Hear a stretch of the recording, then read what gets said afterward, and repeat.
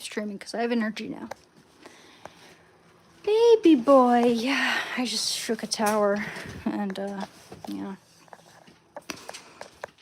Oh yeah, I forgot. I need to put you guys onto a tripod real quick. There we go. Oh. Okay, come on guys. I know it's late. Wake up, wake up. Fingers, guys. My bad. Sorry, I got butterfingers right now. Hi. Yeah, sorry about that. I dropped my phone. I just shook a tower, so. No, not that. Okay. My bad. Yeah, I just shook a tower so you can see my hair's wet. How are you doing? I'm so glad to see you guys. I'm so glad you're here. Thank you. I'm gonna have dinner though because I haven't even made dinner yet. I just shook a long tower because you know what? I'm allowed to sing and rock out in the shower on my birthday. Thank you very much. Alright, where's my food? Oh yeah, I have a food order.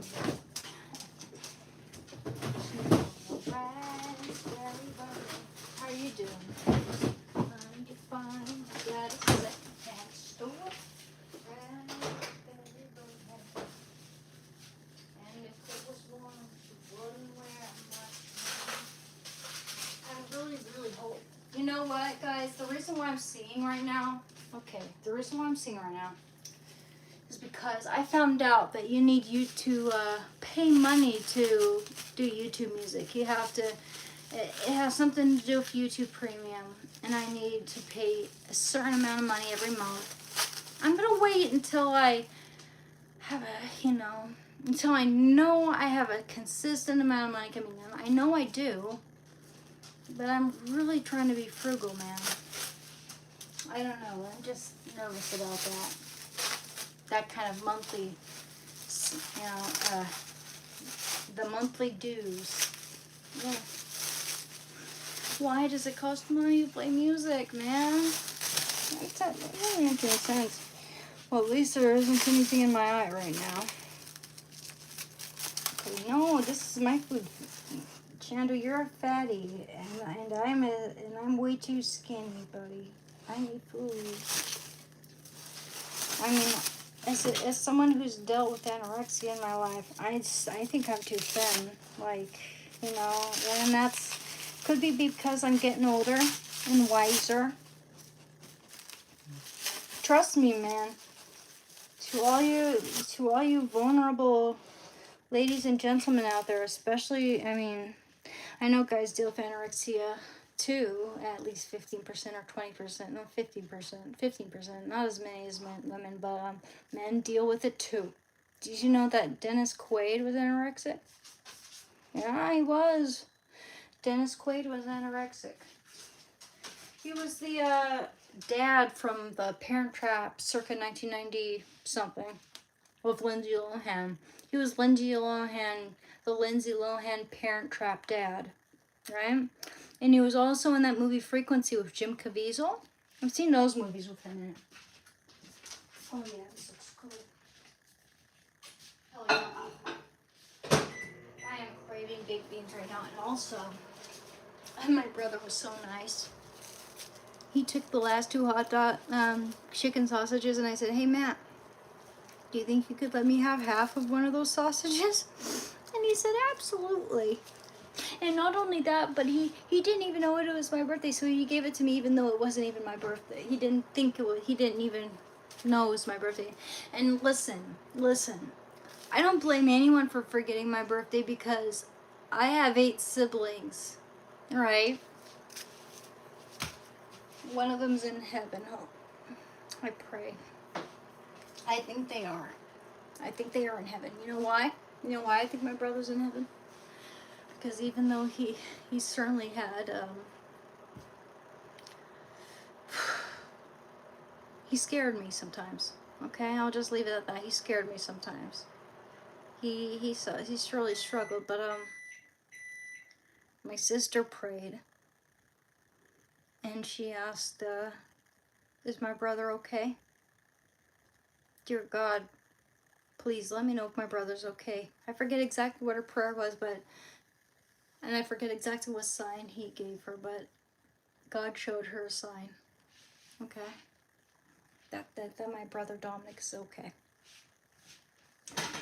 So, guys, if you could, it could just be one word. No, it couldn't be one word, but maybe just 5 words.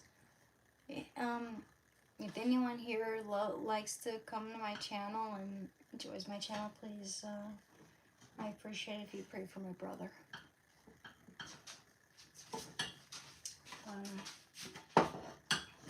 Yeah, I think about it a lot.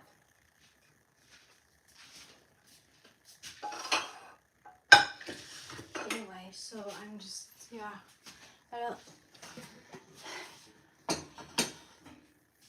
I'll bet if he had never touched that. I mean, alcohol can turn you into someone that you're not. And, it can, at one point it can make you super honest, it can make you too honest, but over a certain threshold, and when you do too much and become an alcoholic, it turns you into someone you're not. You know what I mean? So, yeah, I appreciate that. I really appreciate that. Yeah. But yes, Dominic.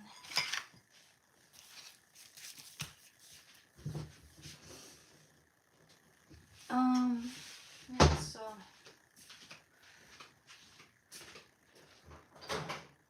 yeah, this needs to be harder. Oh man, I need some comfort food up in here.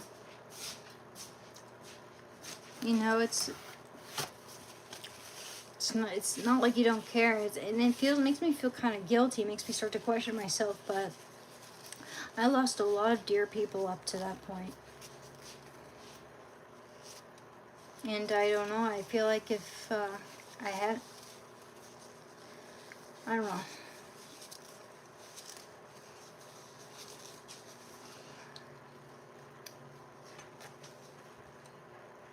God's giving me strength, I know that for sure.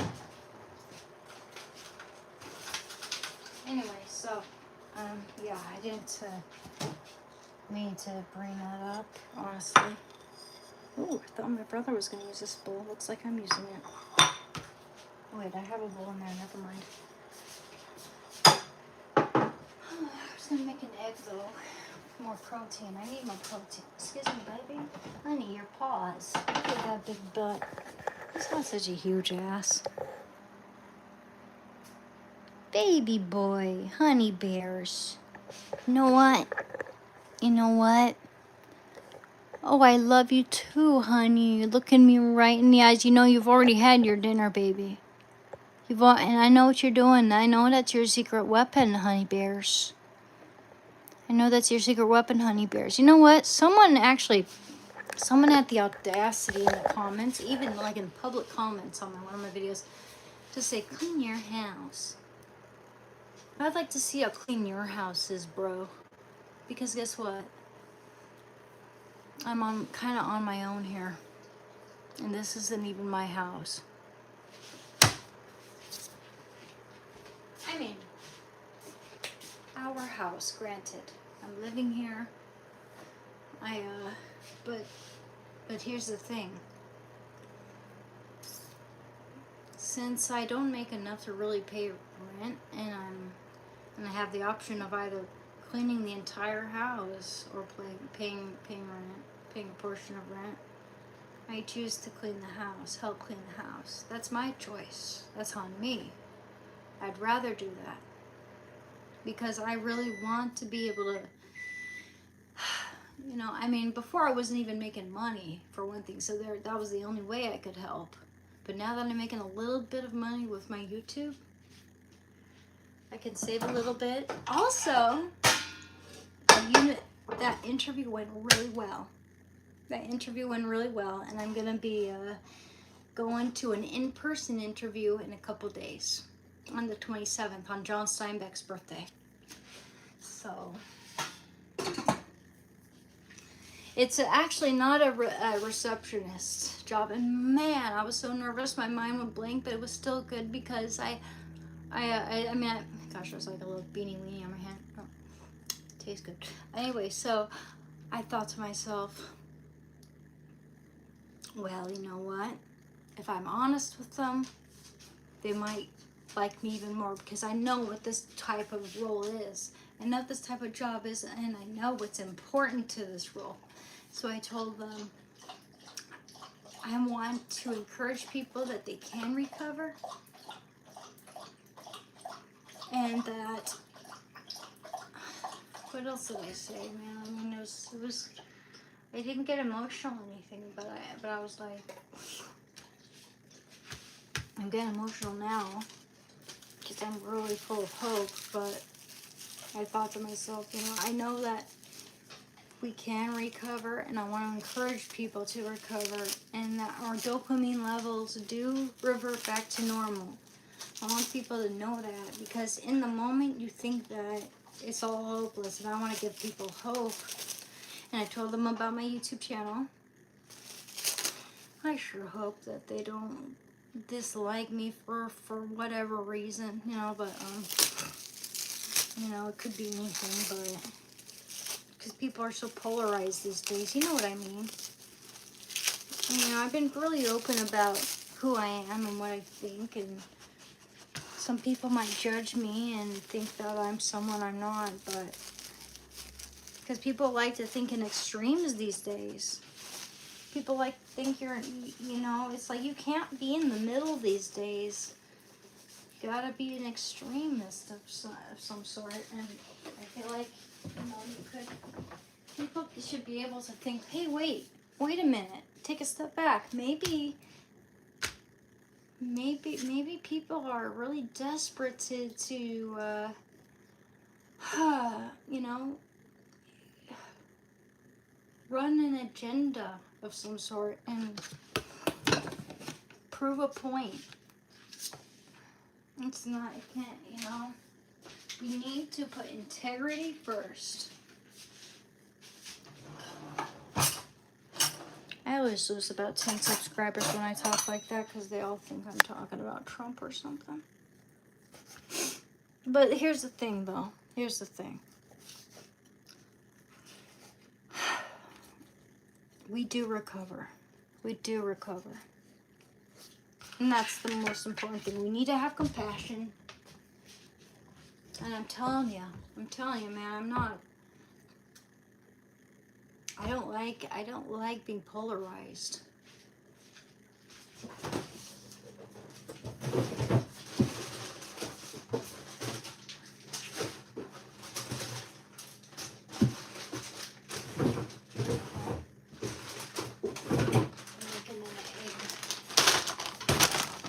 Heat up that rice later, but whatever. Time management issues. Raspberry barrette. The kind you find at a secondhand store. I was so disappointed when I finally looked into YouTube Music and found that it was expensive, actually. Meaning it costs a certain sum every month. Anyway, how are you doing, guys? Well, thank you, Big J. Thank you. Well, thank you, Leon. It's Courage the Cowardly Dog, I'm sure you're aware.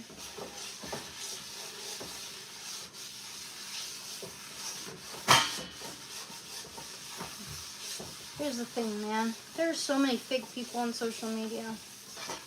I'm not here to be a faker, so if people leave because they don't like what I say, I don't really care. I like the body language guy because of that. He's kind of like that, you know. I'm inspired by his take.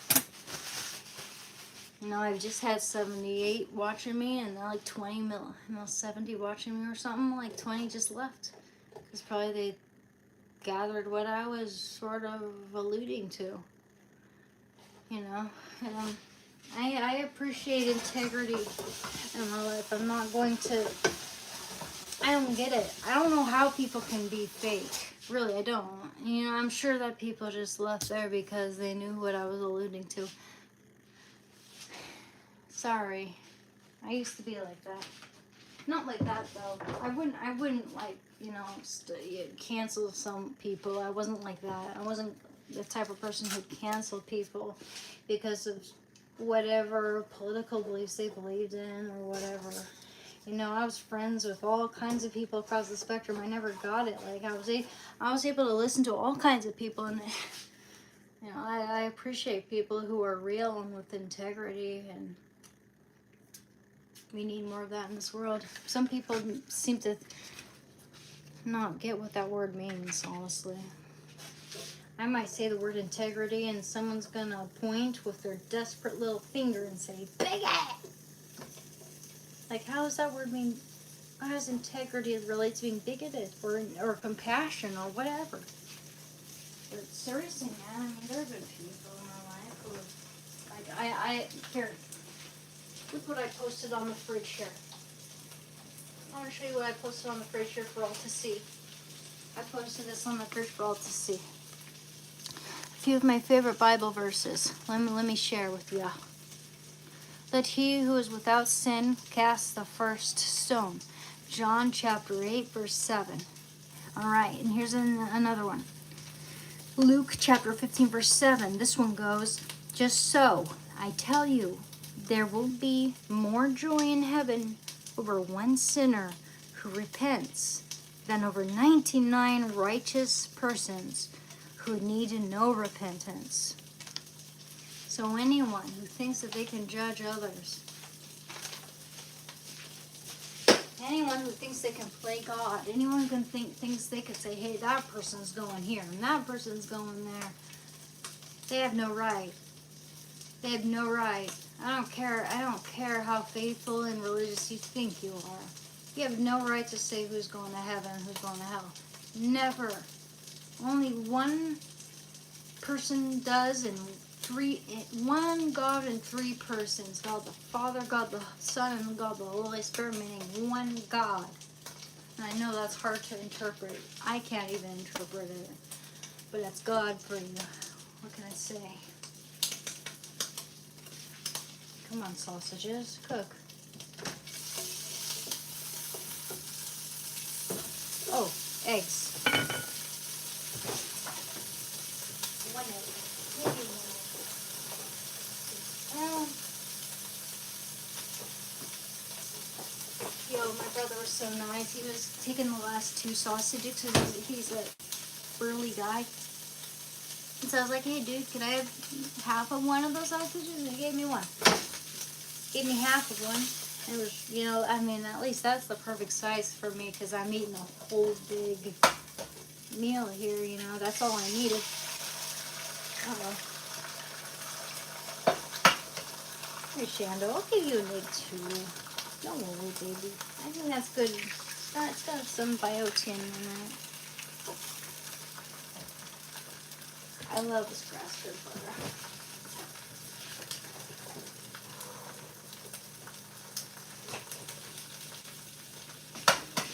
So wish me luck, guys. I'm going into an in-person interview on what is it, Wednesday right now? I thought my birthday was on Thursday. Chimichanga. Let me check it out. Okay, it is Thursday tomorrow. So Friday. On Friday. Oh yeah, it is Friday, of course, because he did ask me, "Are you free on Friday?" I said, "Always. I'm free on every day." So he's gonna let me know. Gosh, guys, I gotta keep some notes. Dude, I mean, I think I got this. I hope so. I hope so, because I think that it's actually not a receptionist, it's a residential aide. So I hope that I applied for a few receptionist roles, which is why I got it mixed up, but I think I'll do well. I hope so. I'm not going to get my hopes up. Hope for the best, expect the worst, because the best laid plans of mice and men often go awry, as John Steinbeck said. Always take advice from him. Always. You know, besides, you know, except for the Bible, John Steinbeck is the most, East of Eden is the most important book. But, I mean, I'm of course I'm quoting of Mice and Men, but East of Eden is the most important book in the world, other than the Bible. Don't get me wrong there.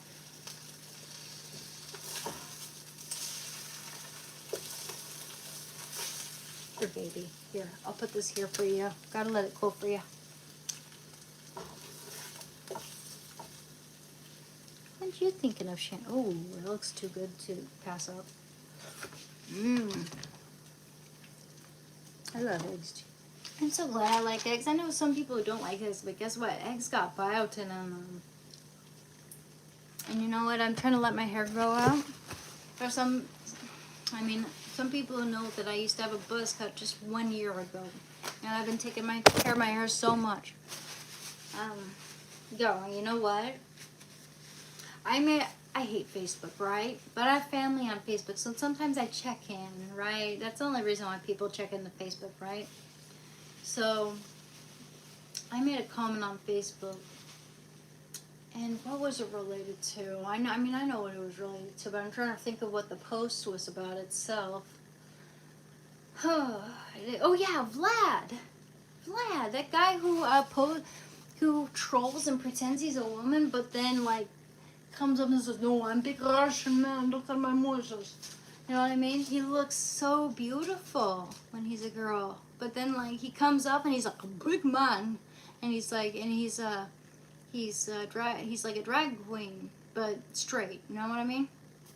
Anyway, so this girl, he trolled this girl, who's like scolding him and being like, oh, like, hey, because of you, people think I'm a man. People think I'm trans or whatever. You know, people think I'm a man because of you. And he's just like, I don't know what to say. He did look like he didn't know what to say, but it's like, ha ha ha, you know. And I thought to myself, hey, you know what? I'm doing the same thing, but it's got nothing to do with Vlad. It has more to do with our culture and the fact that men don't seem to know what a real woman looks like these days. I don't know what it is. It's just really weird. But I said, my comment to that video was, you know what? I live stream, and there are a lot of dudes who say that I look like a dude. I don't know. I don't know why. You know what? I should actually go to my Facebook on my computer and show you my actual comment. But then there are guys who are like, well, that's good. Here's the thing. I forgot to change my profile pic on my Facebook, and I have short hair, like a buzz cut in it. He's like, oh, that's because you have a buzz cut. Okay, so if I looked at Demi Moore, the first thing I would think in G.I. Jane was, oh, that's a man. Dumbass. Well, I was like, okay, so that picture was from a year ago. Hello. I got longer hair now, but like I have to prove anything to you. It's just, you know, no one wants to, you know, if someone's a woman and they're straight, or some guys that want a guy and they're straight, they don't want to be compared to the opposite sex. I'm sorry. It's like, no offense. I love the opposite sex, but I don't want to look like it. You know what I mean? No one wants that. It's no offense. Like, people are so freaking awkward and weird these days about that sort of stuff. They take offense so easily.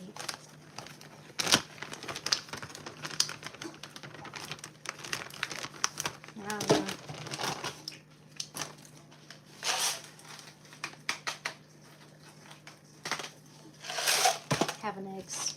Having eggs and sausage. I'm gonna eat something good. No, I haven't even gone grocery shopping today. I didn't feel like going anywhere. But we do have whole milk now, so we might have enough for okay? I mean, I know we got whole milk, we got condensed milk, very important, and we have evaporated milk, and we have flour. We've got regular sugar. We might just have everything we need. Anyway, sorry. I'm missing some stuff. Thank you. Thank you, child of God. Here. I'll catch up with some of your messages. Doesn't mean you have to pause for me, but just so you know, if I miss anything, it's really nothing personal. As you can see, I'm making dinner here. Yo, I mean, a lot of live streamers wouldn't give a single shit. I do, though. Doesn't mean I'm better than them, but that's just me. I care. I care too much, actually.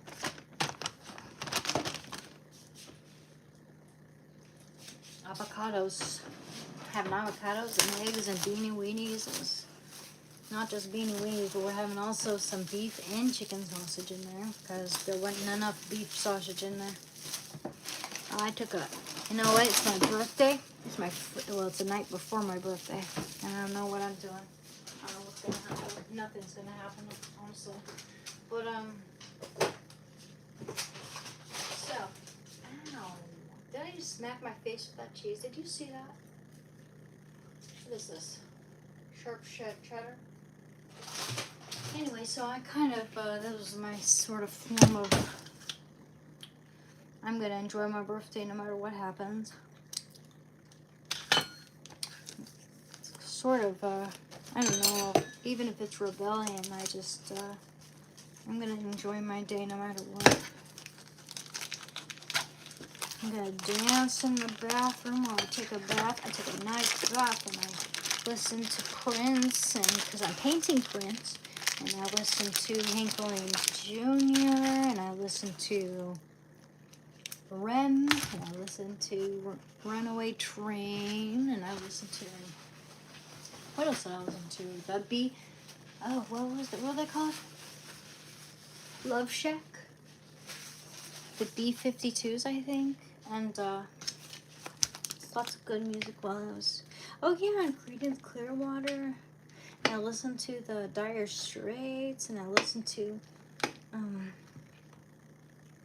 was dancing, and because it's my freaking birthday. It's like, what was that song? What was the other song I listened to? Dun, dun, dun, dun, dun, dun, dun, dun, dun, dun. Can you guess? Dun, dun, dun, dun. Ooh. This looks like Swiss cheese, but it's actually cheddar.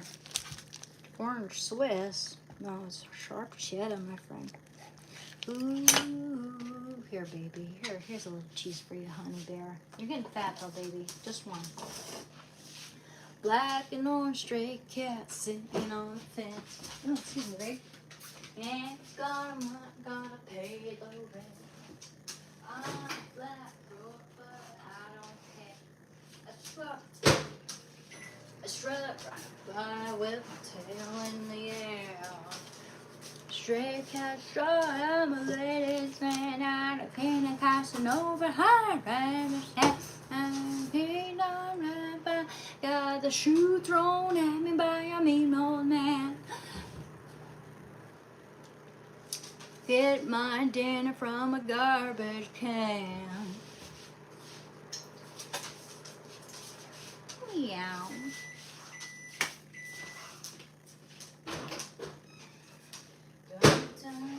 I might need more beans. I don't bother chasing mice around. I slip by the alley looking for a fight. Howling through the moonlight, singing the blues while the lady cat cries. With the young guy, I wish I could be so carefree and wild. Cause I got cat class and I got cat style. Make sure I get more sausages in here. What do we got? I don't think there's any more though. Okay, we're definitely having more beans though. More beans. Cause I got cat class and I got cat style. Okay, fine. We're just having beans then. I know. There's plenty. I'll put some beans in there to cool it off a little bit though, because it is a little hot. I I know, I'm gross. I'm gross. I made these beanie weenies by hand though. So FYI. Kidding.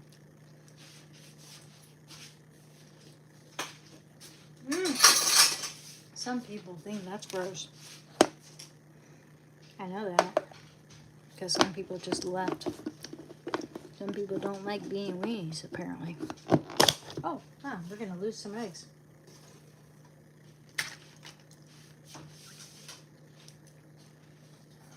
Sorry. I have a habit, but you know what? I wash my hands every time.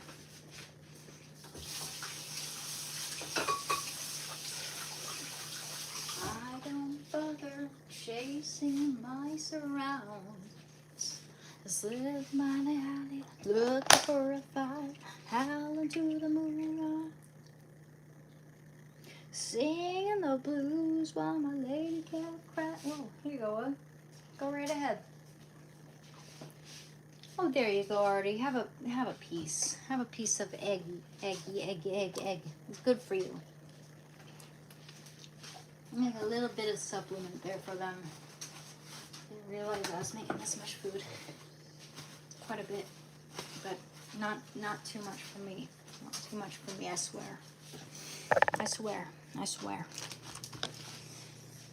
Wow, straight at you. I've really gone back. I'm really trying to be as carefree and wild. Cause I got cat. Cause I got cat. I can't do it, guys. I don't have a good voice range. I don't know. Maybe if I had a good voice range, I could sing, but I don't. Cause I got cat class. And you see, I can't do it. Cause I have to get this right.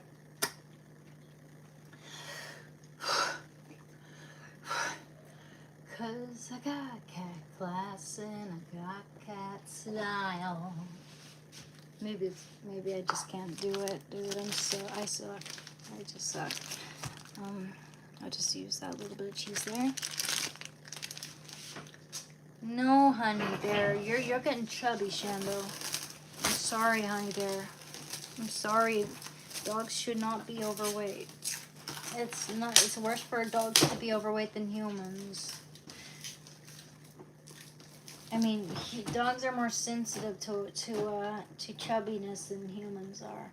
Humans can live a long life and still be just a little bit chubby. Dogs, on the other hand, that's a big determiner in how long they're going to live, honestly. So Mama here needs more food and you don't. God damn it. What's going on here? Do you notice that they make, like, a lot of household items these days, they make them really cheap these days, like saran wrap. You just notice it gets cheaper and thinner and more flimsy. Just so you know, I wouldn't say that's a good business model. People want realness these days. People want quality. No, it's not like they're going to go back to your business and buy more. They're going to go to another business and buy something better quality. Because people are dumb. Anyway.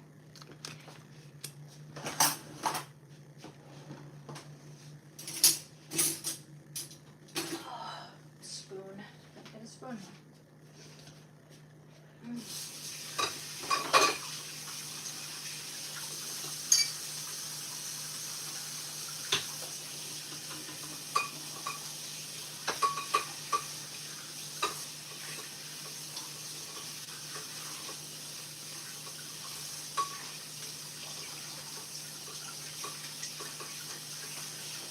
I don't bother chasing my surround. Slip down the alley, looking for a fight. Out through the moonlight, hot summer night. Singing the blues when a lady cat cries. Wasn't catch you, but really coming back. I wish I could be as carefree and wild. But I got cat class and I got cat style. No, honey bears, I wish you could have some avocado because it's healthy. for me, but it's not healthy for you. Having some, we're gonna have some. Did I actually spit? I'm sorry. I'm having some,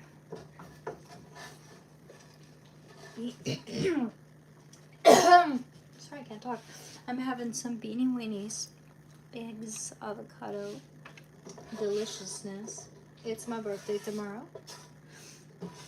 I'm having a delicious dinner. I'm also gonna have some sour cream on this shit, dude. And it's like, hell yeah. Hell yes. More avocado, definitely. And avocado and eggs, 2 eggs in fact.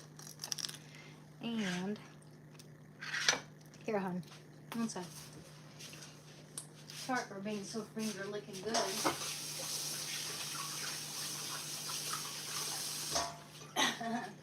Finger licking good. Hi there. Wow, you guys, one sec. My bad.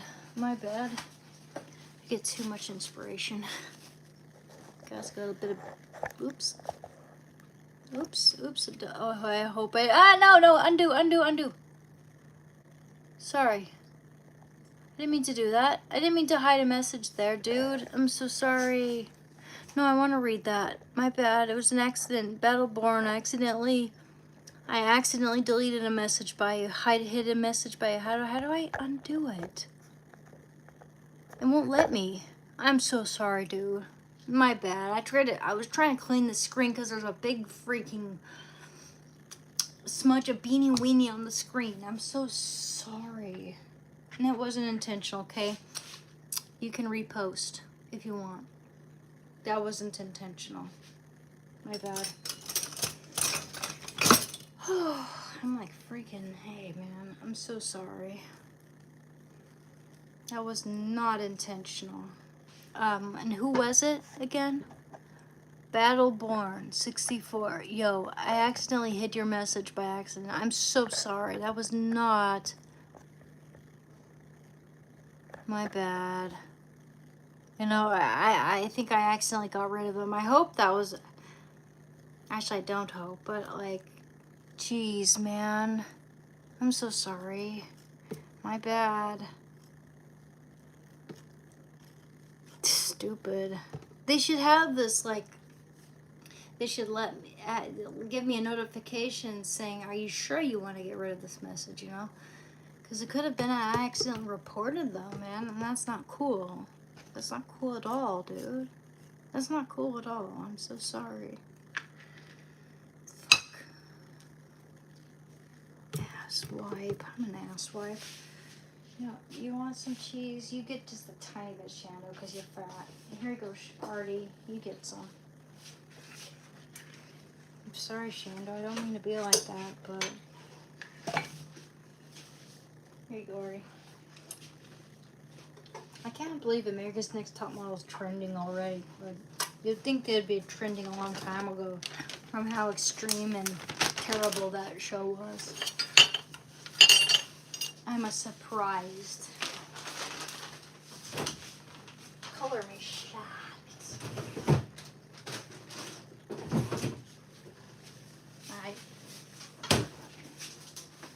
Dude, I feel terrible though, because did I just block that guy? Did I really just block that guy?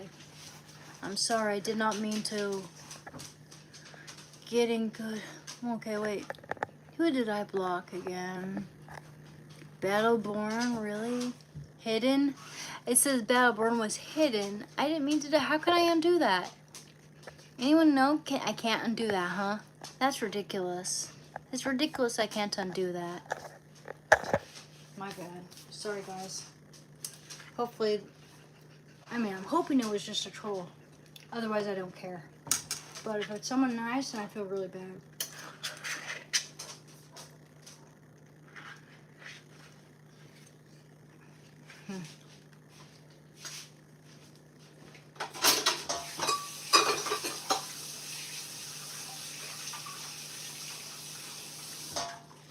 I was really just trying to clean off my screen a little bit, just a tiny bit.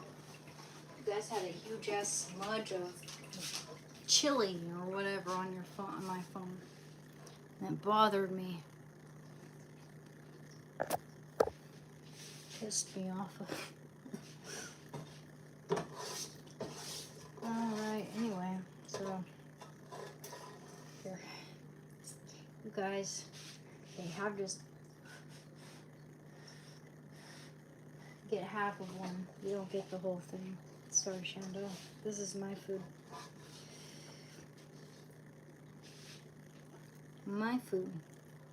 Got chicken sausage, a little bit of Hebrew Nationals beef sausage because I made beanie weenies the other day. Cheddar, sharp cheddar cheese, avocado, beanie weenies, and rice, and 2 eggs.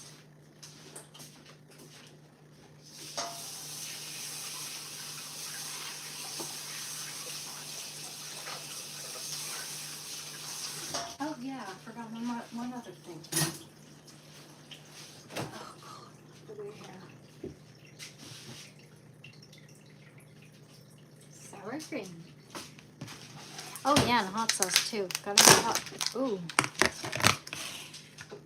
Oh, that ain't been open yet. I thought I just bought that stuff a long time ago. Hey guys, anyway. Anyway, if anyone would like to, if anyone knows that person, I doubt it. Let them know I didn't mean it. Seriously though, if anyone can get a hold of that person. Hey, here Artie, have that. Eat it. Yeah, don't eat the plastic though. I know you'll lick it off though. Otherwise, if I just put it in the trash, you'll get into it. You'll be happy. Here are, well, just a teeny tiny bit, baby. Tiny bit. You need to lose weight, Shampoo. You're starting to look sausagey, honey dear. I just can't say no to you. I can't. You think I'm punishing you? No, of course you wouldn't, but I just feel bad. Itty bitty bit. You don't get any more, honey. I'm sorry. It's tough love. Tough love, baby. A little bit of, oh yeah, there we go. Okay, Shannon, Artie, you want the rest? Here, I'll give you half, and I'll give Shando half, because he's going to get hurt feelings. Can't bear the hurt feelings. Here you go, Artie. You get more than Shando, just don't tell him, because Shando probably doesn't understand what I'm saying. Actually, you do, you're smart.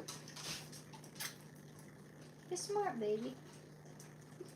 You're good. That's good sour cream, ain't it? He loves sour cream. I know. Well, I mean, after all, it's your birthday. No, he got big bug eyes when I give it to him. But you see that? You see his big bug eyes? I'm sure you do, right?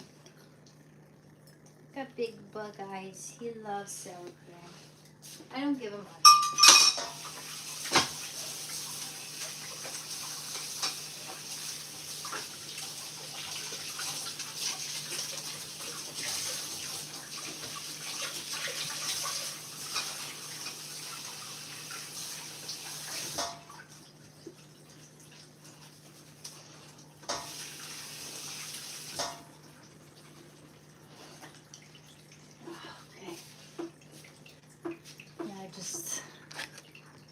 That I got some in my hair a little bit when I did that.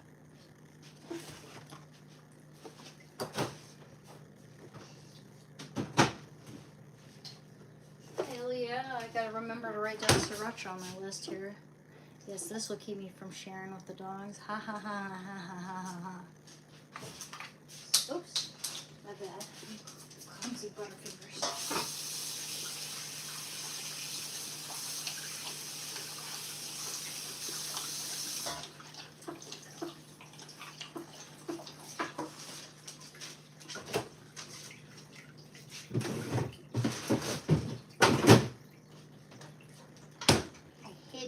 So no one can take the rest.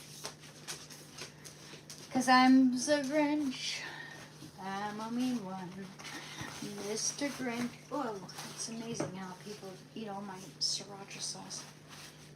And I hadn't had that much. Life's an empty tube. What the hell?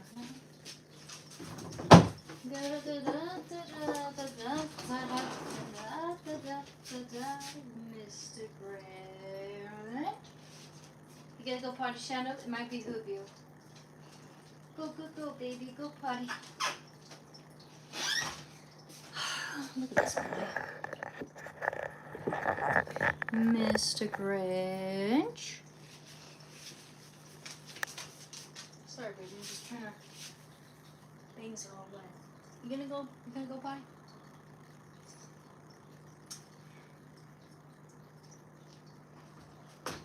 Ow. You gonna go potty, bud? That dog just tried to fly down the stairs. You gonna go potty? Are you gonna wait for him to come up, come into the house, and then you're gonna go out? It don't make sense, Shannon, why you do that. Because it, you know, honestly, just that makes it so I have to wait longer.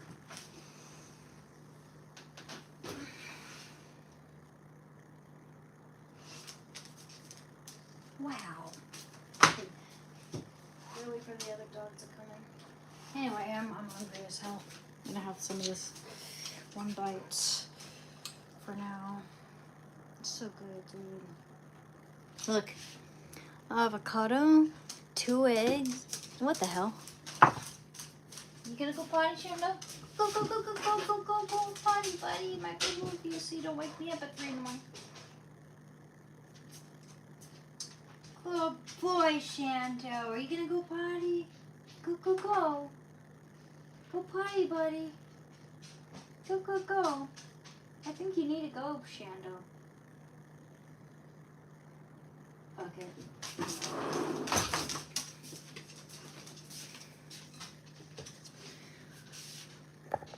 On my birthday, I get to be the Grinch.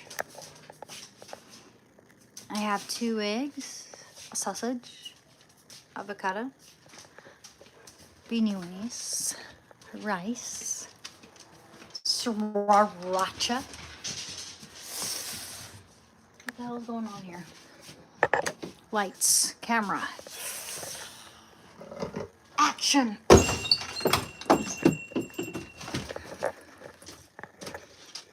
Yo, okay, Shando, I'm gonna close my door now.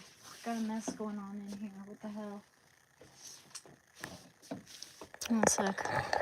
My bad. I'm gonna get my light because fortunately I was good enough to charge that thing. Where did I put it though? Now that's the question. Whoa, where did I put it? Oh, at this rate, I'm gonna have to heat up my food again. Okay, Shando. How come in animes they always say, at this rate this and that, this rate that? Okay. Shando, buddy? Honey bears? Sneakerdoodle? Blubbery jowls? What are you doing over there? Okay, let's turn on this light here. I'm gonna eat my dinner. Fuck it. Gosh, I swear like sailor, my bad. You need to stop that. I'm trying to stop that. I really am, honestly. I'm really trying to stop swearing so much. Huh, I know. Oh, there it is. Wait, no, that's not it. My bad. Where's my little pink light? Oh, dear Lord. Oh, there it is. Oh, it's been charging this whole time. Sweet. Sweet. Okay, Shando, come on in here. It doesn't mean I'm going to give you any, though, because it's spicy, but you come on in here so I can close my door. Come on in. Come on in. No, I know what you're thinking. You're thinking, give up some of the food and then I'll come in. No, we're not doing that. I'm sorry, honey. You've eaten enough honey bears. If it were up to you, you'd be a big blob with 2 little paws sticking out. Excuse me.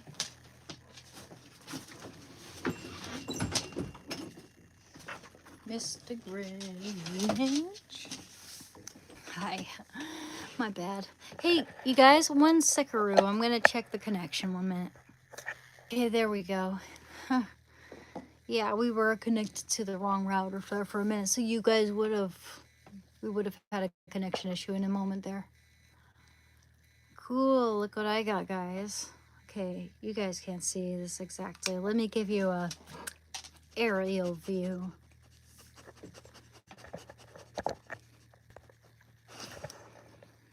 Oh yeah, buddy. We got some beef sausage in there because it's beanie weenies. We got some chicken sausage. We got some avocado in there. We got some 2 eggs. We got some rice, and we got some beanie weenies.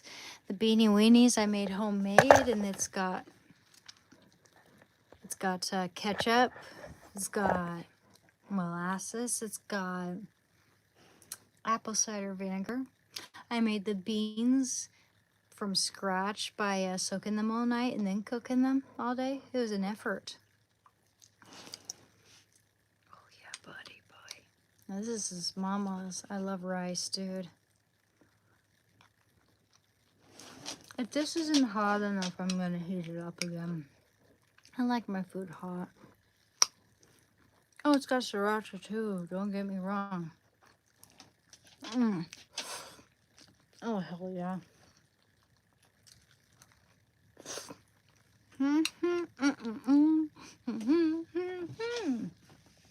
Oh, hell yeah. Where's my napkin, dude?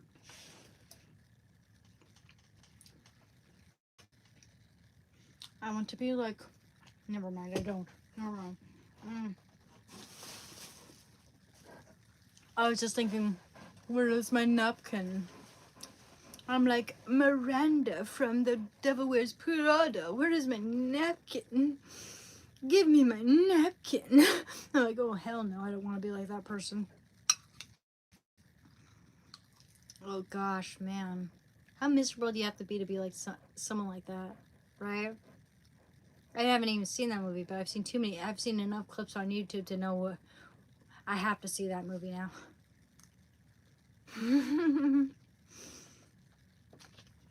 And also, before I ever saw a single clip, I have a dear friend who has recommended that movie to me. I guess because, I don't know, he thought I'd like it.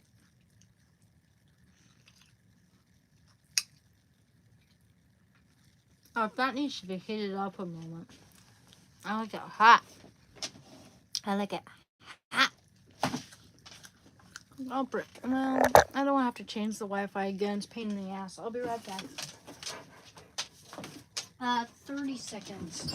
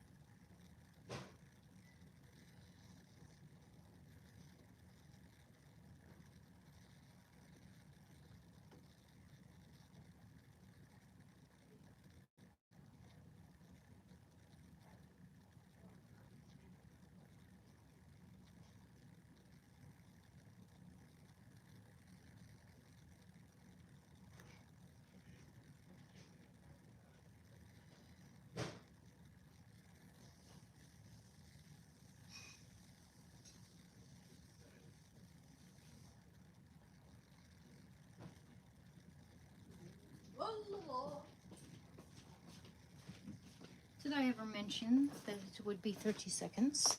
But it was probably more like 50 seconds. Shando, let me close that door for you. For me. All right. Excusez-moi. Let me turn off that light. Need some ambiance. My bad. Stress. So stressful.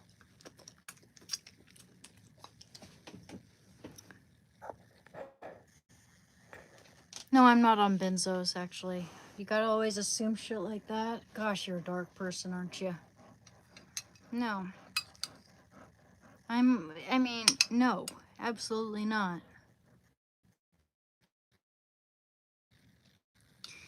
I'm on my prescribed medication, which is being weaned down.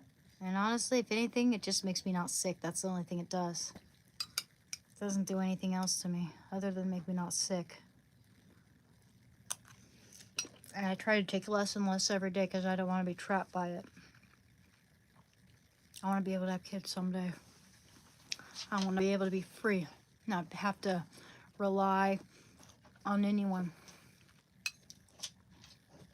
Thank you very much. I don't care what people think, really, because people think all kinds of shit these days. Crazy ass.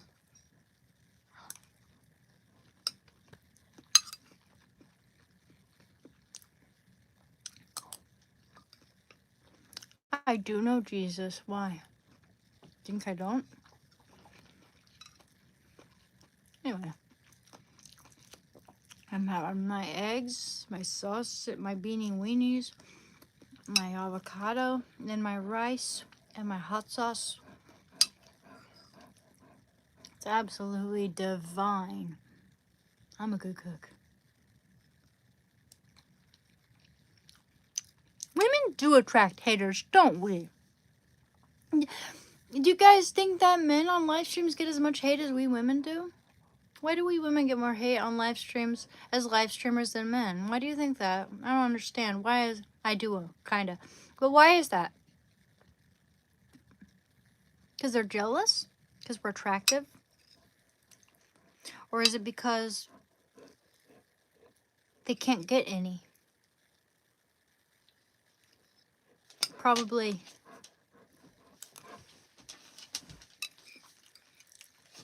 They can't get any.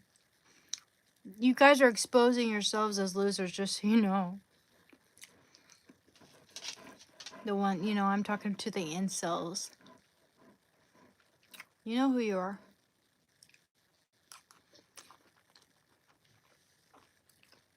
I give you that Robert De Niro expression.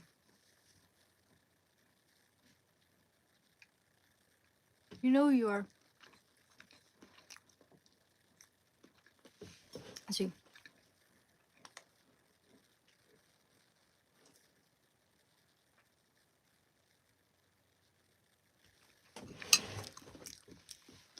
I don't give a good Robert De Niro, probably because he kind of sucks these days. It's going a little senile, I guess.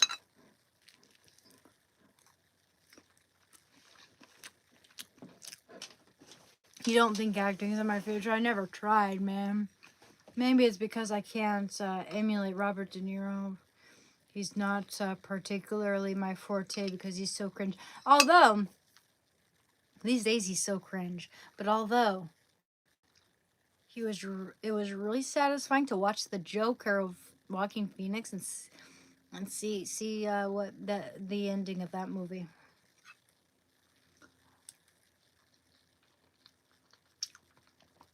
I loved watching the Joker, man, with Robert. No, yeah, and with Joaquin Phoenix.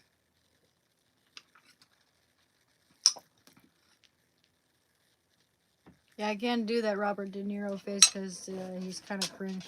I don't know. I just can't do it. I can't do it. He's cringe anyway, so I don't care. Makes me cringe. Mm-hmm.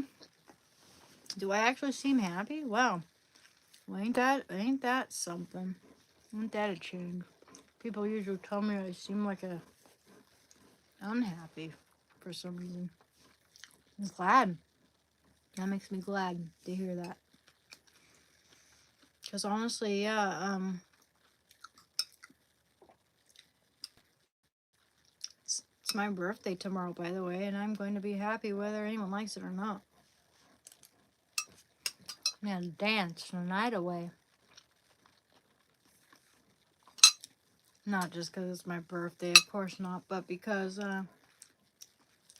it's a reminder that I can.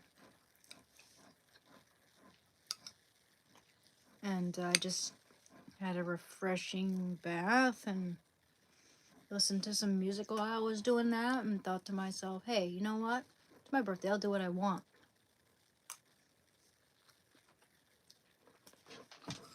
I'm not going to let anyone get to me. I'm not gonna let anyone or anything get to me.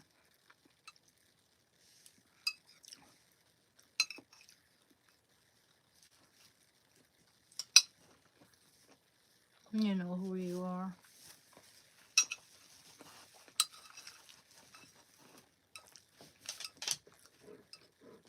Oh, you know who you are.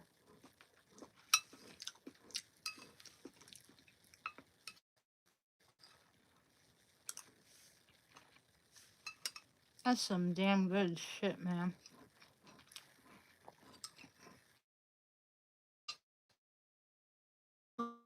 PTSD demon. Don't call.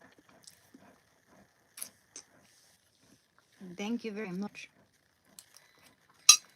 How the hell my phone almost dead? One sec, guys. Can't win them all, huh? One sec. I have my little port that's charged up. So I guess I had to between listening to my music in the shower and dancing around. Whoopsie daisy. Thanks, you guys. Is this charging now? Good. And I know, thank goodness I have another charger somewhere.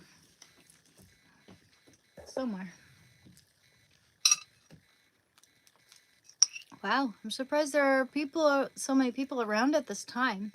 It's like 9 o'clock Pacific Standard Time over here.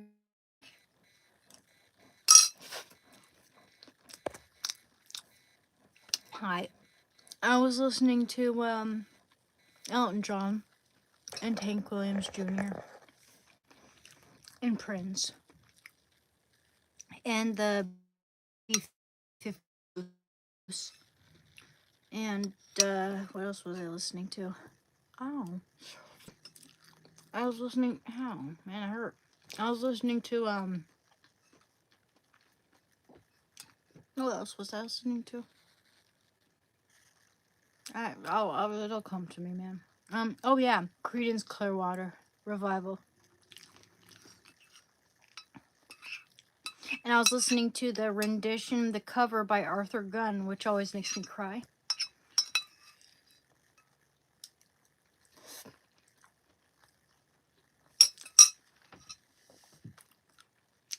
You don't know who this is, dude? It's Courage the Cowardly Dog. I guess it's one of those things that only millennials will know about, mostly.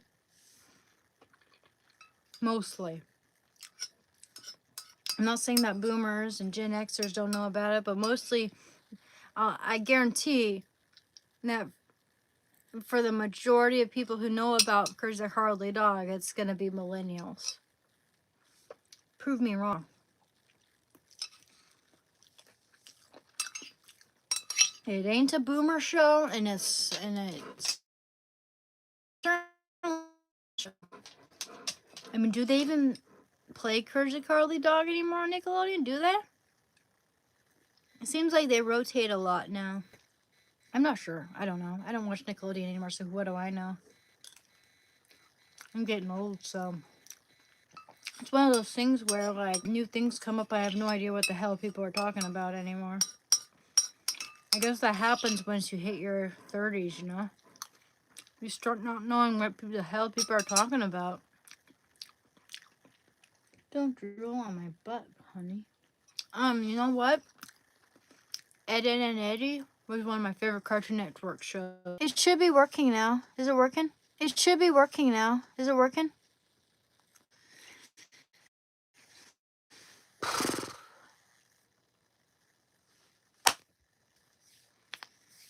Runaway train, never look back.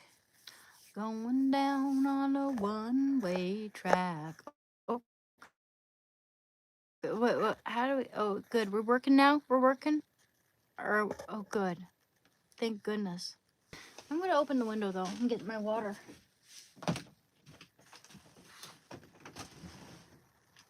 Oh, Shando. It's time to chill now. Okay.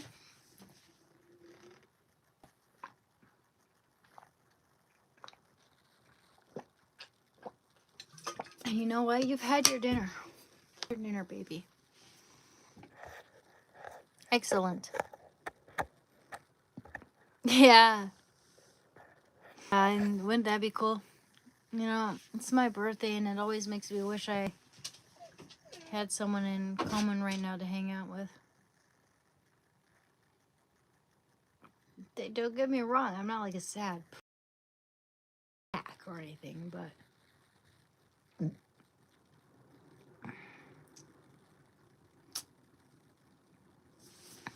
gotta be careful about what I say.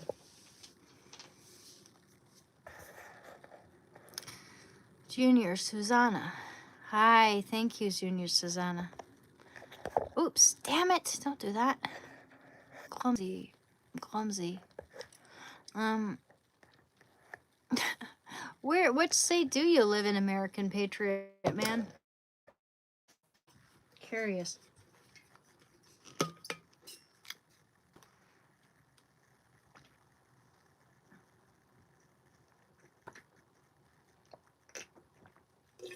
I'm sorry, baby.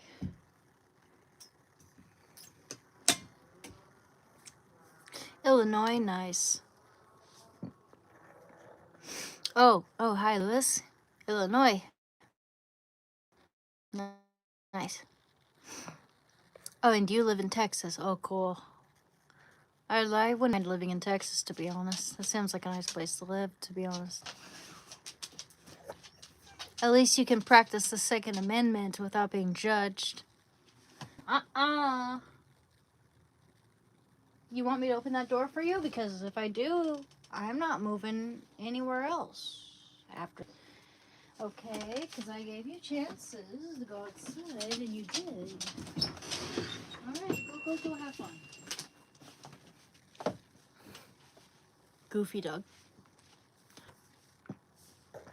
Okay, do you want to flip behind here? Tennessee. Nashville. Nice. Nashville. I'm alive. I'm alive. Hi, Cosmic Egghead. How are you doing? I'm from Oregon. I mean, we have good nature. Well, you know what? I'm so butterfingers right now.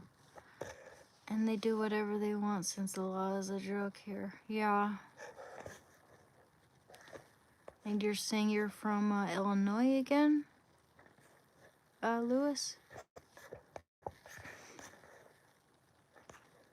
Yeah.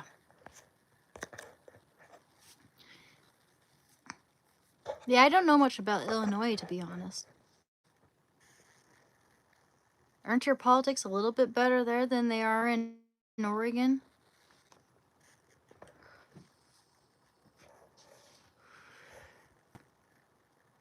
Yeah, Oregon would be awesome without all the Portland. You're right about that, because you know what? People think, oh yeah, we're all like kumbaya, but then you see people treating homeless people like garbage, and then the whole thing, like, hey, never mind. Well, thank you, Hondo Miller. I appreciate that. I gotta be careful because, like, I don't know, man. I'm gonna lose at this point in my YouTube career, and I do have a in-person job interview at this as a residential aide, not as a receptionist, but a residential aide at a recovery clinic. I have that as a job interview, but I don't want to.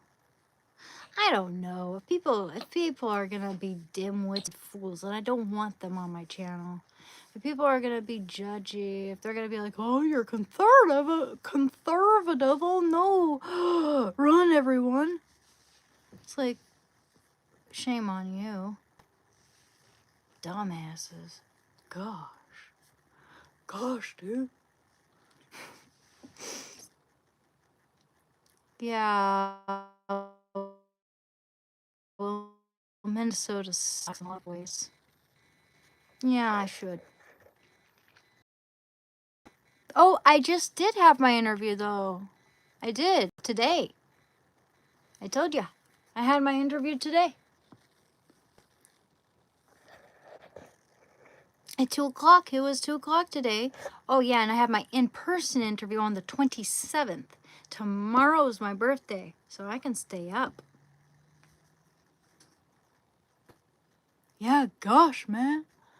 Do you drink 1% milk because you think you're fat? Because you're not. It went great. It went really good. The guy on the phone sounded nice. He sounded like he liked me. So I'm going to hope for the best and expect the worst. I told him that that I've been an addict. I've been clean for 3 years. That I used to go to the same outpatient clinic that they run. It's the same business, right? It's the same name. It's under the same name. And so I told them that, and I told them that I'm passionate about helping other people recover, and that I have this YouTube channel where I help people try to help people recover from addiction and change habits, and all this other stuff, And I was honest. I told him that my mind went blank at least 2 times, and I told him that I was super nervous. He was perfectly compassionate and cool about that, and then said, when would you like to have an in-person interview? And so we're going to have an in-person interview on the 27th. That's around noon. So that's going to be cool. I sure hope so, Joseph. Fingers crossed. Hands. Yeah, fingers crossed, as in, you know what I heard? When you're praying, you want to have your thumbs crossed like a cross, right?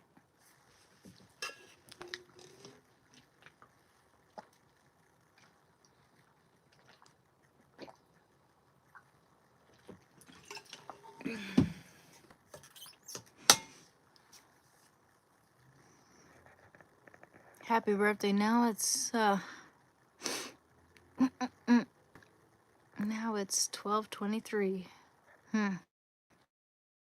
Midnight. It's only almost 9:30 over here. PM. Thank you, Joseph.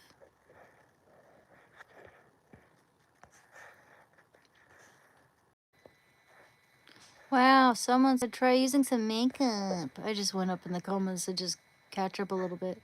Oh, look for that Adam's apple. Oh, he's a boy. Wow, man, I just wanted to catch up on some comments and I came across ones. Jealous, man. Anyway, not gonna do that. But I wanted to. Okay, I already liked PTS Demon's Gift. I was gonna like it, and I didn't want to miss any kind comments, Seriously, I'm not trying to find the trolls. I don't care about them, but I just ran into them. It's unfortunate.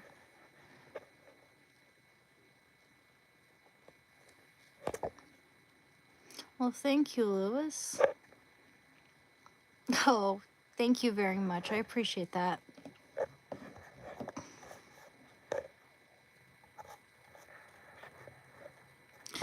That would help them stay focused on the day-to-day recovery, yeah.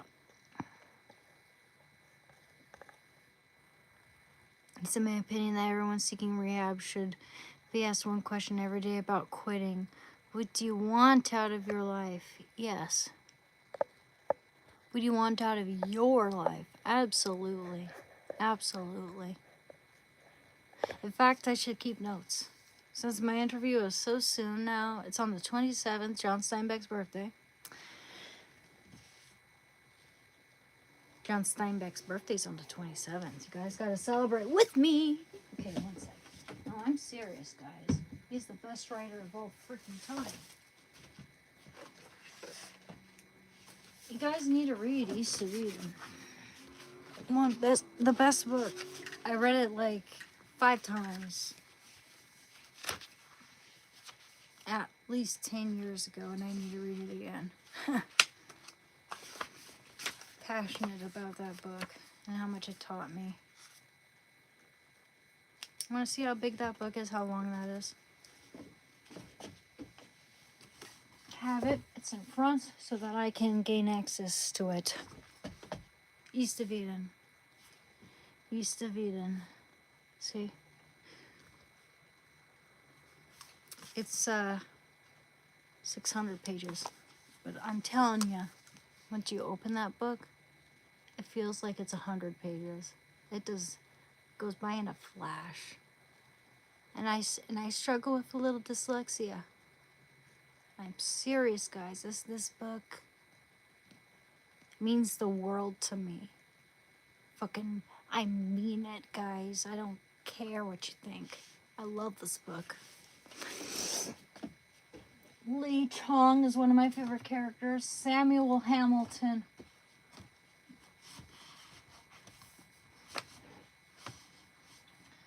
And John Steinbeck himself has a cameo in it because it's a semi-autobiography. I mean, it couldn't be an autobiography fully, with some elements that are made up.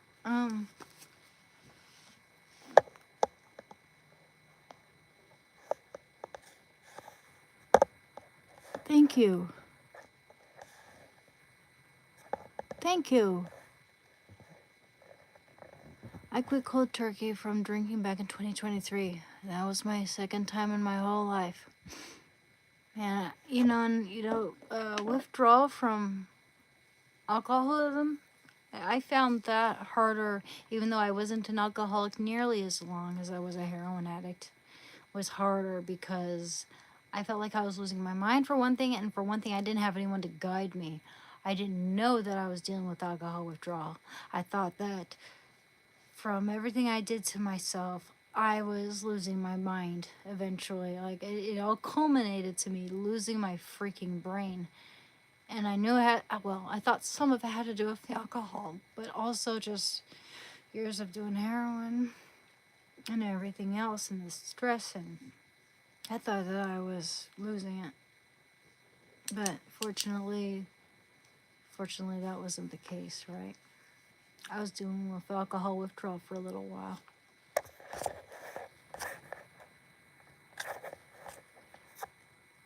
Have you ever read The Old Man and the Sea? That's my favorite book of all time. A Piano by Ellie. I haven't read that book. Isn't that Ernest Hemingway? Is it? Is that Ernest Hemingway? The Old Man and the Sea? Or who wrote that one? Who wrote that one again? I forget.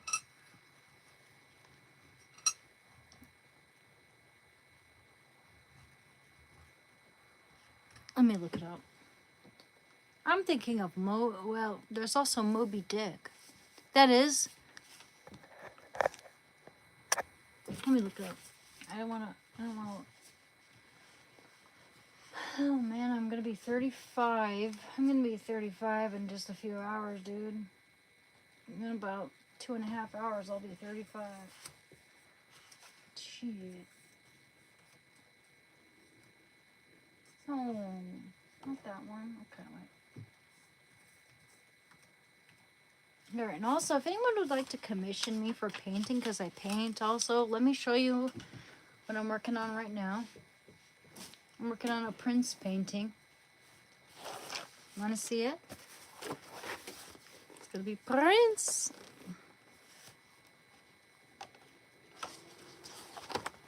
So far, so good.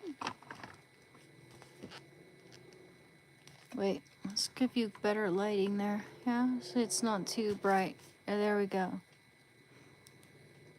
That's Prince. See that? I'm gonna show you better lighting actually. There we go. Prince.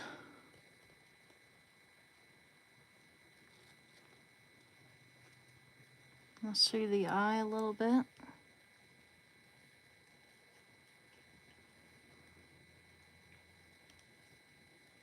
Yeah, it's Prince. So I paint and I offer commissions. So every time I do this, I share my information in case someone would like to reach out and commission me. Okay? Alright? Not because I'm greedy. It's because I kind of am. But, who isn't? Okay, anyway, I'm real with y'all. I don't care. Let me show you, the hell? Wow, man, a lot of people are liking that comment. Weird.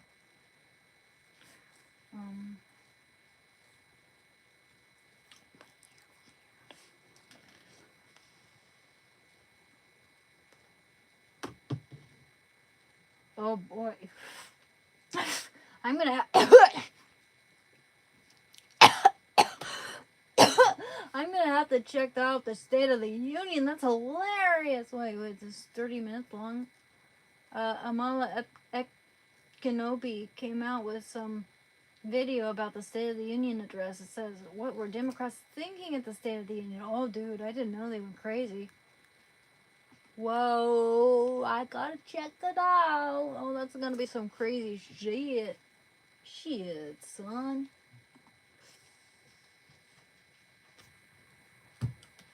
Alright.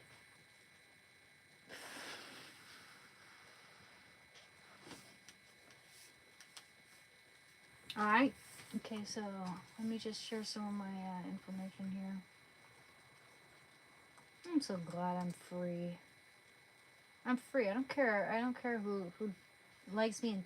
I mean, I care about who likes me. I don't care about who dislikes me. I really don't care.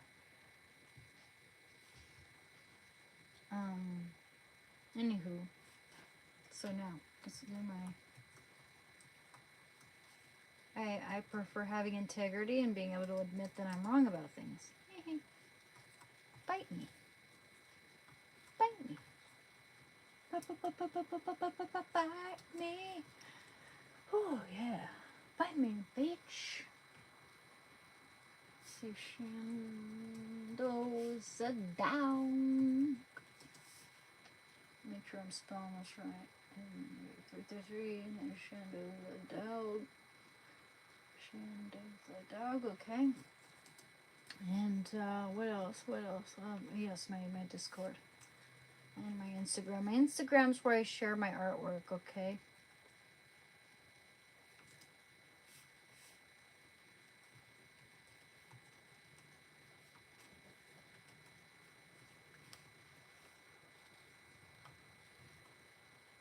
Making sure I didn't write down Emerald Wig. It's Emerald Wing.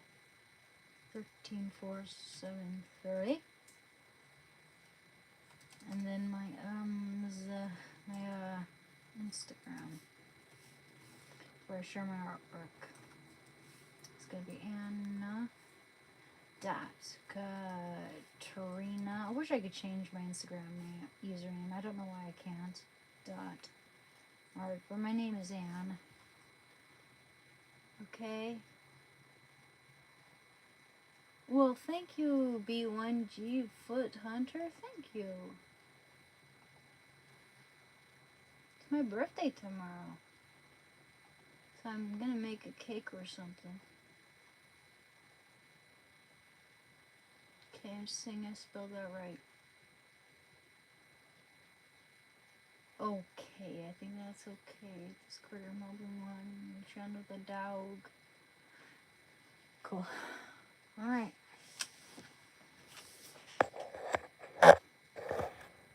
I'm doing good. My birthday tomorrow, by the way.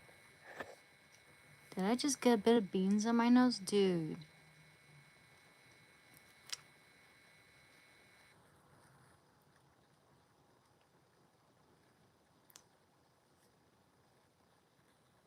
You jealous of the contours of my nose? Kidding. You got some weirdos on here who want to insult my appearance oftentimes, and I don't really care because honestly, I think there are some people who would kill to look like me, honestly. I'm not being all arrogant, I'm just being factual.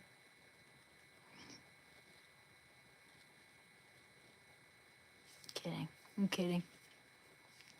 I'm kidding. Yes, I am 35. I'm going to be 35 in just a few hours, so why not? Tomorrow is my birthday. My birthday's on the 26th.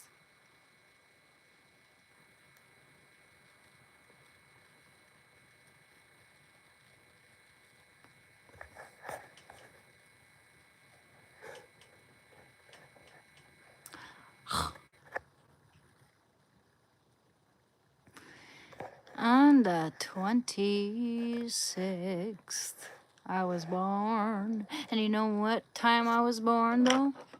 At 3:30 a.m. That's what it says on my birth certificate. So, yeah, I'm almost 35.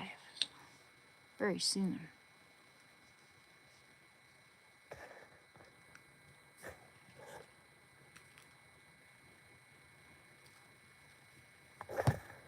Whoopsie daisy.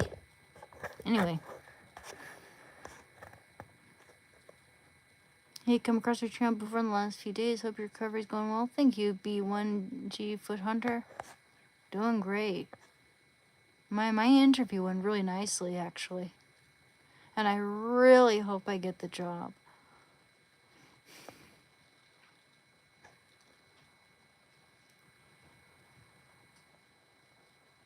Where's my boy?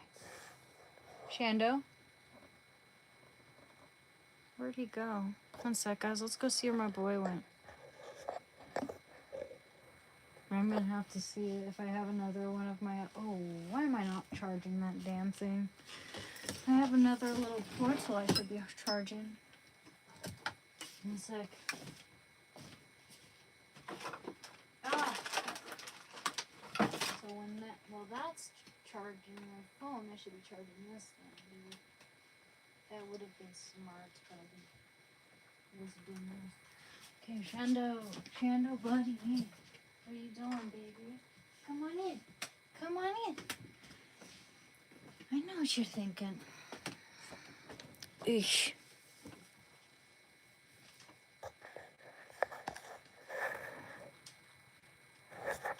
Don't want to fall too behind.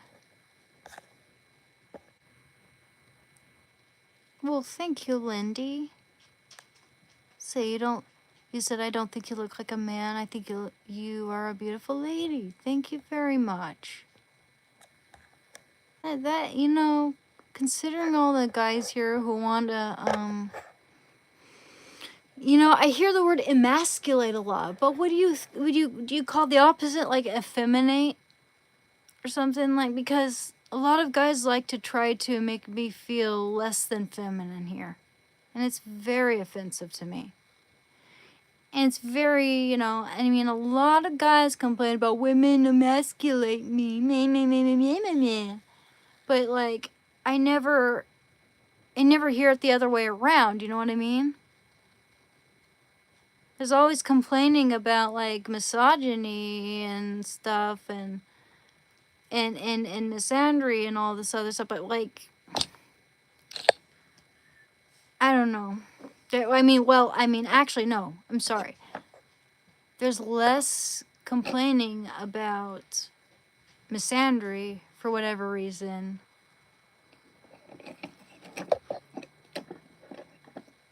I feel like people have more of a problem with women than men most of the time. I don't know. It just seems like that. Damned if we do, damned if we don't, right? Damned if we do, damned if we don't. And I'm not a man hater. Never have been. Despite the fact that my ex-boyfriend beat me to a bloody pulp, practically. Or no, he didn't beat me bloody, but he knocked me unconscious. And he cheated on me. Despite all that stuff, I've never been a man hater in my life. And yet I've heard of men where one woman does one thing to them and they hate all women. Right? I never hear that happening with women. It's like they just move on to the next man and they have hope that there's a man out there who's going to respect them. Men start to just lose all hope that there's good women in the world after one woman treats them bad. You ever notice that? You ever notice that? Am I wrong? Like, I'm not saying that's all men who do that, but I notice that happens a lot. I'm sorry. I'm not a man hater, no matter what, no matter, I know there's bad people in the world. Doesn't matter what their gender is. It's not gender exclusive, Morality and bad behavior is not gender exclusive. I'm sorry. People will take advantage of other people and use whatever strengths they have and take advantage of whatever weaknesses they perceive in the other, you know? If women had bigger muscles than men did, I'm sure they would be just as physical as men get, and vice versa. It's got nothing to do with gender, but everything to do with how bad humans can be. Humans take advantage of each other. It's got nothing to do with gender. Okay? Men take advantage of women's money too.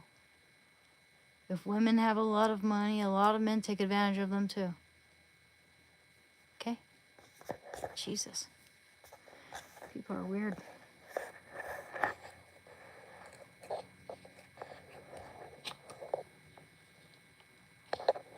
Yeah, it happens more because it's talked about more. Happy people and happy relationships aren't standing in the high mountain bragging. Well, yeah. But seems like well, I don't know. I've been hurt by a lot of men in my life, but I don't go around saying that all men are bad. But I hear about men who've been treated badly by one or two women saying that all women are bad. I hear about that all the time. All the time, and it's in my experience. I always hold on to hope because I know that men are good. There are good men out there, and they're, it has nothing to do with gender. Now, some people actually do think that women are evil because of Eve, because of the apple.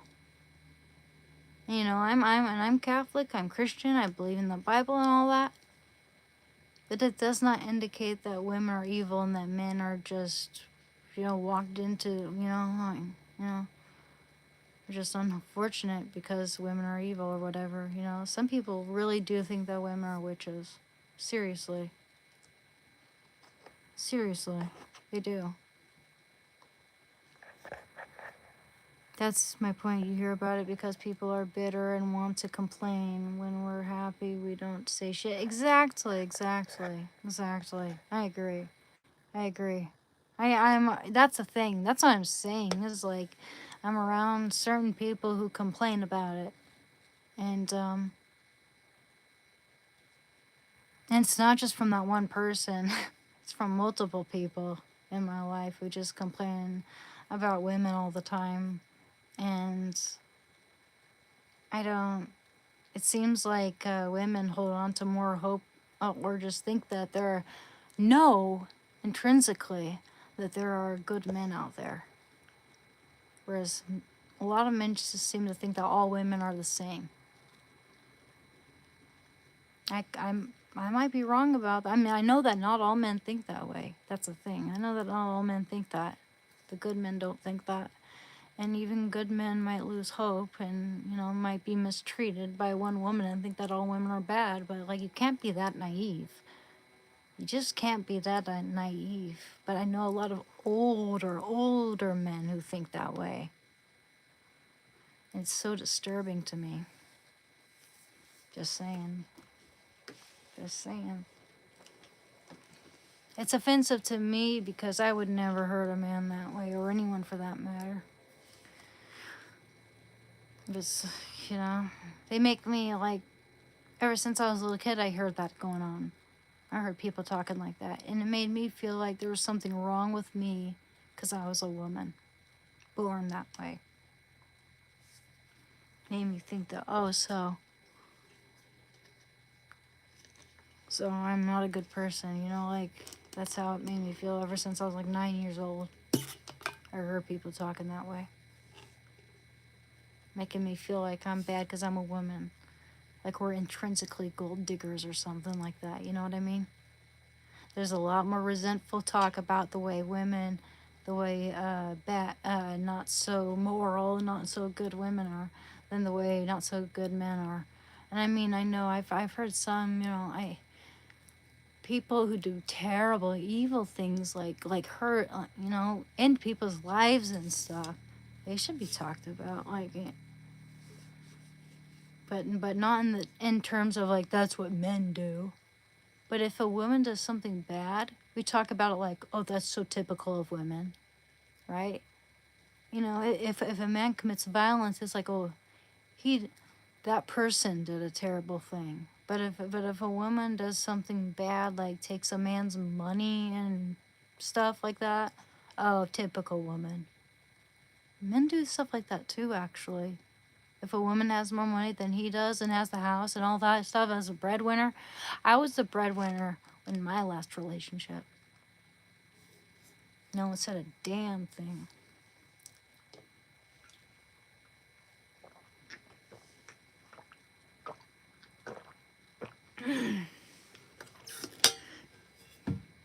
Anyway, I'm definitely not a man hater. That's not what I'm saying. Like, I'm just saying this is something I notice. I hear a lot of woman haters everywhere. Despite the fact that I've dealt with a lot of men who've taken advantage of me, and yet I still hold on to the hope. I mean, not hope.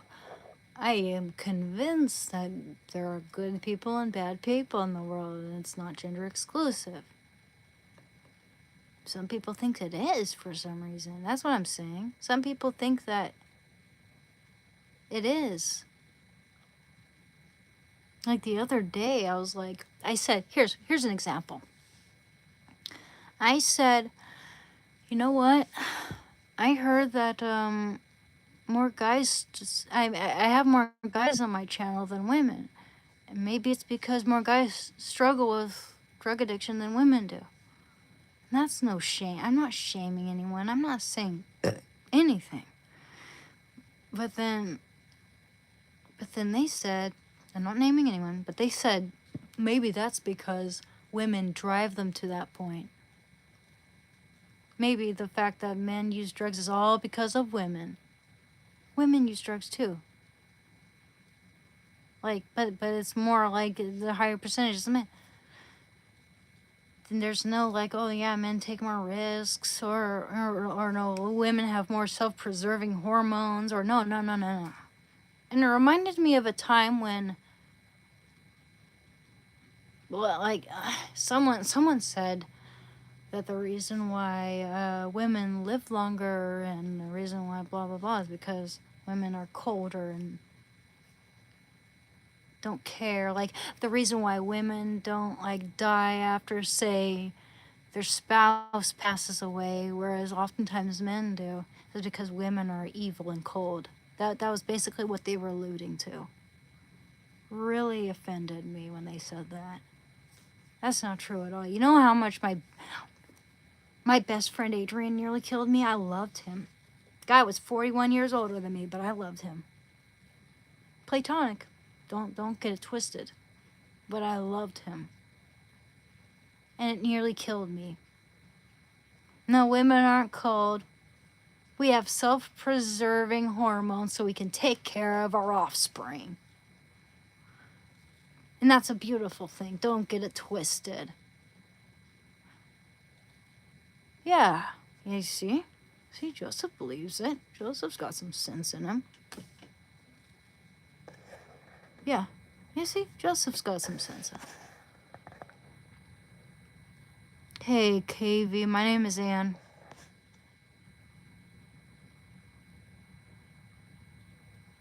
Well, Adam Carter, I must admit, I can't drive either. And that's because I'm not going to make excuses, but I'm just going to say, I'm going to tell you the circumstances that led up to it, though. I'm homeschooled.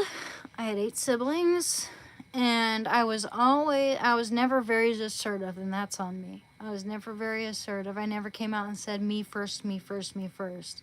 We had a computer in the living room, and I never was the first to go play video games like everybody else. I was never me first, me first, me first. There was always another sibling who was more dominant than me. I was never very dominant. There's nothing wrong with being dominant. I wish I was more dominant. I would be more successful if I were more dominant.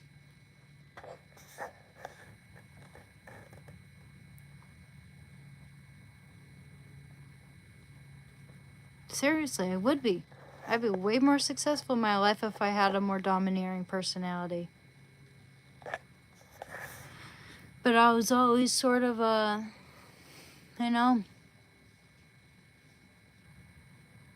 okay, you go first. I don't want to deal with the trouble. It's more like now that I stand. I mean, it's like late. I'm a late bloomer. Sorry, I'm a late bloomer. I stand up for myself more these days than I did back then. Someone wants to come and fucking tell me, hey, I want your bath. Give it to me. I'm like, no. Unless they they are in a hurry to go somewhere and I'm not. I usually let people have it if they're in a huge hurry and I'm not. But if I'm in a hurry too, you're not more important than me.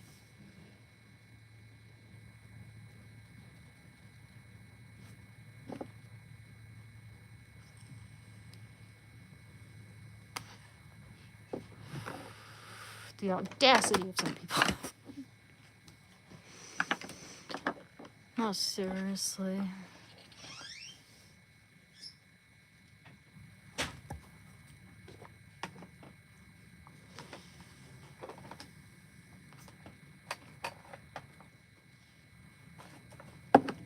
How about we light a candle for my birthday, huh? Oh yeah, it felt good. Back pop. Man, cake sounds so good. I don't remember the last time I had cake, actually. I didn't have cake on my last birthday, or the one before that, or the one before that, or the one before that, or the one before that, or the one before that. Excuse me, there we go. Make this a candle.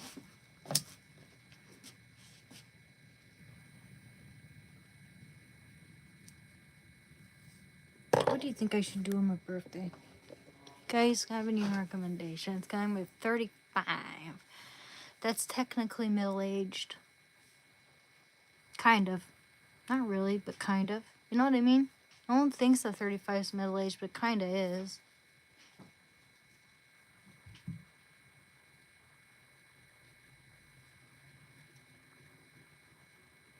Happy birthday to me. It's a beeswax cake. Happy birthday to me. Happy birthday, dear Anne.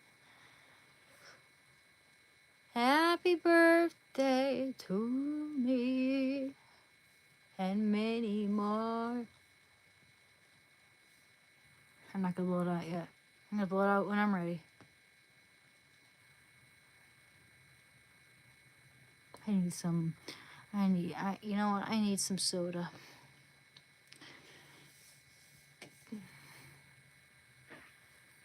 I can't burp.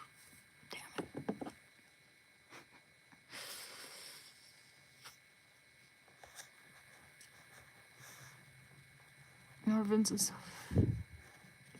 Nora Vincent, Self-Made Man is a book you should read. Nora is a feminist. And here's the thing though, I'm not a feminist though, but I get it. I mean, I'm all for the feminists of the suffragette movement, but I don't like to subscribe to the idea that I'm still a victim these days.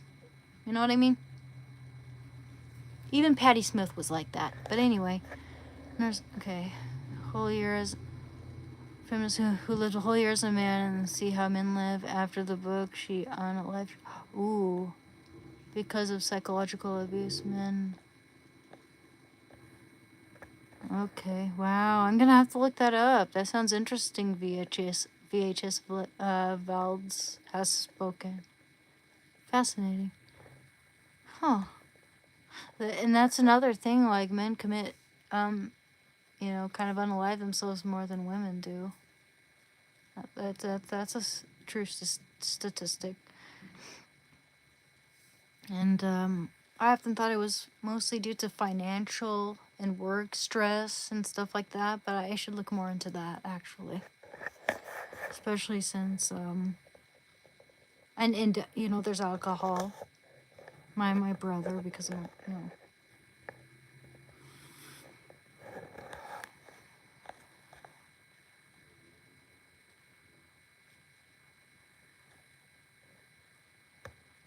But that's the thing. I just don't like that battle of the sexes whole thing. I hate it because it makes me so uncomfortable. Because certain people like to rub that in my face, like they think that I have something against men when I don't. Like just cause my ex beat me doesn't mean I don't like men. Excuse me. Excuse me. You should have more respect for me since I'm a man lover, despite the fact that that happened to me, and the fact that I admire good men in my life, and that I was young and naive before. You look at that moment in my life and you take that away from it. Seriously?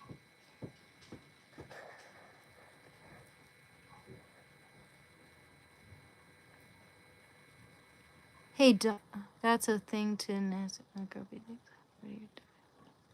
Well, that's the thing, Dominic. You don't want to assume that right away. Like I said, my friend and I had a platonic relationship, and guess what? He was homeless 20 years before he knew me, and he was homeless while I knew him, and he was homeless forever until he died.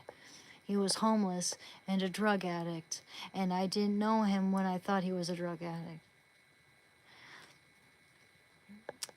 I knew him when he was an artist and a writer, and and I thought he was beautiful inside and out, because women have souls too.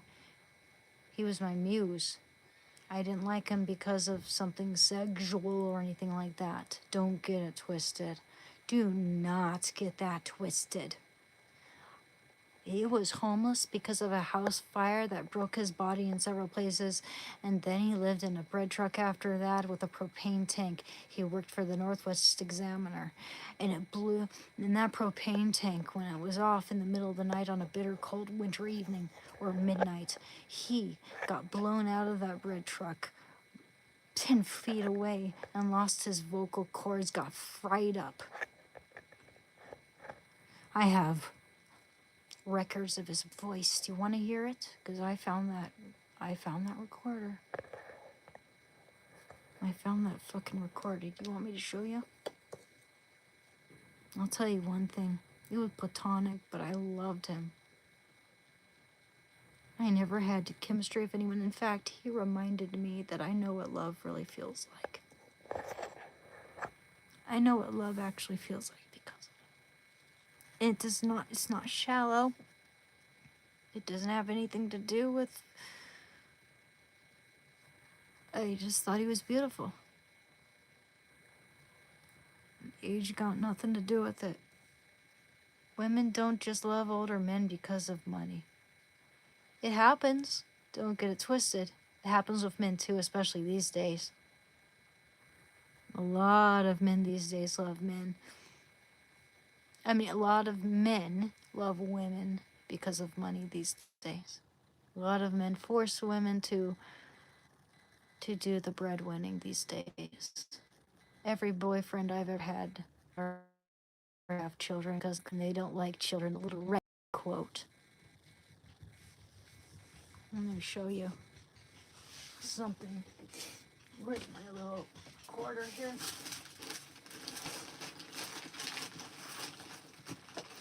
I'm going to get that because it's very important. He was a conscientious objector in the German army. Not that that matters. But he was also an artist.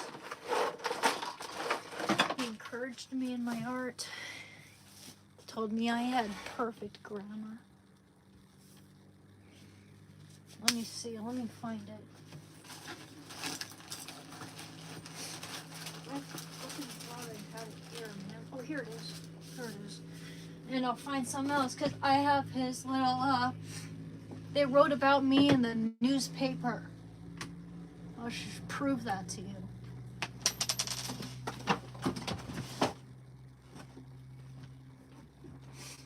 Look you.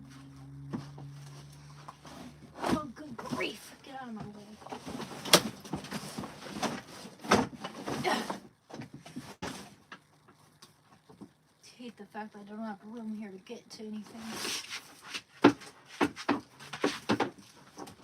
I've been poor my whole damn life. You don't think I'm a fucking gold digger. Fucking.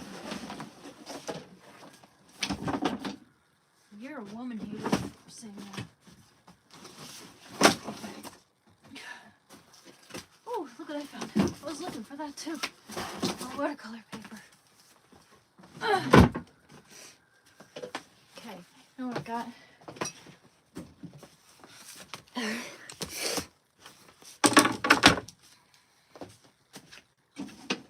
And here we go. Put this away. My can. My art stuff.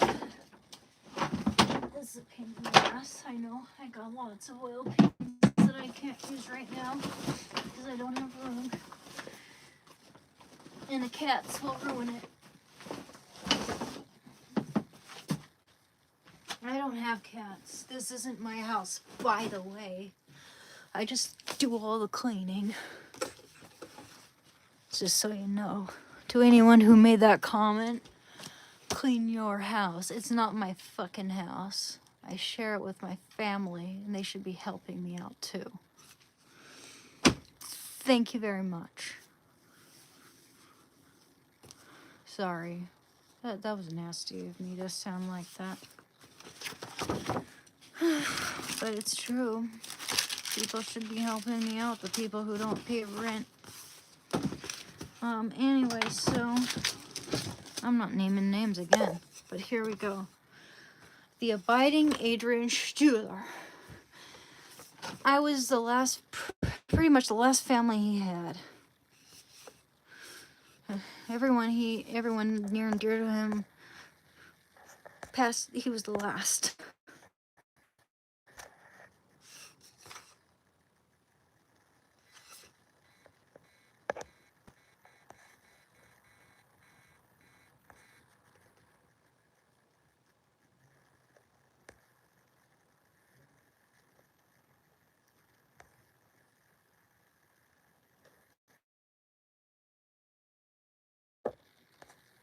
You don't know me.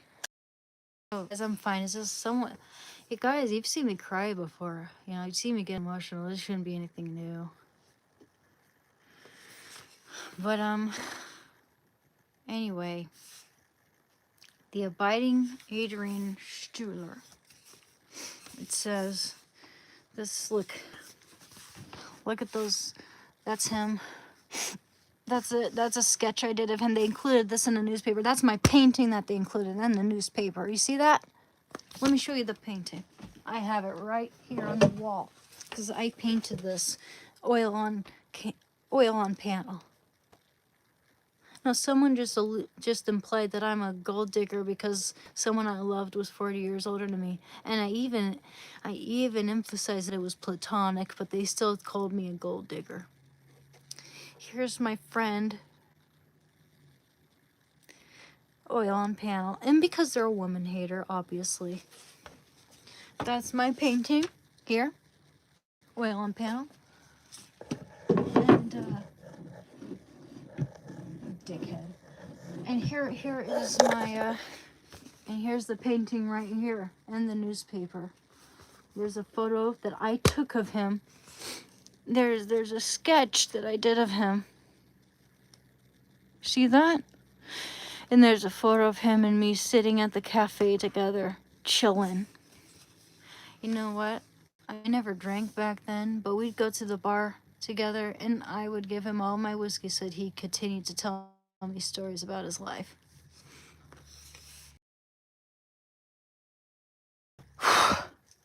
Let me read this. I'm going to read The Abiding Adrian Stuhler to you. I don't have anything to prove to you, but I'm still going to read it. Okay? Article. Someone who knew him, someone who worked with him at this newspaper outlet. He was a copyright proofreader for a while until he became homeless for 20 years. And I didn't know him when I was 10, 12 years old. Thank you very much. I confess to saying the dude abides now and then because it sounds cool without thinking much about what it means. I confess to saying the dude abides now and then because it sounds cool without thinking much about what it means. Jeff Bridges' iconic line from The Big Lebowski finally came alive for me last month with the death of my friend, Northwest Portland habitua Adrian Struhler. Adrian died July 15 from the complications of untreated mouth cancer, a consequence of living without the encumbrances of an address, health insurance, employment, or legal residency in the country. His addictions might have explained some of the pain he endured, or perhaps it was the other way around. But nearly everyone who spent time with him encountered one of the most engaging, empathetic, intelligent, and interesting souls they ever met. I used him as his proofreader, delivery person, and ad salesman in the early 2000s. His warmth and kindness towards me never wavered after I let him go. He never asked for charity, but many went to great lengths to help him, while others tended to the banalities of everyday life. Adrian talked about deep subjects through the night with people he cared about. Maybe he had it figured out all along. He was abiding. And I wrote this one. I wrote this, you see? Look. By Anna Gibson. Everyone knew me as Anna Gibson. They're like, Anna Gibson. See that? Anna Gibson. Best friend ever.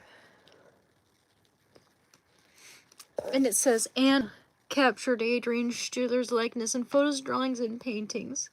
Spending time with Adrian was not, and this is by me. This is by me right here. Spending time with Adrian was nothing short of an adventure, Anna Gibson said. Every moment, whether filled with delightful conversations and stories or pure silence, was meaningful. And look, and I said, this is my article right here. Best Friend Ever by Anna Gibson. Adrian Michael Struhler, born in Stuttgart, Germany, on December 24, 1949,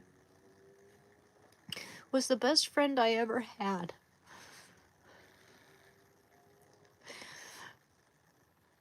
Okay, sorry. I remember the day I met him. I was sitting on a stool at the counter painting. I heard his voice like nicotine sieved over moonlit gravel. I turned around to see a tall, lanky man with a trimmed gray beard, kind blue eyes, and a pleasant aquiline nose.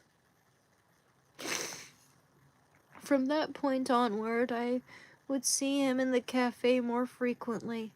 I need to close my damn door. I don't want people hearing me like that. God damn it, Shando. Okay, I'm gonna read this over again. I think I'm getting all muddy. Best Friend Ever by Anna Gibson. Me. Adrian Michael Struhler, born in Stuttgart, Germany on December 24, 1949, was the best friend I ever had. I remember the day I met him. I was sitting on a stool at it looks like we're having some connectivity issues. Looks like we're having some connectivity issues.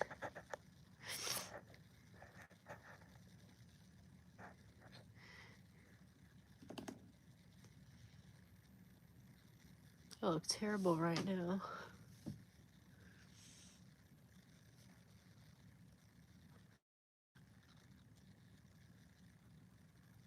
Did you get all that? Did you get all that I just read to you? I just read you this entire article about my best friend after someone said that, oh, she was friends with someone 40 years older than her. Oh, yeah, assumed that we were in a sexual relationship, so I must be a gold digger. He was homeless. I supported him. Not that I'm trying to make it so he's not less dignified or anything like that. There's nothing wrong with that. But he was my best friend, and you have no right to. Someone alluded thought I was a gold digger or something because I said that my best friend was 40 years older than me or whatever. Dude, let me show you. Did you even hear? This is an article that I wrote about my best friend. And someone said that I was basically a gold digger because my best friend is older than me. It was lagging. Well, can I read this over again then? I wrote this article. Can I read this over again? It says, yeah, someone said it. Someone at least implied that I'm a gold digger because my friend was 40 years older than me. It is because I was saying that, like, it seems like anytime a woman wrongs a man, it seems like he seems to think that, and more men seem to think that all women are bad than vice versa. Like, I mean, I've been beaten and cheated on, and yet I still hold on to the conviction that there are good men in the world. Yeah, this seems like if one woman wrongs a man respectively, he'll seem to think that all women are bad after that. It seems to be that way. Just in my experience, from what I've seen, what I've heard. But this is the. Then he called me a gold digger because my best friend and someone that I thought was the most beautiful person in my life and a muse of mine, he thought he called me a gold digger. He was homeless for 20 years. I I let him live in my student housing with me. He'd sit in the corner and read and correct my work while I painted, and he'd encourage me to paint. He encouraged me to go to school for painting too. Told me no one laughed at no one laughed about my cartoons as much as he did, with so much genuinity. No one was as genuine. He gave me a full-on belly laugh. No one else gave me that. Let me show you. Let me read this to you, okay? This is my article. I wrote it. I wrote this, and they didn't even need to correct it, because I have damn good grammar. Just like he told me. He told me I had damn good grammar. And he was a copyright proofreader, too. Sorry, guy. I got a freaking red and puffy face now. Like, let me read this. This is by Anna Gibson. Here. Sorry. This is me. Here's the proof. Here's the proof is in the pudding right there. You see that? See, that's my name right there. You see, that's my name. This is Adrian. Okay, best friend ever. Oh yeah, and also right here, these are my photos and my drawings and my painting right there. Let me read that to you. It says, best friend ever by Anna Gibson. Adrian Michael Schuler, born in Stuttgart, Germany on December 24, 1949, was the best friend I ever had. I remember the day I met him. I was sitting on a stool at the counter painting. I heard his voice, like nicotine sieved over moonlit gravel. I turned around to see a tall, lanky man with a trimmed gray beard, kind blue eyes, and a pleasant aquiline nose. From that point onward, I would see him in the cafe more frequently, and whenever I did, his presence lit up the room. His smile was warm and his eyes told stories. Adrian was a man of beauty. He was a musician, an artist, and a great writer. He loved books, and he was well-traveled. He had a remarkable artistic sensibility. He worked as a fine arts printmaker and taught art. He designed logos in the Portland area. Sorry. When memory always induced a smile on both our faces. We were walking through downtown Portland one night when I said, "Racia," and I ran up several flights of stairs to the top of a parking garage. He followed me, laughing as we reached the top. Spending time with Adrian was nothing short of an adventure. He was a man of so many stories. Over a glass of whiskey, one learned so much. Every moment, whether filled with delightful conversations and stories of pure silence, whether filled with delightful conversations and stories or pure silence, was meaningful. Although his years were punctuated with life-changing tragedy, he avoided cynicism and embraced a life worth living. Despite everything he lost, he saw beauty in life. I believe that's one of the many reasons he was so beloved. He would often say, "You can carry it like a load, or you can dance through it," just like I've told you guys too. You can carry it like a load, or you can dance through it. Anna Gibson met Adrian Stuhler in 2015 at Anna Bananas, where she works. Not anymore. The accompanying paintings and photos are hers.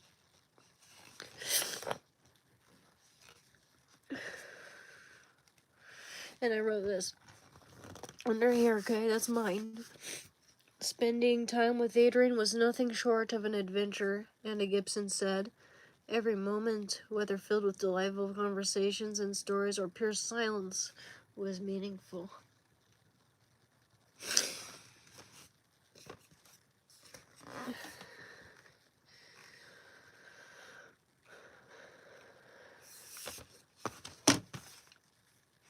I did everything I could to bring honor to that man's life. He was a good guy. Unlike many of you.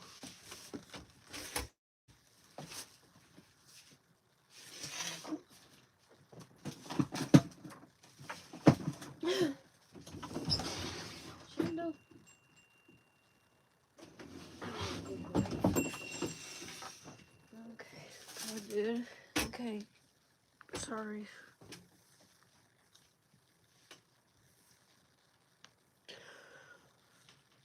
No girl wants to look this puffy. Yes, Grady, I was a heroin addict 3 years ago. Yeah. Did you write for the paper? No. I wrote that for the guy who wrote the paper, and he used my writing for that. I wrote that in an email to him so he could add it to the article, and it says by Anna Gibson. There's a section on top that's by the original. I didn't work for that newspaper, but he added my part to the newspaper because he was my best friend. And he worked for that. My friend Adrian worked for that newspaper, the Northwest Examiner.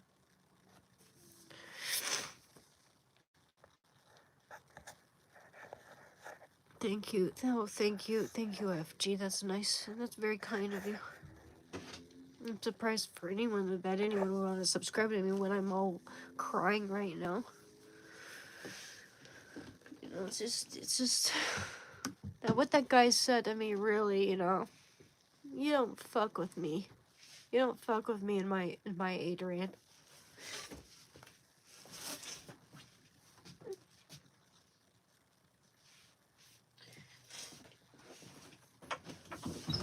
Come on in, baby. Come on in, huh?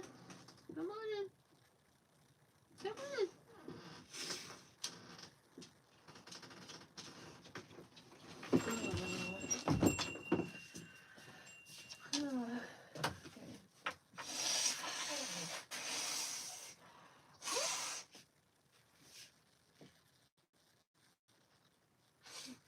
I ever use that.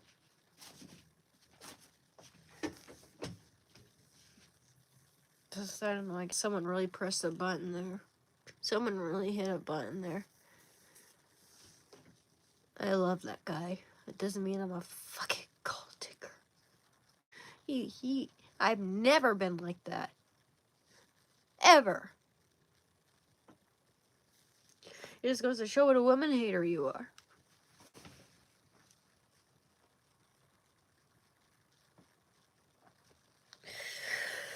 Okay.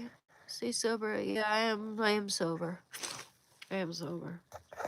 I'm just getting, a little emotional. I'm about to get my period, guys, so there's that too. I'm PMSing too, so just so you know.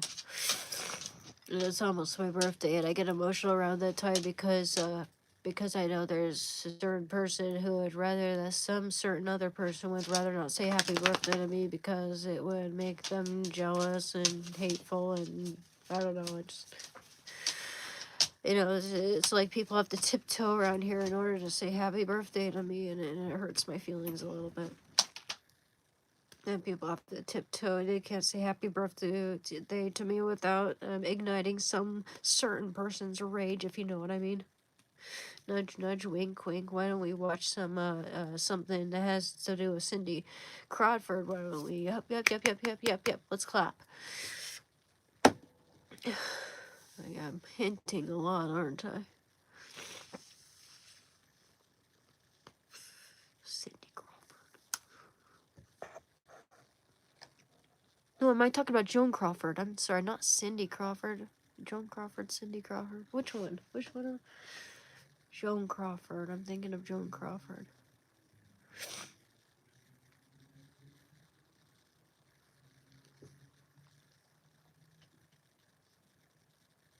Yeah. It's just really, man, that hurt my feelings a little bit when someone assumed that. Oh, by the way, I have that, I want to see if I can find his voice for you guys. I told you, he used to have a voice like John Lennon, but then the propane tank blew him out of a bread truck and made it so that his vocal cords were fried. But I thought it was a beautiful, like I said in that article, it sounded to me beautiful, like nicotine sieved over moonlit gravel. That's how I described it.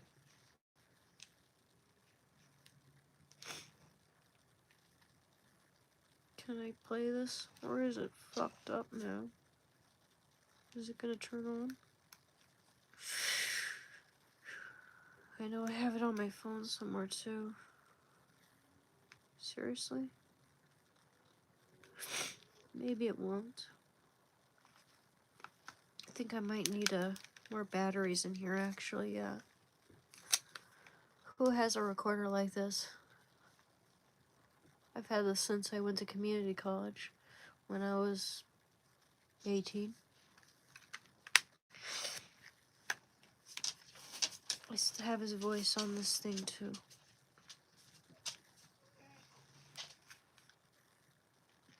I guess I can't show you right now, can I? Guess not. Hey, baby, you're okay. I'm sorry. He can sense my angst and my anguish right now. I'm sorry, baby. I'm sorry. I'm sorry, baby. I'm sorry. Come here. Come here. Here. No, it's okay. You know, it's 10:30. It is time for bed, sweetheart. You need to go potty? Let's take him out to go potty. Turn off that candle before I light the house on fire, as if I would, but... Okay, let's take him out to go potty. Yeah.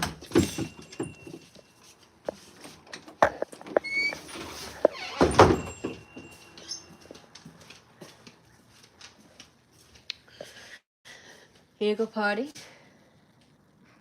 Shando, if it were all up to you, I'd still be smoking weed. Kidding. Because he wants to go downstairs where all the weed is. That's why I'm saying that. He wants to go downstairs. No, we're not going down there. Most absolutely not, sweetheart. And why the hell is this like this, dude? Jesus. Come on, you can go potty. Shando, Shamando, come on. Shando Commando, come on. Okay, I'm gonna count. It doesn't sound like you need to go potty. Yeah, if you needed to go, you'd come right up to the door anyway, so fuck. You know, bye-bye. It's bedtime, sweetheart. You know damn well it's bedtime.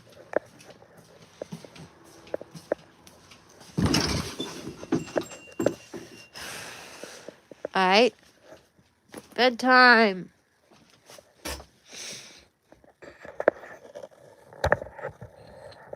Honey, I'm sorry, honey. You don't run the show, baby boy. You kind of have been all day, really.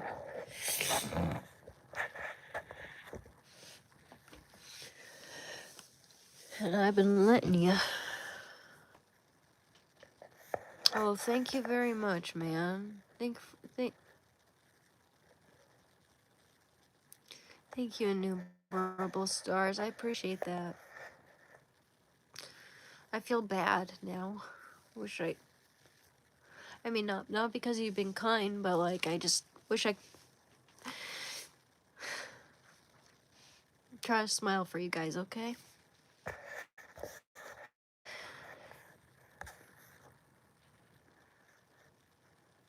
Oh, thank you, Flacco Saint. That's some pretty sound, solid advice right there. Cause yeah, that's true. They do take 30% or so. That's true. But I appreciate it either way. Thank you.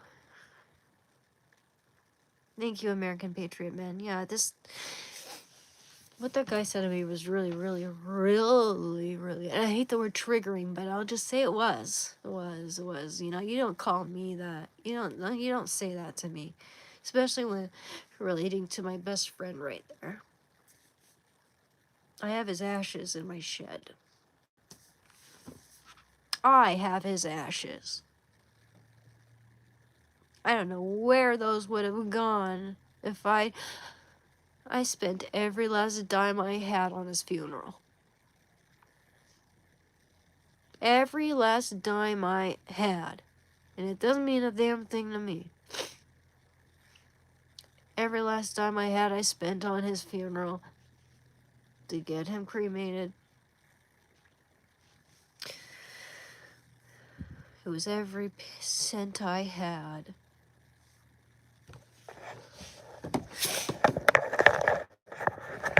You don't think I love that man? Fuck you. Whoever said that, fuck you.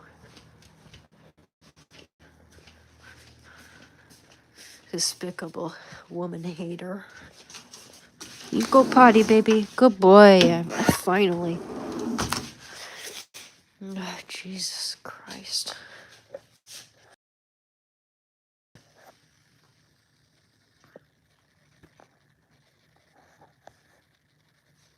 Well, bye, Sky.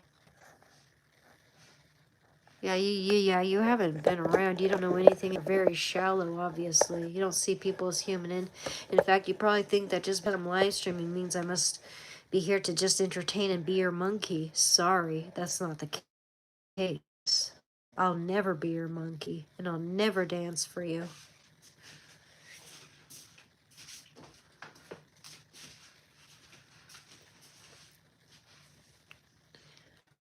And I'm shutting your butt down, as Quentin Tarantino would say. You're that chubby little penguin-looking guy, interviewer who would try to shame Robert Downey Jr. because his father messed up his life for a certain point, and would try to you know trigger, I hate that word again, but right now, I can't think of a better word. People like Quentin Tarantino, people like Robert Downey Jr., they're all like, oh, so like, oh, you just love violence. And it reminds me of the way liberals try to, tell me that I'm a bad person because I question whether I'm right or wrong about something that I used to believe. It's like they just start bringing up things that have no bearing in reality, that I never said, that, they just start making up stories about me and stuff. It's like, no, I'm shutting your butt down. Shutting your butt down, dude.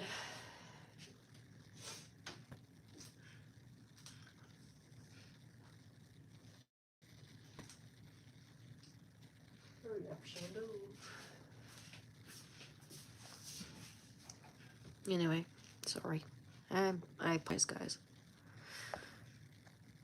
Thank you, Pete. I appreciate it.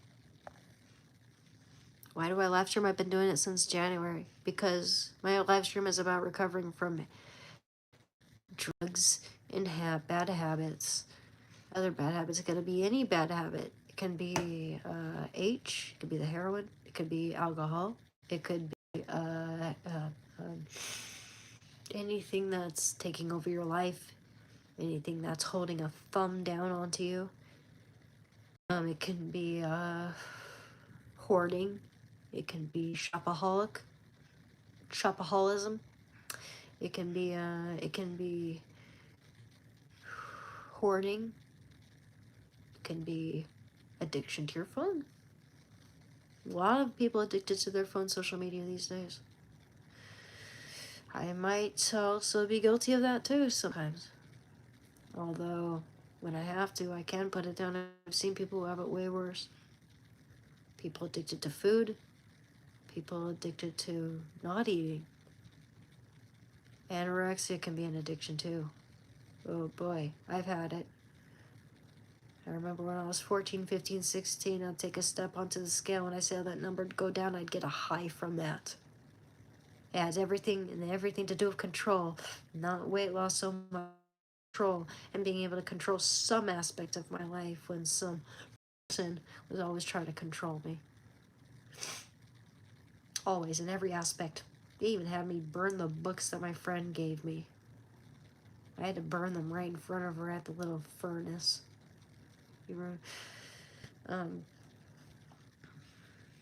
I'll always remember that.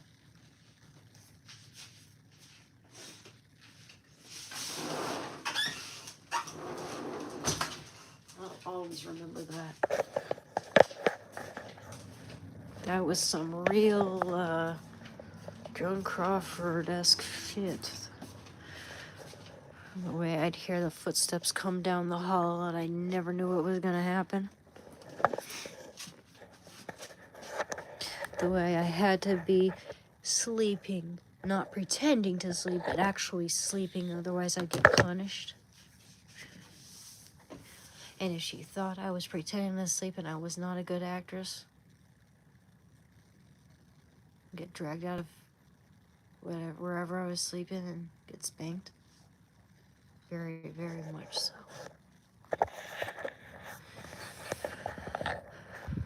I'm not here to create an expose or anything, but I'm just saying, like,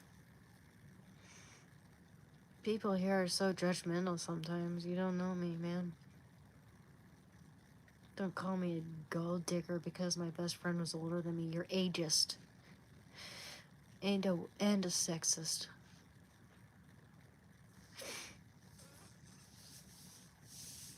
Come on, Shando. Oh, you know what? I'm gonna get some more water. I'll be right back. I think you're okay. I'll be right back.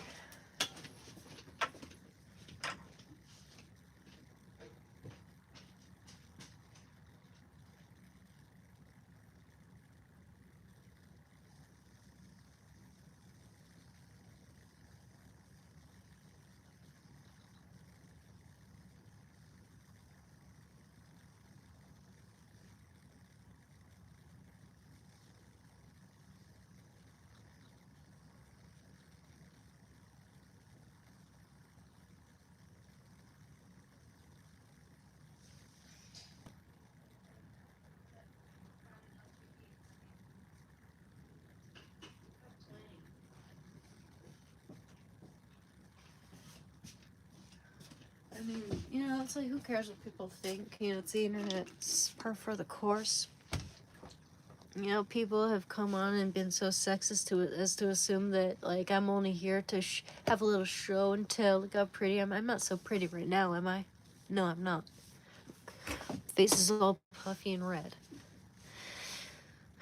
But, they assume that without saying that, like, I'm a fucking painter and I help people through recovery and I got talents and hobbies and I cook. I'm a great cook.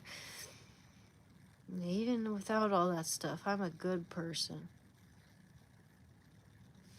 I don't have anything to prove to you. Thank you, Pete.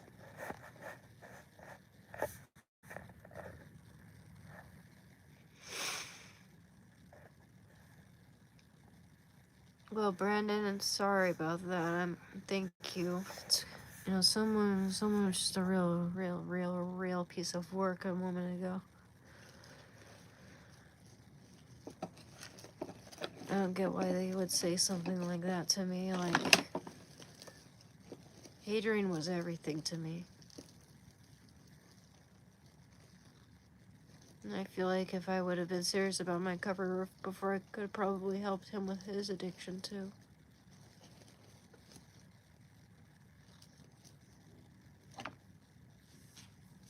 Jendo? What are you doing, bud?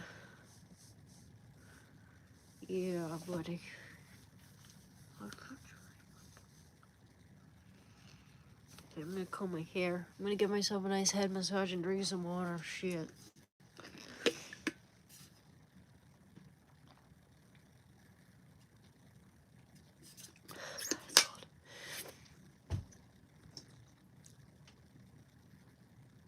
I know.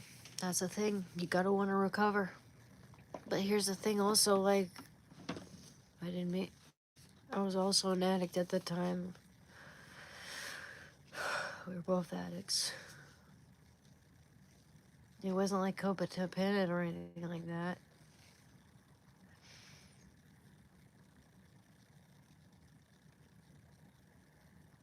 I love you, guys. Well, yeah, like, it was a very painful thing to talk about.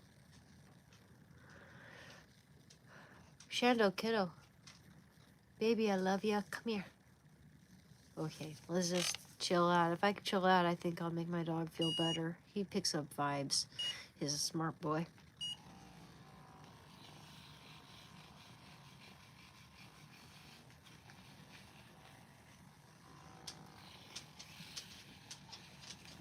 Thank you, Brandon.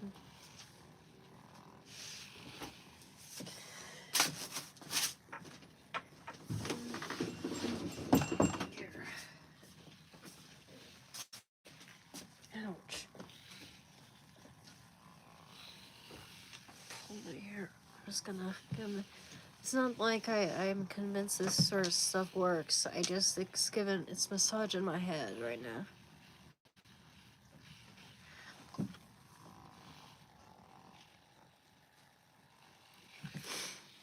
Why on earth would you think I'm trans, dude? Fuck off. Not that I have anything against trans people, but I'm not. Lay off of that.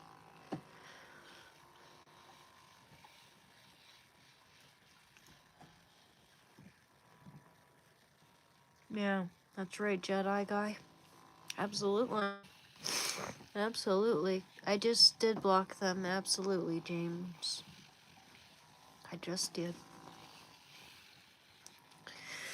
You're a good boy. Look at my boy's playing with his toy. You know, you see, I need my dog. He really helps me out. Playing with his toys. Those are my clean clothes, guys, so don't judge me. Those are my clean clothes in bags there, you see. Keeping them clean before I put them away, but I'm a lazy ass and I don't feel like it. You're a good boy, Shanda. You play with that. That's his favorite toy. Gosh, he just farted. He looked at me like that because he knows he just farted. He just farted. It smells like sulfur in this room.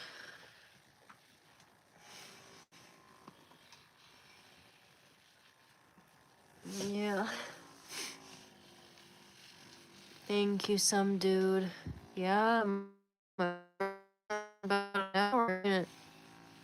Great. Thanks, guys. I don't mind being 30. I just wish that, I appreciate you guys. You guys make me feel special on my birthday.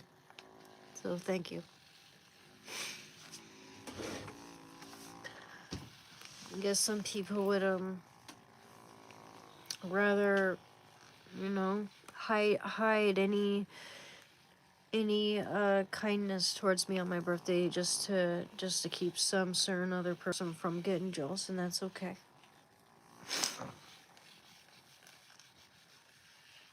And I sure hope they aren't watching this. I doubt it. But if they are watching it, it's probably only to see if I'm talking about them. This is gonna be a members only video, you know that? I'm gonna make this a members only video eventually. Jesus Christ. America's Got Talent for what? I'm not good at singing.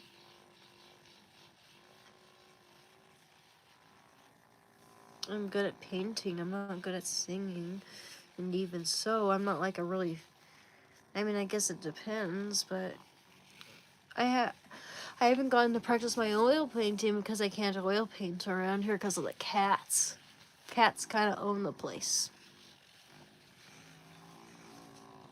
I need to get a water spray bottle to spray their asses when they get near me when I'm painting. Someone had that brilliant idea, and I need to orchestrate that.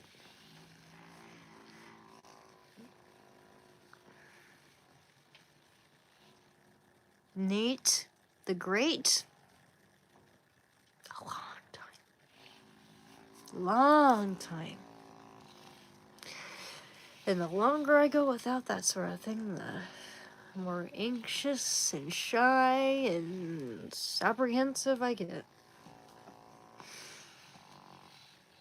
Because it seems like anytime I want it to be more happenstance. I want to go out and go to a meeting or something, meet someone, not like a recovery meeting, but more like, I don't know, like an art, no, not even art though, because, God, it's gonna be hard there. But, somewhere where someone has something in common with me. I have to be careful because, anytime I've ever met someone online, usually I get catfished, usually. I'm not saying every single time, but, like, I've been catfished before. Like, at least 90% of the time. Catfished. And I don't like that dishonesty. And it goes to show that, like, and people on the internet just want to be with me because of my looks. I know that. And I want someone who's real, Someone who's not like someone completely different than they are. When someone completely different when I meet them in person. I don't need that. I wanna be friends with someone. I wanna grow a chemistry with someone. I don't wanna be with someone where it's like immediately they want to get into bed, pretty much. Immediately they want to act like I'm their girlfriend. Immediately they want to showcase me to their parents or whatever. So, it's like they're using me. And I'm not going to take that. I'm not going to allow that. And again, I'm not naming names. I'm not going to try to hurt anyone. I could be misinterpreting something. Who knows? But, like, 90% I'm sure I'm right. And I'm not going to tolerate that. I respect myself more than that. I'm going to end up with someone who respects me.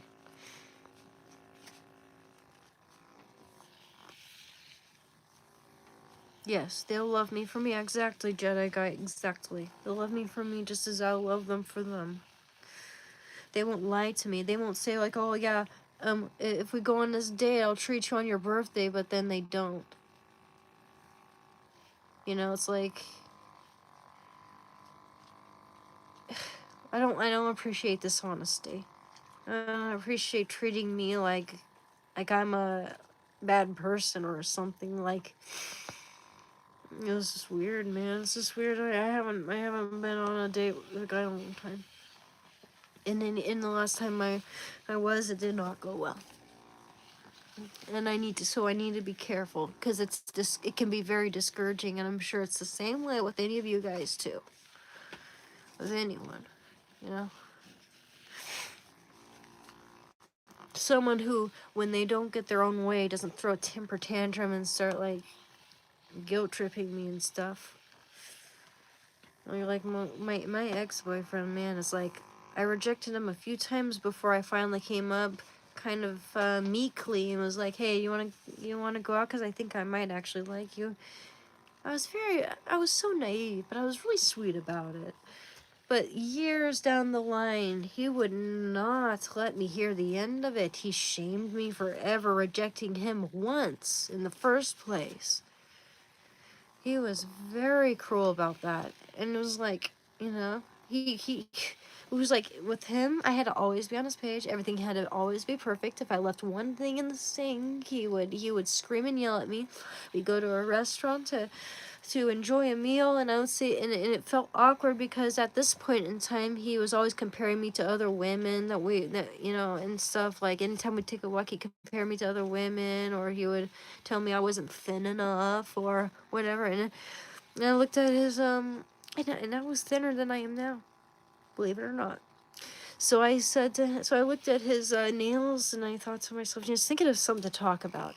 And I said, you know, making small talk, I said, man, I wish I could keep my thin and ugly nails nice and beautiful like yours. How do you keep them nice? And he's like, in front of the whole restaurant, 'cause I have good hygiene.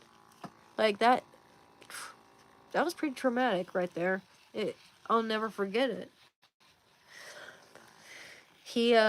I painted a portrait of him and me, and he ripped it apart with a Rambo knife for no reason. Simply because I said no to him about something. Said I don't want to do whatever.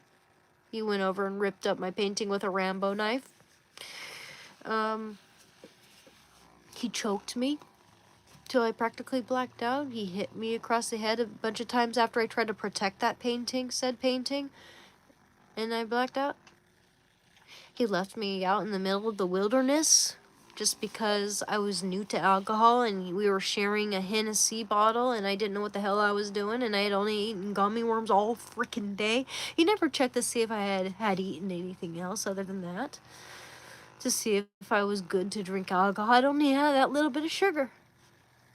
I was naive. I didn't know anything about alcohol, man.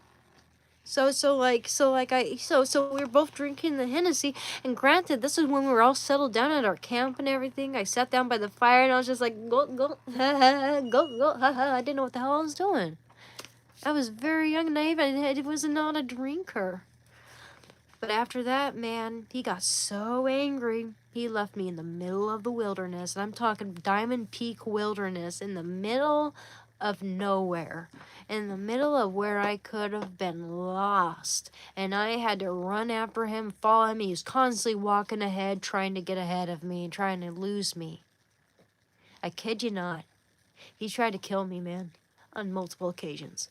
And still, I was a naive little dog, and I would follow after him. In fact, there was this huge viewpoint, a very steep precipice of just like steep hill that just kept going up and up and up and up.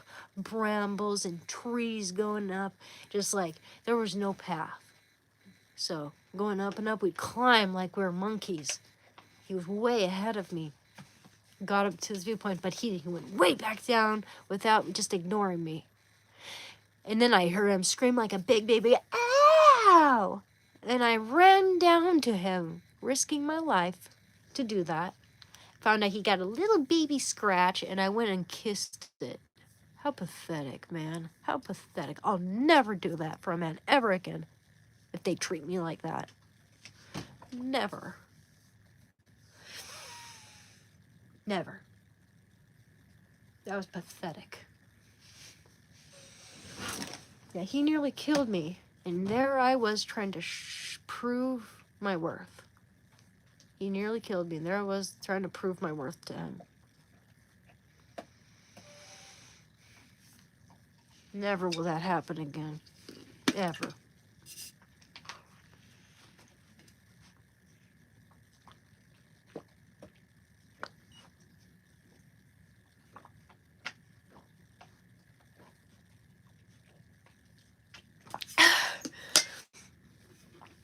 Allows evil in this world so that we may have the free choice to follow him or not. Yep.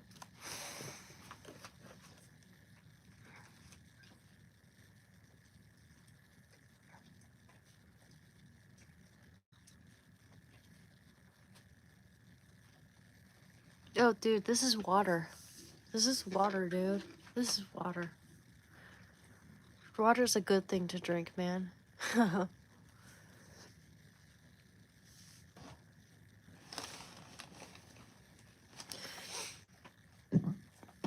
Sometimes I forget to drink my water, and water's very healthy. Yeah. Hi, PTS Demon. Good to see ya.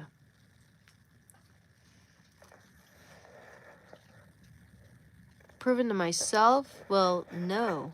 I was trying to prove to him my worth. No. No. Because I had no idea what my worth was back then. I didn't know what to prove to myself.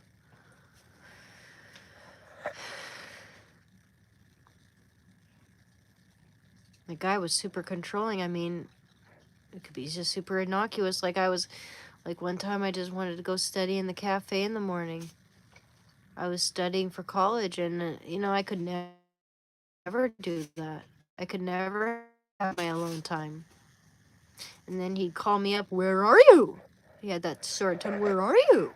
I'm like, I'm studying at the cafe or whatever. "Do you want to go for a walk?" Because he had to be in control. And I said, "Well, I'm kind of studying for, like, my Chinese," because I was studying Chinese because he was also Chinese, and I thought we'd go to China together, and I might be able to get a job teaching English, whatever, right? And I loved the culture, I loved the language, I enjoyed it, I wouldn't even mind studying it again, right? But, like, he never appreciated that. And it was like he came, and when even though I said no, I can't do that right now, he'd come right over to that cafe, sit right across from me, and look me dead in the eyes, like, with an expression of, "How dare you say no to me?" And then forced me to get up and go with him. If my feet so much as dragged on the pavement, he would not let me hear the end of it.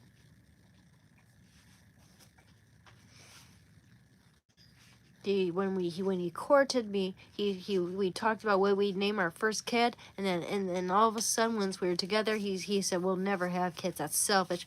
Like I don't want any wretches in my life. Blah blah blah blah blah." He was such a perfectionist. I had to always be on his page. If he were cooking, I had to be reading his mind and be working like a slave for him, getting this, getting that, only on his cue, on his dime, whenever he was thinking of it. I'd always be anxious, thinking, what does he want now? What does he need now? Because I don't want to be screamed at. I don't want to be humiliated again. Yeah, he was a fucking weirdo. I don't mind exposing him.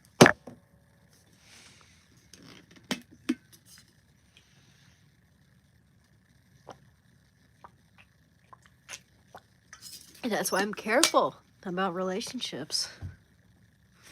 That's why I'm careful. I'm not saying that all guys are like that, but I'm careful, man, because I attract narcissists for some reason. They think that I'm weak.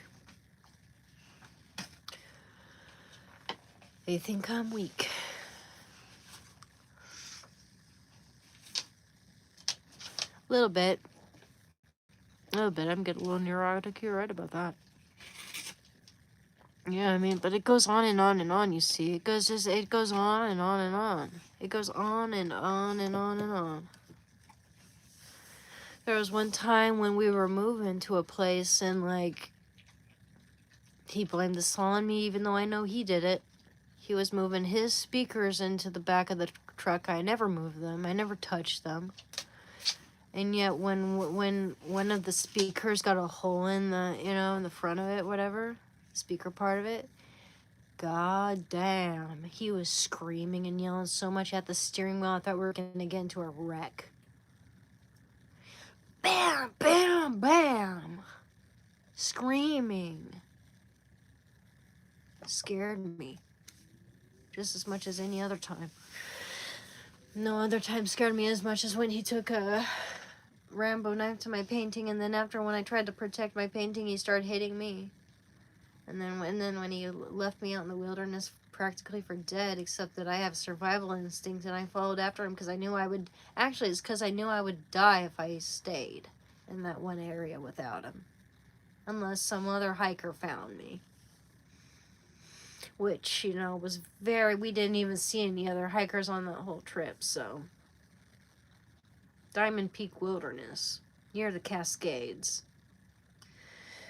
Kind of a volcanic land of nowhere and alpine lakes.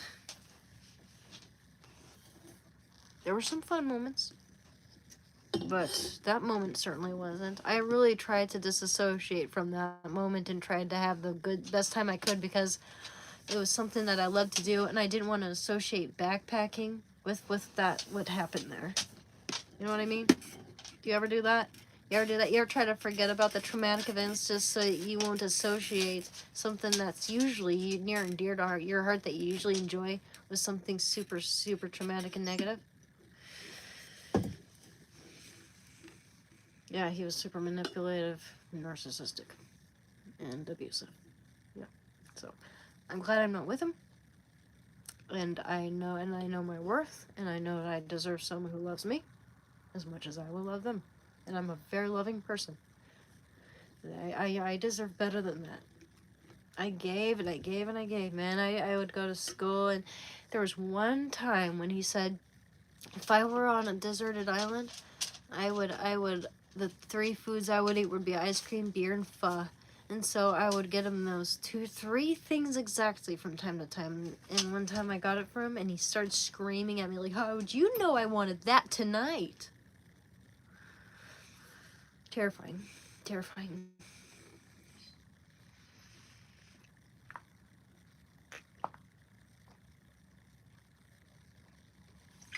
I'll always remember that, though. And, you know, that just... I hate it when, like, I mean, I got really upset earlier because I was talking about my dear friend Adrian, the only man that I know I've ever really loved in my life, who ever really seemed to care about me and love me for who I was. And they just deduced that I am a gold digger. He was homeless for 20 years, 15 years before I even knew him. No, actually 20 years before I knew him. My bad. He was 20 years homeless while I knew him. So, yeah, ridiculous.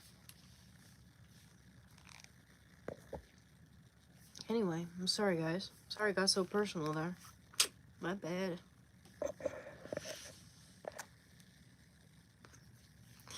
Well, hello, Wrath child. I'm doing good. I mean, I was just, usually this is a channel about changing our bad habits for the good and recovery and, you know, making art.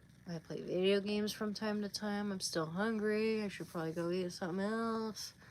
I'm gonna go do that in a minute, but, I was just upset because I was talking about the fact that my best friend I've ever had and the only guy I've ever who made me realize that I know what really loving someone like that feels like. They just assumed I was a gold digger, even though this guy was homeless when I knew him for like 20 years, and I was the one supporting him, helping him out, and giving him everything I could because I loved him. And that really, really hurt me because, like, yo, I love that guy. I gave him everything. I had. And no one realizes that. And I don't care if that's like a secret, dude. That's not a secret to me. Because it is what it is. I've heard of worse. I mean, not only that, but he was handsome too. He was a good person. I have a painting of him. Of any person in my life. There's no other person in my life that I've painted or sketched more. Ever. Ever. Ever. My favorite painting is of him. Let me show you. Let me show you. You don't call that love? And it was platonic, granted. But he meant the world to me. And no one has a right to judge me for that. It means that I have a heart, I have a soul, and I love people for who they are. Not what they can offer me. I don't use people as currency or as something to take advantage of, like maybe some of the trolls here probably do. That's my friend Adrian. Oil on panel.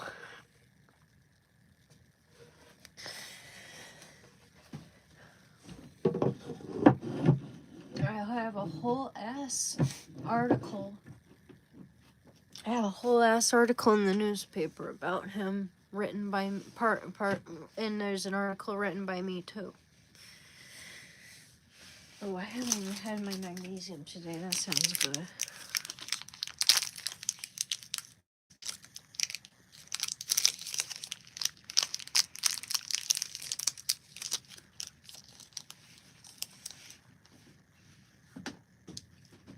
Oh, man.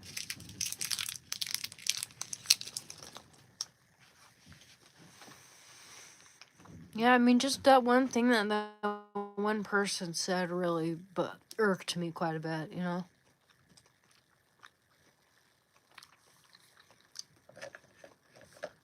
Thank you, American Patriot, man. It means a lot to me.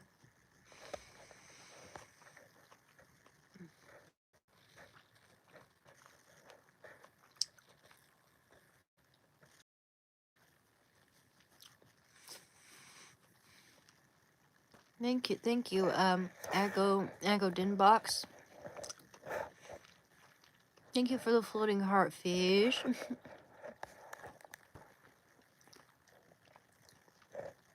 What wasn't enough, Travis? What wasn't enough? Sorry, a little late to your comment there.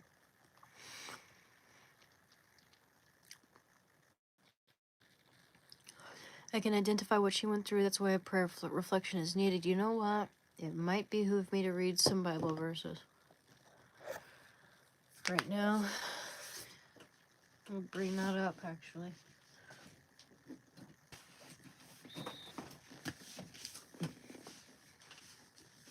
Remember, guys, you can carry it like a load or you can dance through it. Just as my friend Adrian told me. And you know what else? I had him sleep in my bed with me in student housing. That was the only time in my entire life that I woke up from a dream laughing about it. And it was a dream about us fighting kung fu style together. And he was dressed as a pink cowboy and I was dressed as Bruce Lee. We were kung fu fighting together. That was the only time I ever woke up from a dream laughing my head off. I've had dreams where I woke up crying. That was the only time in my whole fudging life where I woke up laughing. So I want to find a man like that in my life that makes me wake up from a dream laughing, not crying.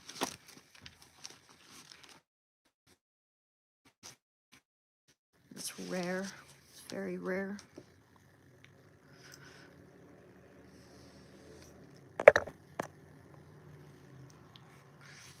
Yeah, well, I've never had dreams like that except for that one night, and it was twice in a row. I woke up laughing, went back to sleep, and then woke up again laughing. Because I don't remember one of the dreams, but I remember that I woke up twice laughing.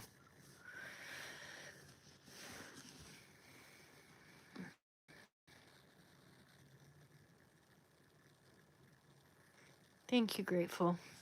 God bless you too. Really? I didn't know orange juice and apple juice gave that effect ever. I never knew that. You know, I'm gonna have seconds of dinner. Fucking hungry. Let's go do that. In fact, I gotta go get. Oh, this thing's almost all the way charged. Excellent. Excellent. Excellent. So glad when I make smart decisions in life. Love this thing. All the way charged now. Actually, since that's all the way charged now, I'm gonna charge my little light here. I'm sure there's more beanie weenies in there. I love you. Look at my baby, guys. Look at my sweetheart. Baby. Yes. Yes. Wow. Can I have a kiss? I love you. Yes, you got the towels to prove it. Yes, you do. Yes, you do. You're so sweet and so chubby. So chubby. So chubby. Boy, you're so... Yes, you are. Well, sorry. Yes, you got the towels. You got the towels to prove it. Bless it. Bless it. Bless it. Wow. Bless it. Teddy bears. Oh, he knows he's a teddy bear. Wow. I love you so much. Okay, let's go ahead and make myself something else to eat. Let's get some seconds of dinner because it's my birthday. It's my birthday. I love you guys. Okay.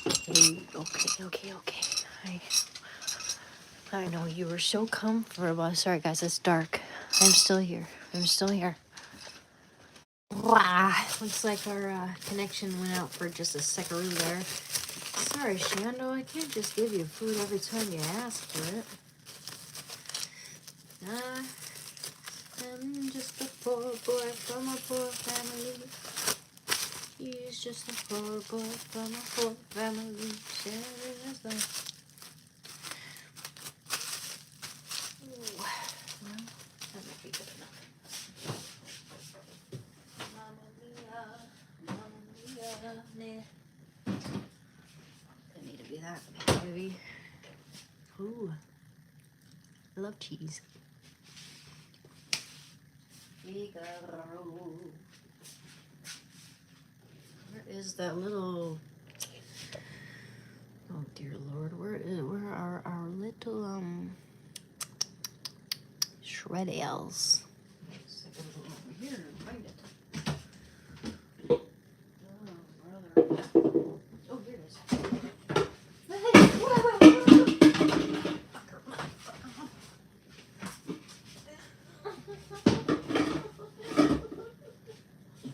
Why, mommy? Something fell on my foot. Don't even laugh. Don't laugh about it. Oh, dear Lord. Laughing. You're laughing, aren't you? Here, you can have a little bit of that cheese, okay, baby? Cheese. Just a tiny bit. You don't get the rest. I'm just a poor boy. Oh. Well, that's clean. I'm gonna put that down here. Excuse me, Shando, buddy. I'm just a poor boy. Nobody loves me.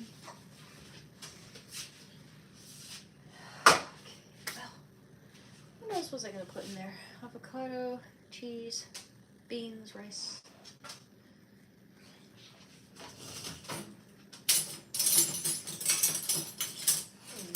Oh, I already had a spoon. Heat that up a little more.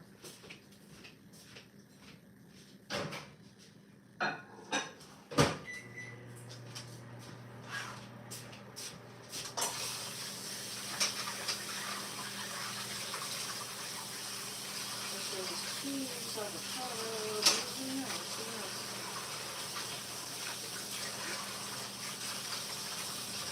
I'm sure there's no hot dog though.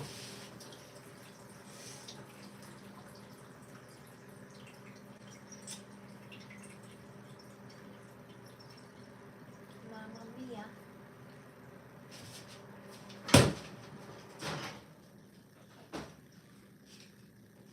Like a chili cheese dog, but without the hot dog and without the. It's not chili though, it's baked beans. Homemade though. It's hot. Oh yeah, that's some good shit, man. I'm just thinking. Oh, hot sauce. That's what it is. Ooh, what is this? No, not my cup of tea.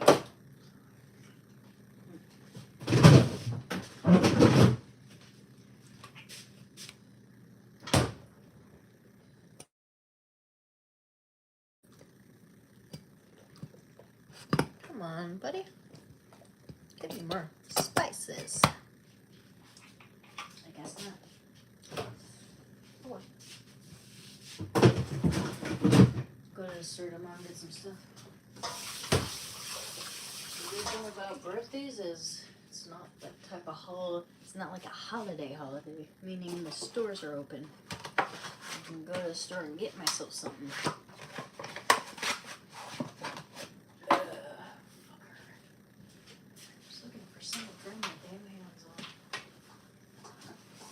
I swear like a sailor, my bad. It's just, it's a bad habit. I know we're all about changing our bad habits. Maybe that should be the next habit I change. Don't swear so much, Anna. And okay, this cabinet needs to be closed. I can't do it with one hand.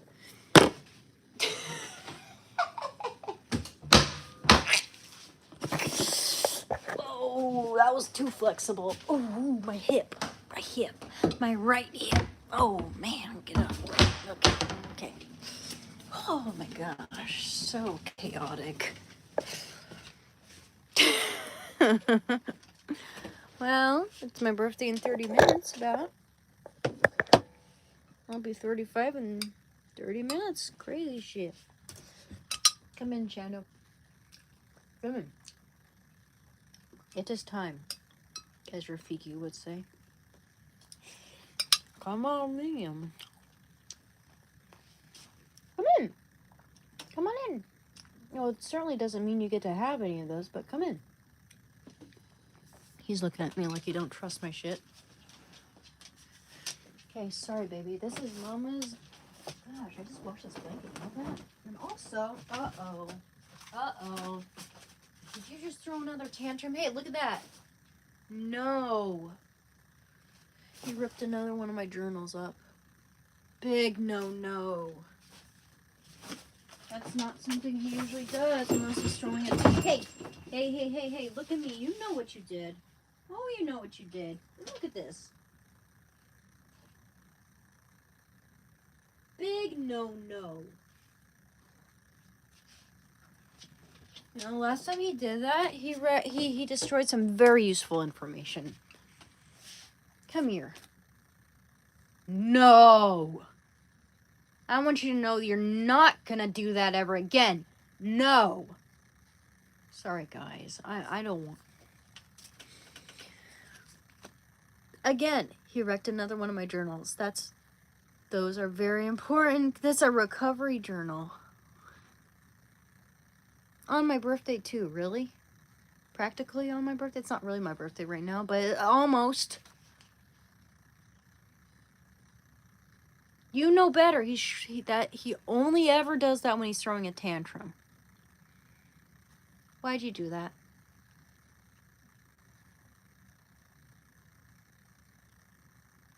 Listen, Shando. I give you all of my attention if I'm not doing all this stuff. One of these days I'm gonna need a job. And I can't always be treating you like you're my firstborn baby, Shando. Dear Lord. Look at, he ruined another one of my journals. That's a new thing that he's been doing because he thinks he's going to get his own way somehow. You know better. Oh no, he's pouting. You sit there and think about it. You think I'm actually going to share this food with you after that? Absolutely not. No, it's Shando. It's my dog. He's been chewing up my journals when he's throwing a tantrum over me doing this sort of thing with you guys, you know? Because he expects to have 100% of my undivided attention. He's been acting like a toddler, you know? This big no-no. Well, well, well, indeed. I'm not gonna lose my shit, but still, that pisses me off. Pisses me off.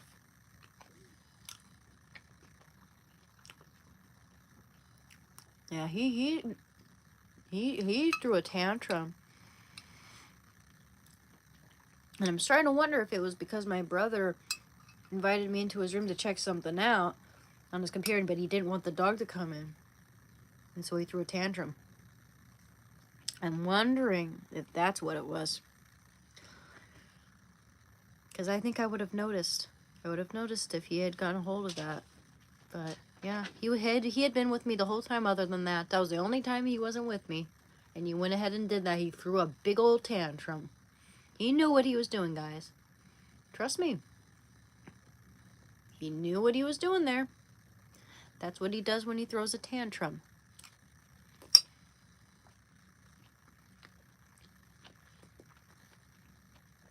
Really, Shani, you think I need that?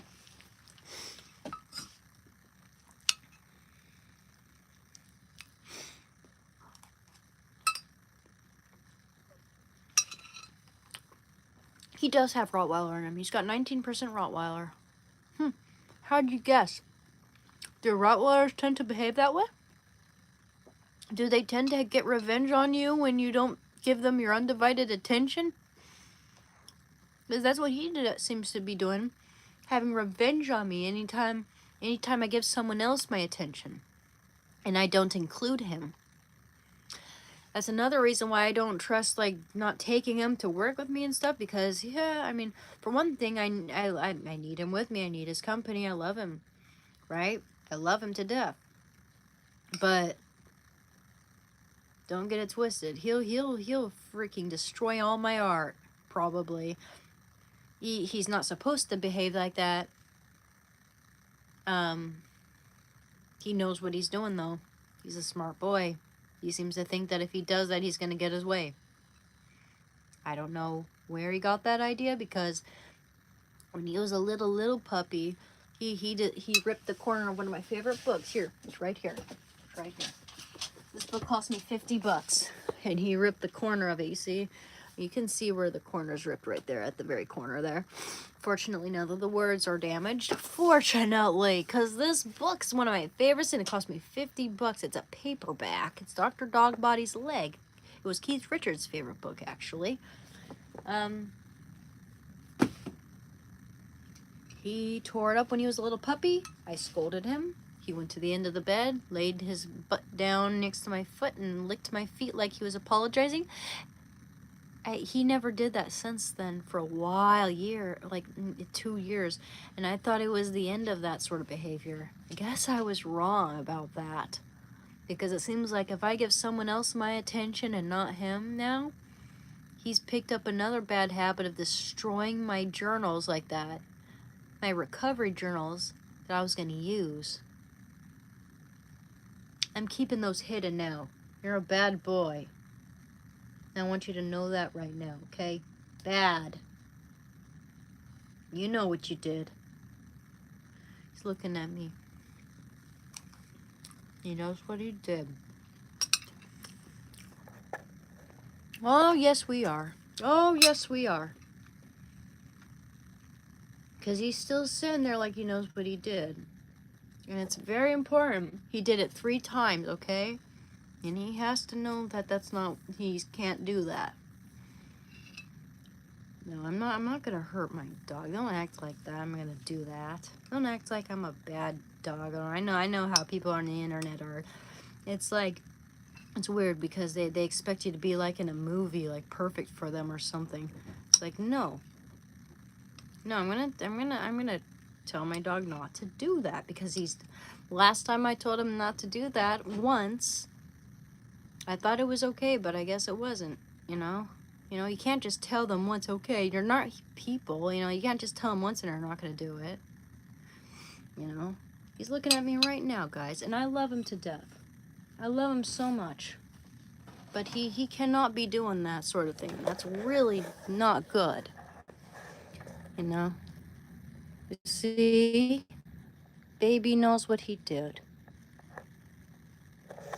You know what you did, baby. Mm-hmm. Hey, yeah, here's the thing, guys. I'm not gonna talk about it anymore. I'm just talking to you guys about it, okay? I'm not gonna talk to him about it anymore. He knows. But as soon as I picked up that book, I saw his tail go between his legs.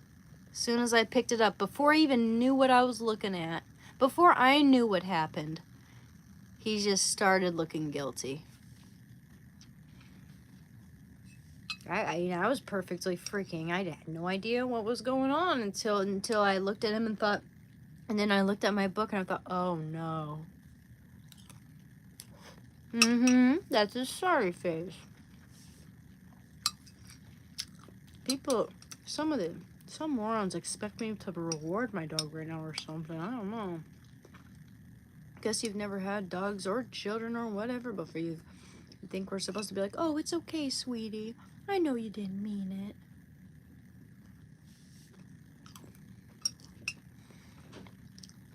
Your dog is the same color Shando's. Beautiful. Oh man, he looked guilty, all right. Oh, he looked guilty, all right, guys. Oh, baby boy looked guilty.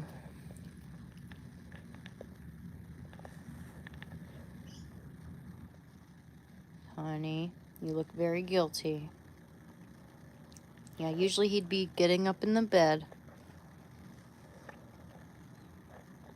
He's very smart. He knows what he did. And you know no, yeah, you do.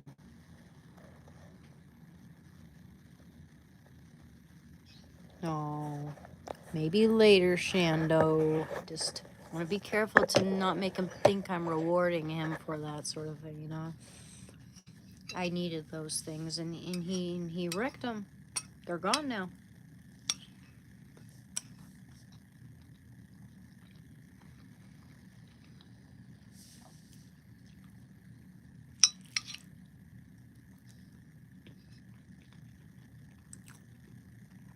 He'd be coming up here and begging for food if everything were hunky-dory with him right now. Actually, he wouldn't be in the bed. He'd be begging me for my food right now. He knows dang well that I'm not going to share this with him right now. Absolutely not. Sorry.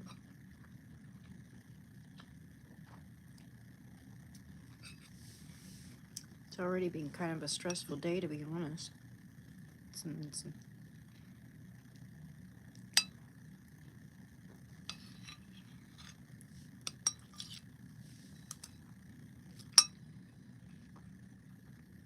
My bad. I mean, I'm the one who feels guilty. Shit. And I shouldn't.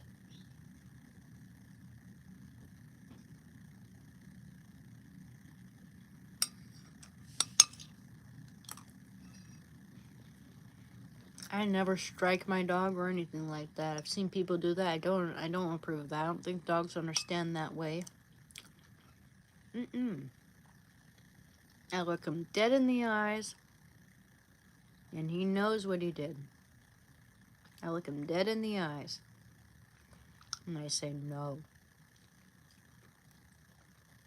I look him dead in the eyes and I scold him. That's it. If he's hurting another animal, I'll do what a mama dog does, and I'll just sort of grip him around the, around the nape of the neck, like a mama does her baby, kind of like, oh, what are you doing? Kind of like, trying to remind him that I'm his mama and he's supposed to listen to me. But I'll never hurt my baby. Never.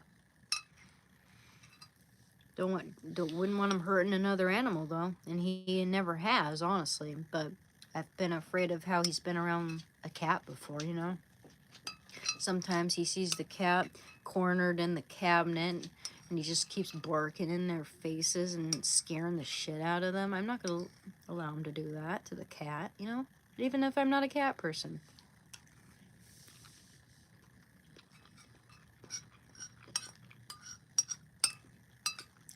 I try to be as gentle as I can, guys. I really do. And I am, actually. What am I talking about? I'm gentle as all get out. Some people just get way too triggered these days. They think, oh, you're scolding him, you're abusing. Stupid.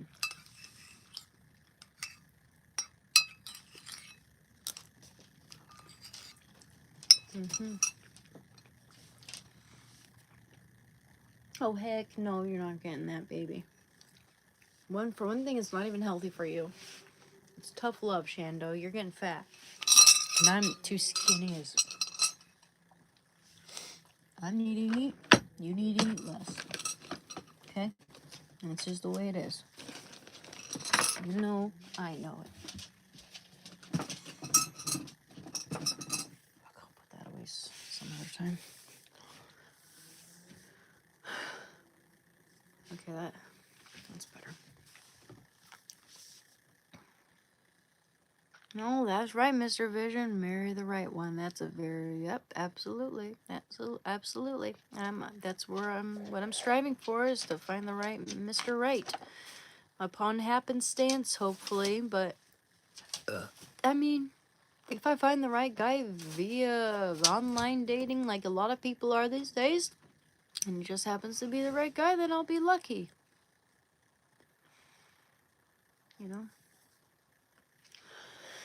It's funny how some people don't really want you to find happiness in that way, though.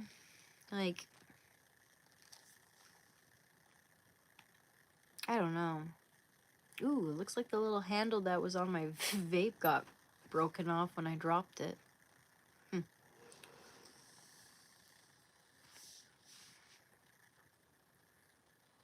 Anyway, guys, I'm sorry. It's been kind of chaotic. This vape. I mean, sorry. No, this I was about to say podcast too, but this live stream. This ain't no podcast. What's the difference between a live stream and a podcast, by the way? What, you got 2 people on a podcast? You don't have to have 2 people on a podcast. It could just be one person.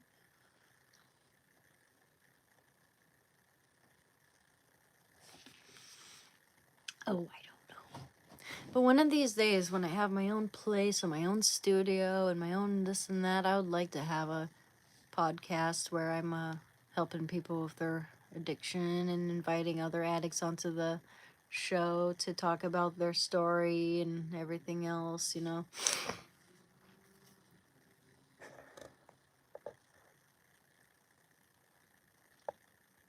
Well, I don't even remember ever doing that. Matt, Ken, whatever. Sorry, I don't speak Russian, so, and I've asked you before what your name is, so I know what to call you, but you won't tell me. And now you're saying the same thing again and again. Whoever said I was a princess, by the way? I don't know what to say. If you keep spamming me, I don't know what to do. Other than bye-bye.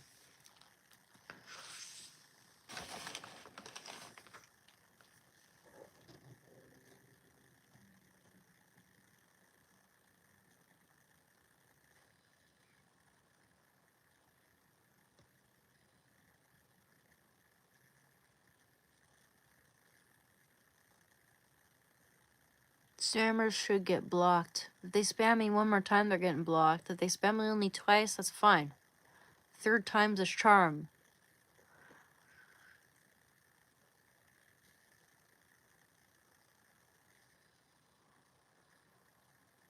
His username is literally Michael Jackson in Russian. Okay. Alright, I'll just call you Michael then. Or Mike.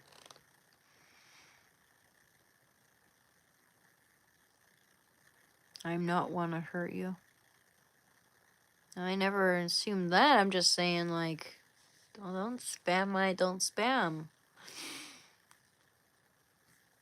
And don't act like I'm supposed to be your fairy princess who can't have, like, natural, like, bodily functions such as burping and shit. Like, I don't remember ever doing that for one thing. And for another, like, God, some guys are weird.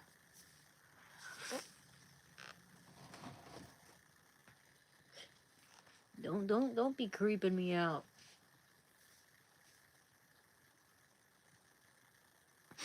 I'm from Oregon, Brandon.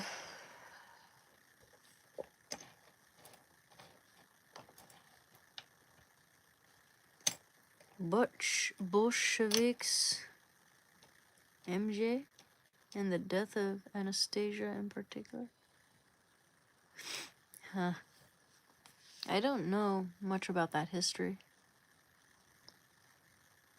Hey, Brandon. Wow, that's pretty close. I've been to San Francisco once when I was 16. Went with a entourage of nuns there. And a bunch of other girls my age. We went to a boardwalk. We went to a bunch of missionaries. Learned a bunch of things. Forget. Yeah, I wouldn't mind living in Texas, actually, Herbert Moon. It's a big place, and it seems like there are more places there where I might fit in, I guess. I don't know. I've always lived in Oregon, and it's kind of cool. My dad was a locomotive engineer.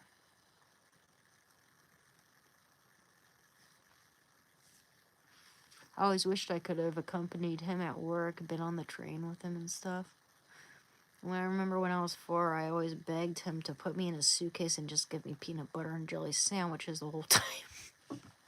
I was staying there the whole entire time. I just want to go. Let me close that window. It's getting awfully cold in here.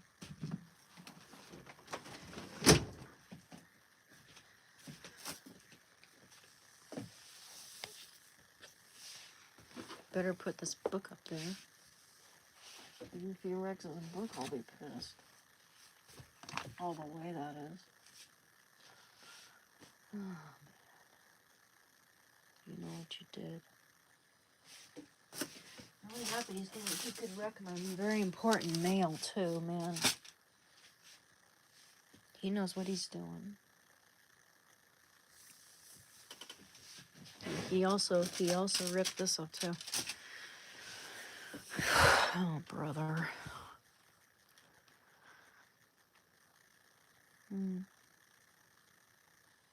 Yeah, I love trains too, Jacob Driver. My dad always brought me little train calendars. When I was a little kid, he brought me a few of them, and I really liked those. Like, trains. I grew up liking trains because of that. The aesthetic.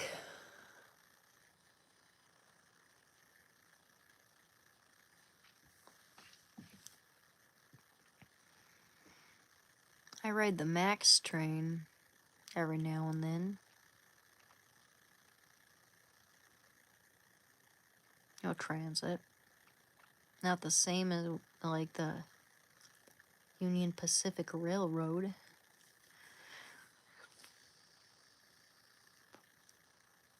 Ooh, stargazing and bird watching sounds awesome. I would love that. I love those things. I love those things. I would love to go fishing. I would love to get a fishing license and do that.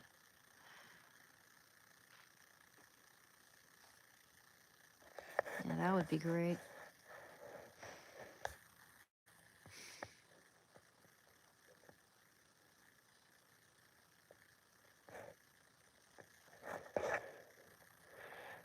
Yeah, I'll spend time with you guys on my birthday. I'm just like kind of afraid that it's gonna be kind of lonely for some reason. I'm not trying to feel sorry for myself. I just makes me a little melancholy because the last few times they were pretty lonely too. You know. I don't blame anyone. But my brother was really nice to me. My two brothers were really nice to me. That was cool. You know.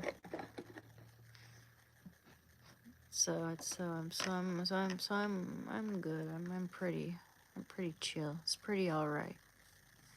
Things are good. I don't know.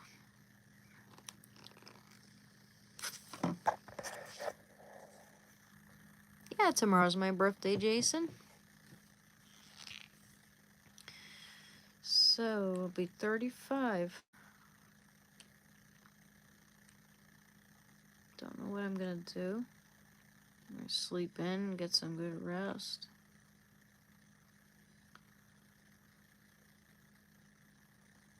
No way out. Runaway train, never going back. Wrong way on a one-way track. Seems like I'm never getting somewhere. Somehow I'm neither here nor there. There's no way out.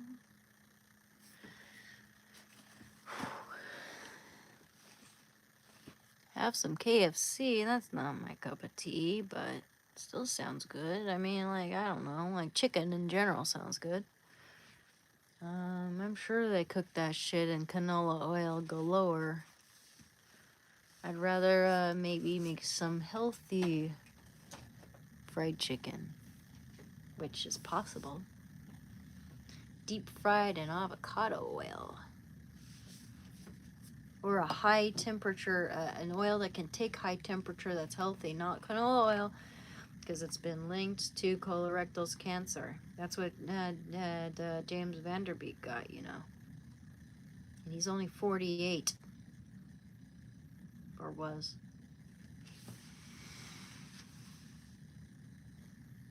I'm sorry, TKF. I understand that. I understand how much that hurts, man.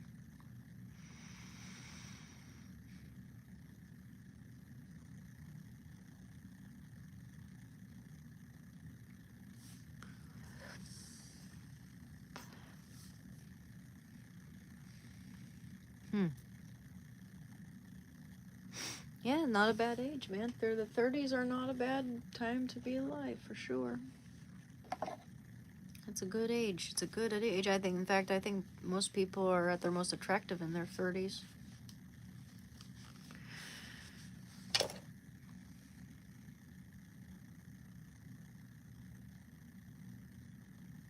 Yeah, that's a good thing to remember, Chaz the cool cat.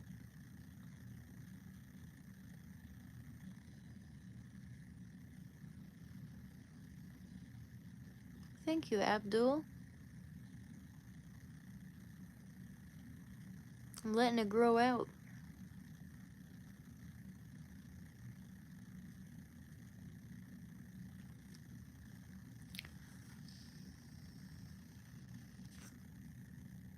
What time is it? It's freaking midnight almost. I'll be 35 in 7 minutes. Yeah, buddy.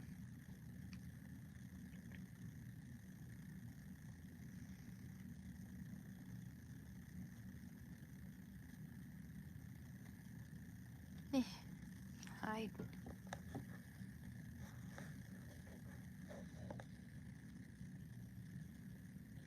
You're alone every day in room at age 29. Dude, you're still so young, man. Yeah, I feel like we're having a loneliness dilemma. You know, a lot of us millennials and Gen Xers, especially young people, really young people, and like, dude, I don't feel like I'm the one who should be talking, because I kind of inflict that sort of thing on myself too. I tend to isolate myself and seclude myself quite a bit. But I know it's on me. I know that I could be getting out there and meeting people and joining groups, whatever, you know, doing stuff. And I think you could too, man. We should get out there and get a get a life, so to speak. But you know, at least I'm getting a job interview in a couple days. That's good.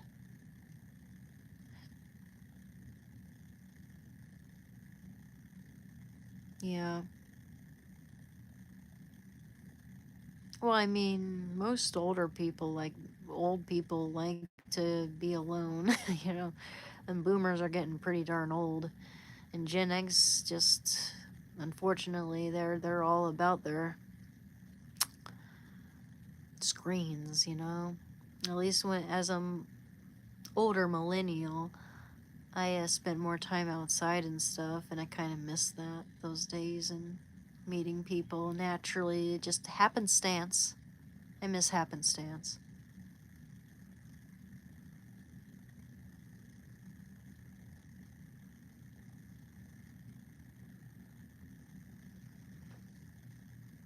Yeah. Oh, dude, I know. 29's so young. Yeah. And time goes by so freaking fast. I can't believe I'm 6 years older than this guy.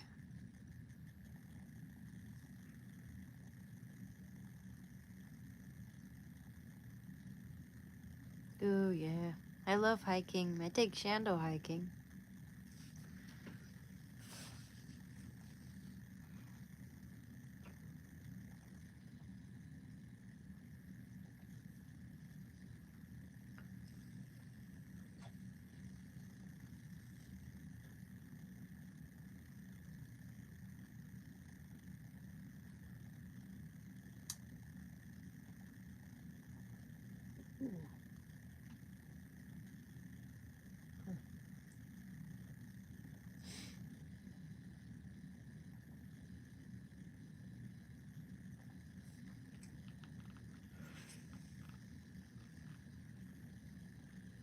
Someone told me I looked like a female version of John Lennon circa 1970.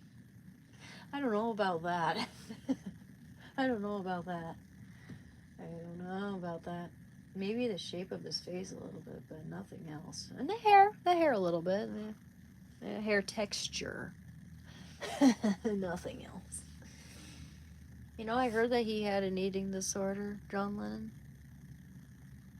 A little bit. He did, actually. He had bulimia.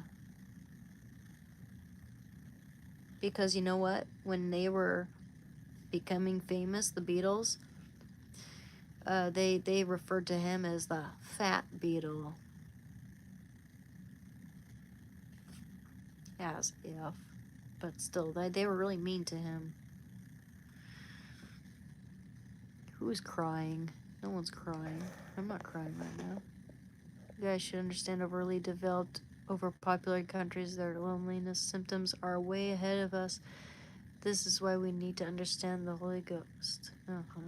Well, yeah, I mean, you know, we're getting there. Thank you, Anthony. Live streams are the best. It's a parasocial relationship. You gotta have a real physical people. Wait, live streams are not the best. It's a parasocial relationship. You gotta have real physical people for true relationships. Well, that's true, Justin. Absolutely. That's true.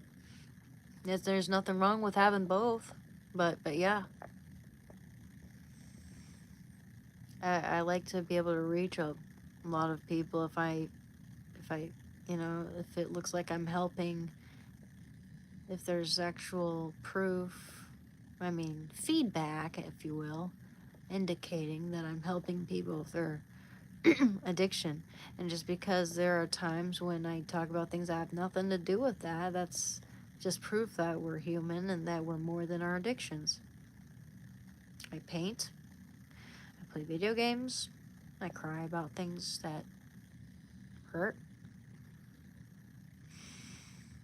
maybe I could, you know, help people to be a little more understanding and empathetic in a way. Because I've seen other live streams here and there, and it's really hard to come across one that's not contrived and fake. And if you're not gonna give me super chats, shut up and get out. Like, who talks to people like that? You know, I don't treat you guys like you're here to, I don't know, serve me necessarily. Like I'm here to help you guys out. I'm here to, you know, here to try to encourage you guys to, like, this is a recovery channel. If I'm not helping anyone to better their habits or whatever, it's like, what's the point? What's the point? I might as well go dance for you like a monkey and make some money. You know what I mean? It could be a lot easier. You know, I put in real effort here. And I'm now seeking a job as a residential aid, as a drug, you know, like a drug counselor, residential aid there. Thank you for those gifts, man. It's much appreciated. So, yeah.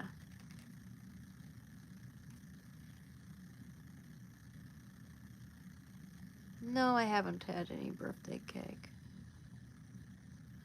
I was gonna bake one for myself tomorrow, but I gotta buy the ingredients.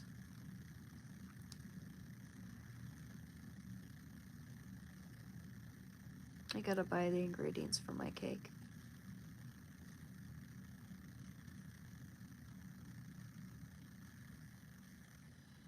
I like tres leche cake.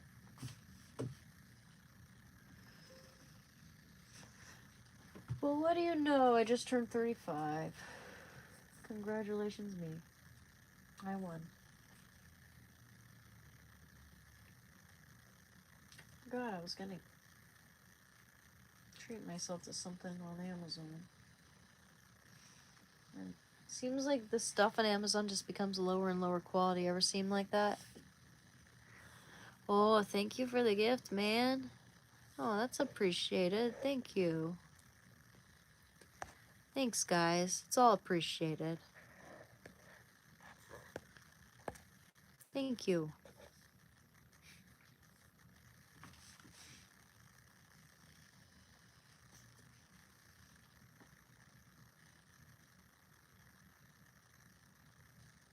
Well, I'm not ready to be paying monthly for something right now. I just want to make sure that my that I have a pretty stable, consistent income every month. I'm pretty sure I do. I mean, like, my revenue on this February is already at like 1.2K. And in January it was only 150 bucks. But I don't know how much of that YouTube's gonna take away from me. 30% of that, right? Thank you very much, Boomer Sooner. Much appreciated. Thank you. That's much appreciated. Thank you. I'm recovering from heroin. Who is Marco? I was a heroin addict for 6 years. I've been clean as of February 28, 2023. So there's something for me to be proud of. 3 years now.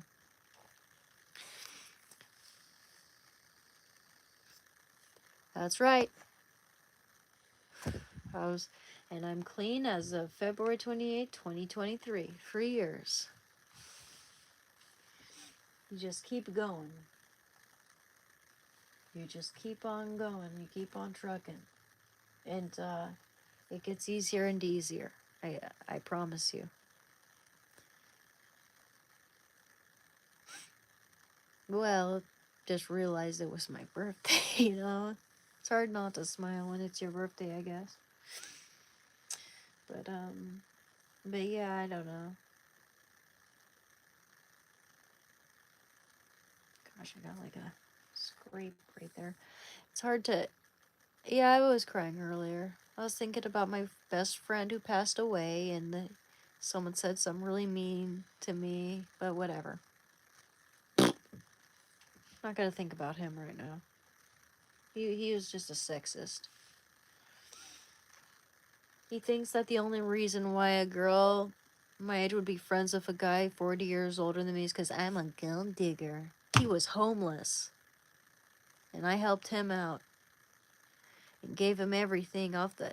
Would have given him a shirt off my back, practically.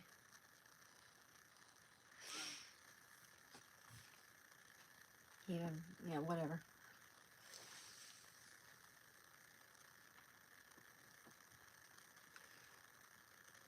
Only men who really are resentful and hate women say stuff like that.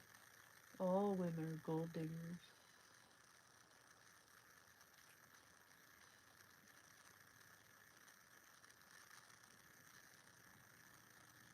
Probably men who make excuses for why men anything that men do to hurt women, but anytime a woman does anything, it's bad.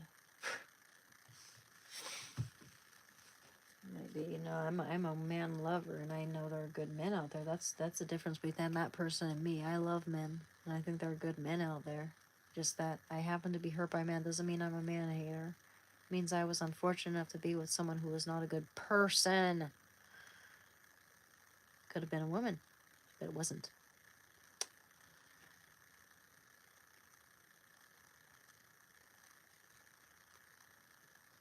The discussion is about a whole bunch of different random things, my friend. Kidding. First of all, it's my birthday now. Second of all, I've been clean from heroin for 3 years now. Third of all, I mean, someone just brought up the fact that I was crying before, but that was because someone said something that was really pressed a button like freaking an hour and a half ago, okay? Yeah. I guess we're not used to sensitive people in this world now because we're also desensitized, and you see someone who's as sensitive as me online, you start to ooh, gasp, clutch my pearls. Oh, so is it AI?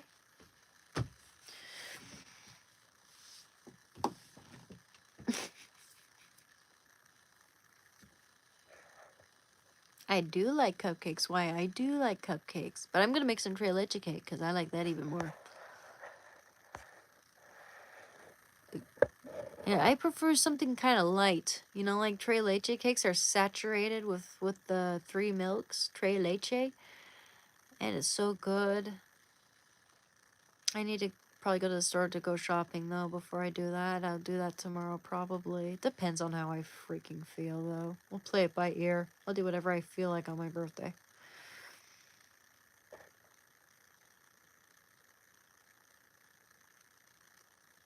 Yeah, I know God has been helping me. Who is Marco? Absolutely. He's been by my side helping me through it. Absolutely.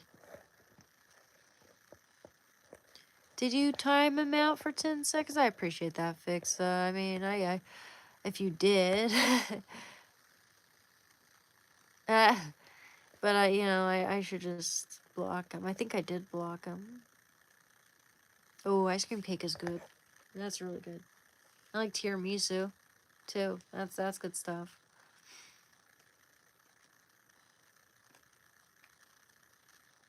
Dude, I'm looking for work at the moment, and that's none of your business. I have an interview coming in 2 days. Not that it's any of your business. Not that I haven't worked at the cafe giving it my all and bending over backwards and going way over the bare minimum for 10 whole years only for them to throw that shit out the window. The new manager, you know, not that it without a real explanation, without so much as a respectful explanation, despite the fact that I gave my all to that place. Regardless of the reasons, I didn't get a respectful explanation as to why they just threw in the towel, or he, I should say. And it was like they just started calling me names and saying, you're this phobic and that phobic, and it's like, why do you say that? They're knowing like you must have heard some lies because you heard that I was leaning right or something. It's like Yeah. The slander is off the charts. But yeah, anyway. As far as work goes, do you think that work only constitutes something where you get paid by the hour? Because I sure as hell do help my family around here and do all the housework. You know.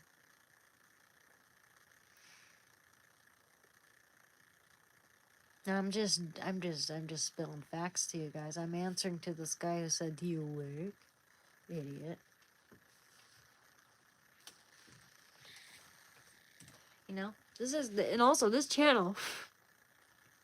I've initiated this channel for the very purpose of helping people to change their habits and to recover and talk about recovery and addiction. Is that not a job in and of itself? I'm monetized now.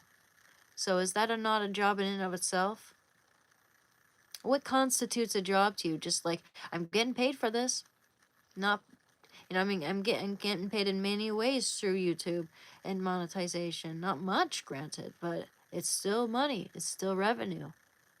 It's still enough for me to keep hustling and adding it up and making a living for myself, combined with whatever job I'm looking for, the other job I'm looking for, and the one I have an interview with. So, no, it makes me sick the way people judge people according to like whether they make money or not. It's like I'm as useless as a bug on the wall if I don't make money. To them I'm useless if I don't make some type of like, if I'm not working a 9 to 5 conventional corporate job, I'm useless to them.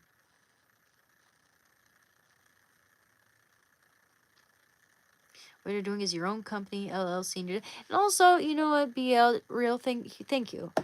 I also think that people are jealous. People are jealous. It's like they come in here saying things they have no idea what they're talking about. I have commissions too. I'm working on a painting as we speak. I just got paid for it. Second one in a row. And I've had many more offers. So no one has a right to act like I'm not doing anything worthwhile. I'm helping people recover. I'm painting and getting commissions. And I have a job interview after applying for hundreds of jobs. And I mean hundreds of jobs. I can show you the proof. Hundreds. The only thing that's making it hard for me to not get a job right now is the fact that I have a dog attached to my hip. He has to be with me. He has to be. Partially because it's better for my recovery. He's my emotional support dog. I need him. I don't care if anyone's gonna poo-poo me or make me feel pathetic because of that. They're pathetic. They don't know me. Thank you for the gifts, guys. And I love you too. I love you too. Of course I'm working. Thank you, big ERV. I appreciate that. Thank thank you, Chicken Foo. I'm trying to send you guys a like, but I can't for some reason. Thank you for the flowers and the gifts, guys. I appreciate it. Companies run people out once you start costing them, and they can just replace you. Exactly. But that's the thing. I feel like people like that who say stuff like that to me, they view people as disposable, expendable, and they're the kind of person like, damned if you do, damned if you don't, right? If I if I decided to, if I just happened to meet the love of my life and they were able to, and we had enough to have kids and, we're stable enough to have kids, and I would stay home with my kids and raise them, he'd criticize me because of that. He'd be like, oh, you're just a lazy, when that's the most important job in the whole goddamn world. But he probably thinks that it's not a real job because I'm not a 9 to 5 and I'm not like bringing in the dough and it's not like, oh, business. But then if I'm a working career woman, he's gonna criticize me. So, oh, you feminist, you know what I mean? Like, damned if you do, damned if you don't, especially if you're female. Especially if you're female. It's like, You can't be attractive without being criticized in one way or another for it. You can't be unattractive without being criticized. You can't have a career without being criticized. You can't be a stay-at-home mom without being criticized. You can't not have kids without being criticized. You can't have kids without being criticized. Sickening. Just plain stupid. But anyway, guys, thank you for the happy birthdays. I appreciate it. Thank you, RT.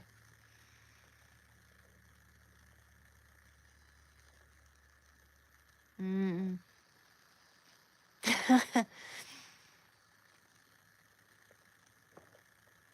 I only wonder what the people that comment with rude replies are doing for themselves with attitudes like they have would not last long anywhere working. I know, right? Yeah, it's pathetic. I wonder what they look like. I wonder if they look like, you know, the fat guy from Toy Story who eat the Cheetos. He's just like burped in Woody's face. Remember that guy? They probably look like that guy.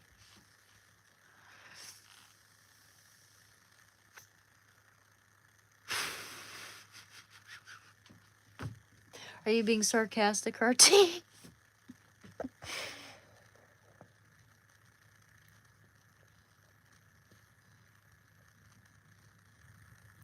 Sin Seungmin. I have no idea who that is. Thank you, Fixa. Yes, everyone. If you haven't remembered, please subscribe to my channel. I forget to ask, but please do. It really helps. You've never seen any of the Toy Stories, dude. The first one's a classic. The second one is too. It's the first Pixar movie, isn't it? The first full-length Pixar. So good. 1994, my friend. I was 3 years old when that thing came out. I remember. Oh yeah, you know what? I always wanted a little Bo Peep doll, and I remember my mom putting me on the phone so I could talk to my dad who was working at the railroad, and I was like, "Hey, can you get me a little Bo Peep?" Because my sister got a Woody and my other sister got a Buzz, because that were their favorite characters, but I wanted little Bo Peep. So he's like, "Okay, I'll do my best," but he couldn't find it, so I still have it. It's right here. He got me a little lamb toy when I was 4 years old. And I still have it. They used to have little kitty cats like this. They got the little squeaky. And the kitty cats would purr, but I got a little lamb. He got me this and said, and you know what? Shando bit off the ear, but that's okay. That's okay. At least I saved it in time for it. It's a little lammy. Probably the oldest thing I possess from when I was like 4 years old. So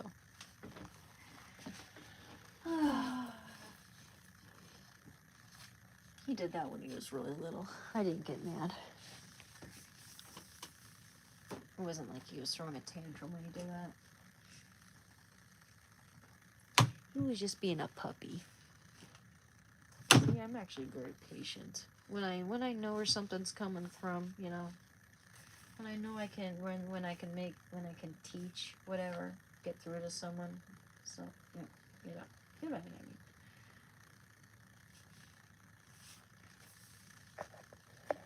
Oh, Seungmin. I want to see what the hell that is.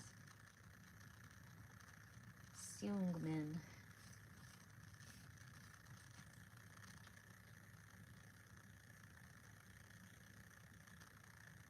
Stray Kids.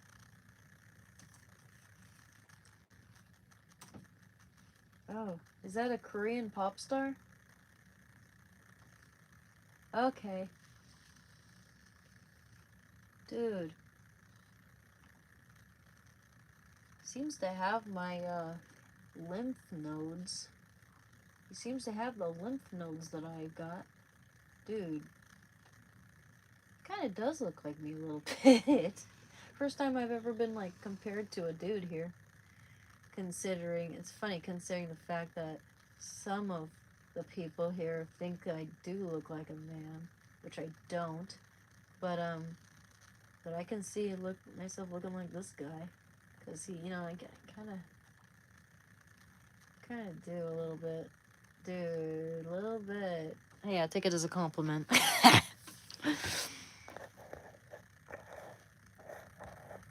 Oh, hi, Jim. Thank you. You're very kind.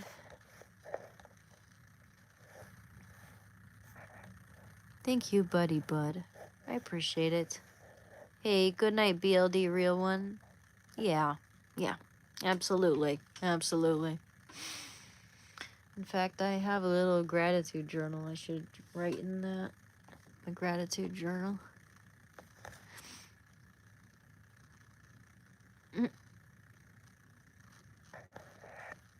Yeah, I'll keep my head held high.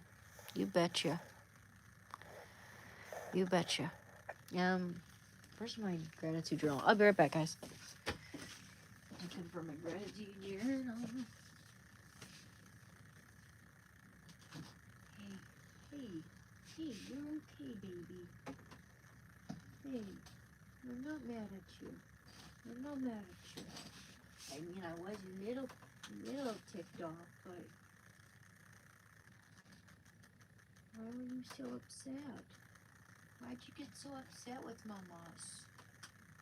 I need to have a little talk with my dog without the camera, guys. I'm sorry. Just don't want. This is between him and me right now. Okay? One moment. You're okay. You're okay. Here. He's looking at me deep in the eyes. You know, he came right over here to the end of the bed and he's looking at me like, oh, I know why you're here to look at me and talk to me, Mubbers. You're a good boy. Okay, don't be sad. Don't be sad. Mother loves you, okay? Mother loves you with all my heart. With all my heart. You don't need to be sad. Okay? Don't be sad. You're a good boy. It's okay. Mama's here. Mama has been a little melancholy a little bit. That was just a bit of a straw that broke the camel's back, so to speak. There's still some papers left. I can read some of it. It might not be all gone. You're a sweet boy. You're usually so good. You're very smart. And you're very brave. And you're very noble and demures.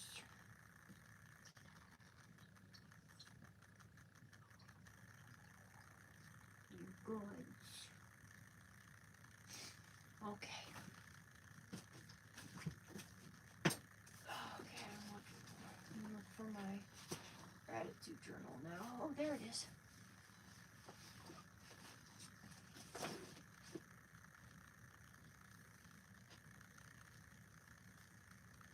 Runaway train never going down. Wrong way,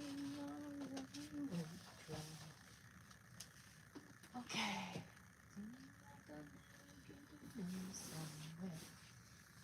Seems like it's never here. Oh, I'm sure what happens to that. I wanted to certainly won't watch for you to wreck the hats that I'm gonna take back. The shitty hat that I'm gonna take back. And then you fit my head. I got a big ass Hinterkopf.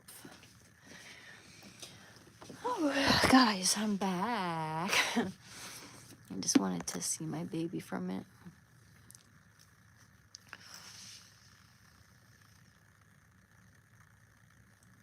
Aw, yeah, when I was around 4 years old, she was my favorite character. Certainly not when I grew a little bit. I liked Woody, of course. Woody had some pretty valid crash outs, but he was also an asshole.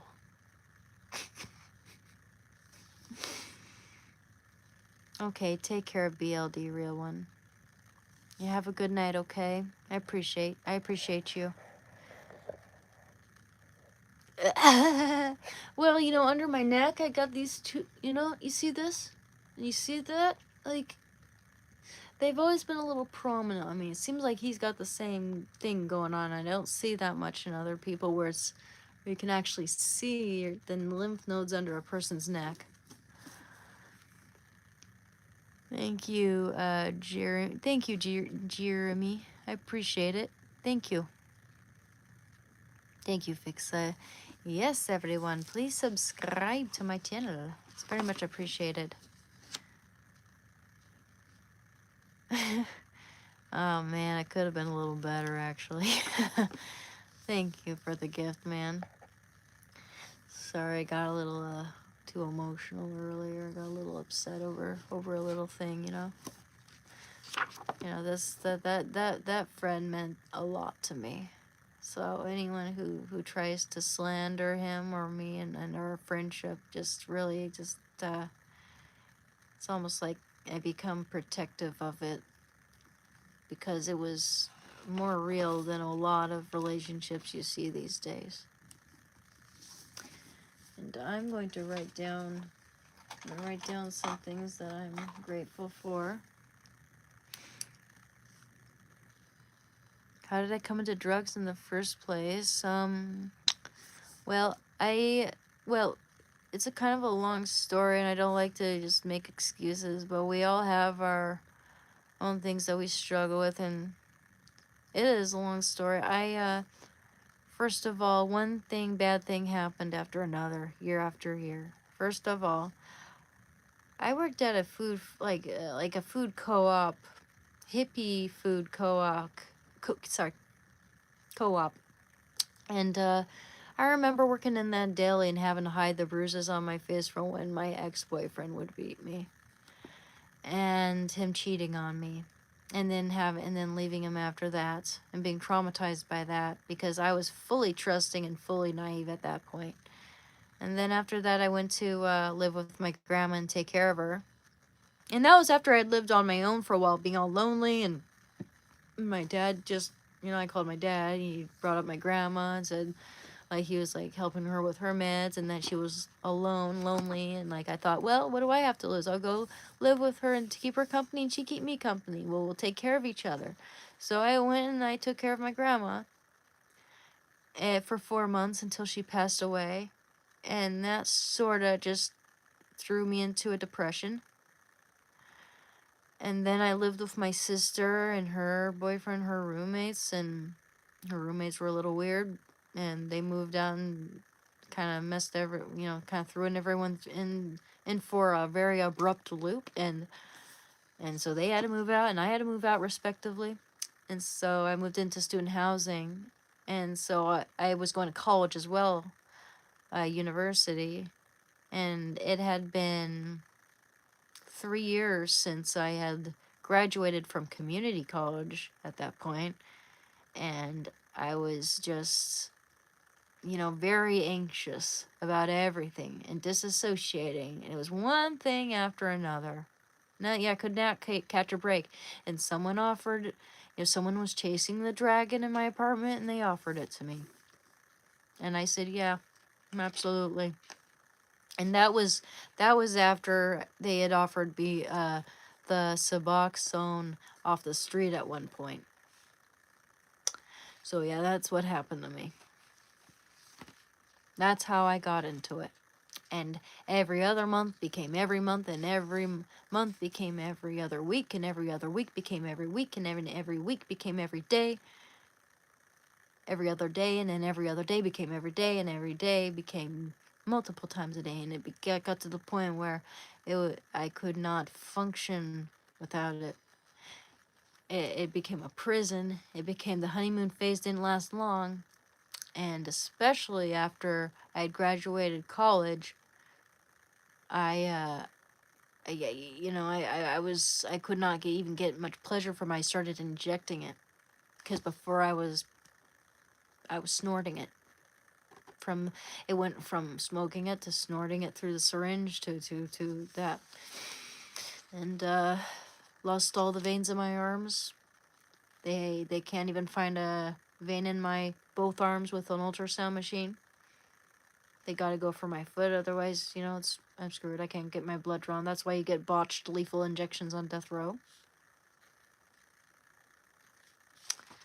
Yeah, very dark. And I'm very honest about it because I don't want for anyone else to to think that that's a good idea. Like I thought it was a fucking good idea at the time. Not a good idea. Also, I struggled with anorexia.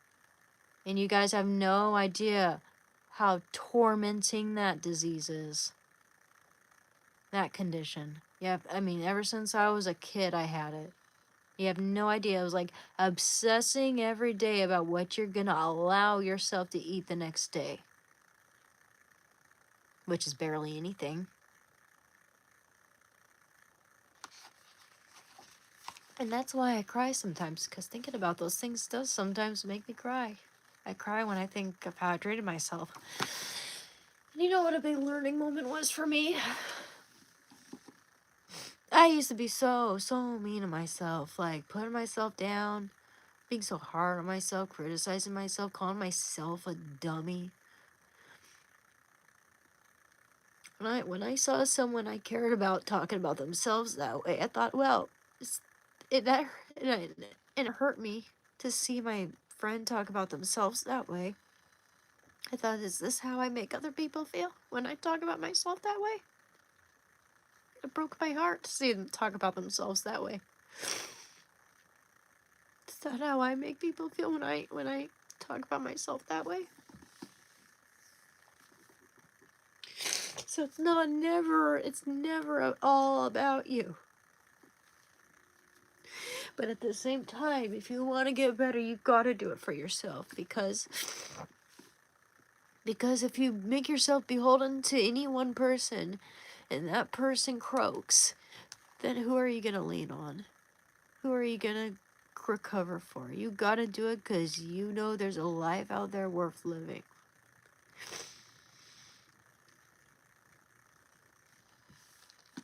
I'm serious though. It's fucking serious shit, guys.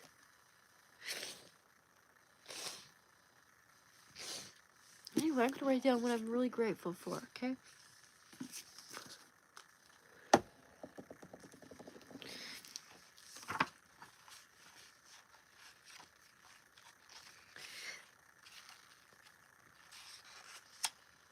I refuse to be like certain people in my life who are super contrived and just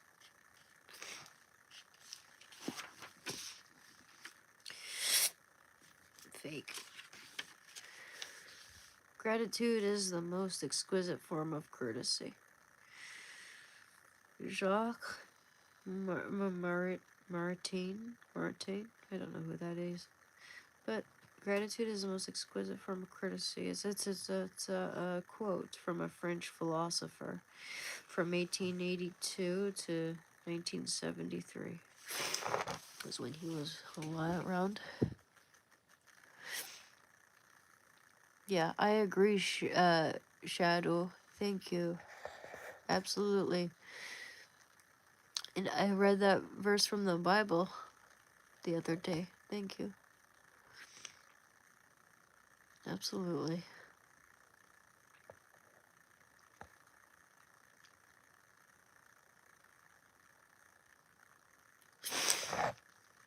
Well, they could be, man. They just don't seem to realize it yet. Gosh, man, you should have seen where I was at one point in time. You wouldn't think it.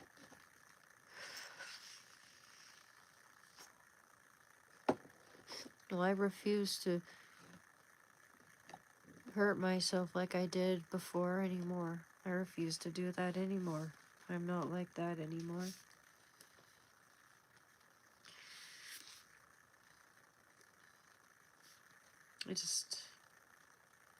I really want to help people who are struggling with addiction too, man. I'm doing pretty darn good, and I want to help other people who are struggling. You know, I've always been a person who cries easily, so please don't worry about me. Thank you, Grassy Garden. Appreciate it.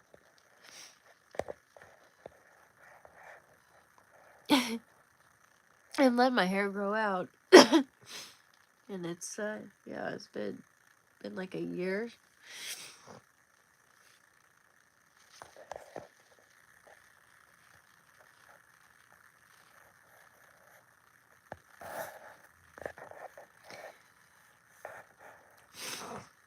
Ooh, I love PlayStation. I've never played Xbox before, by the way. I've never played Xbox before. Never had one. But I love PlayStation. One of the first PlayStation games I played was Siphon Filter. Have you guys ever played Siphon Filter? Chando sure is a good boy. He's a bit of a big baby, though. Oh, he knows. Oh, baby. Look at this big baby over here. Look, okay. Let me show you my baby. Oh, no, you go to sleep, Shando. You go to sleep. You make yourself rested here, but...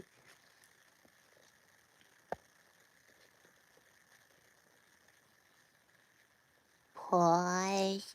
Little pause. To just muffin wells.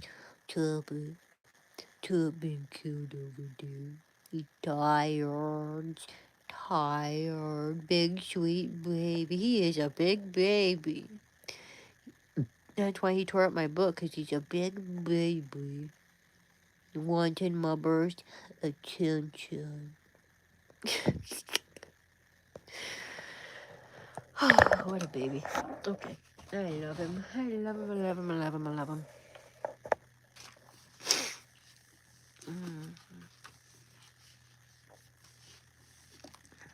You know, my two Roddies are sacked out on the couch, snoring it up. You know, I do love Roddies. Yeah.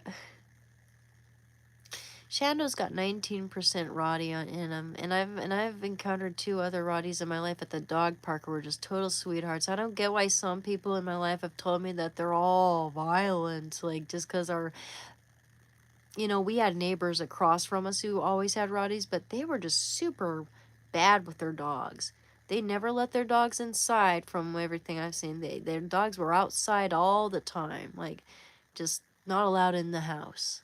They were like yard dogs, always out in the yard. And I don't know, like it seemed like they the dogs were just bred to kill, If there was an intruder, then they'd be screwed. The dog was not bred to cuddle or be a sweetheart. So one time my sister got over the fence and she got bitten like like crazy, and she had to get stitches by one of these Rottweilers. But you gotta socialize the dogs like that, fighting dogs that are kind of bred to fight. You gotta socialize them well, with other dogs and other people. I mean, Shando's got 19% of it in him, and he's a total sweetheart. And he's got 15% American Pit Bull Terrier and 5% Mastiff. The other ones are like, he's got 32% he's got 32% Golden Retriever, and he's got 27% Boxer, I think.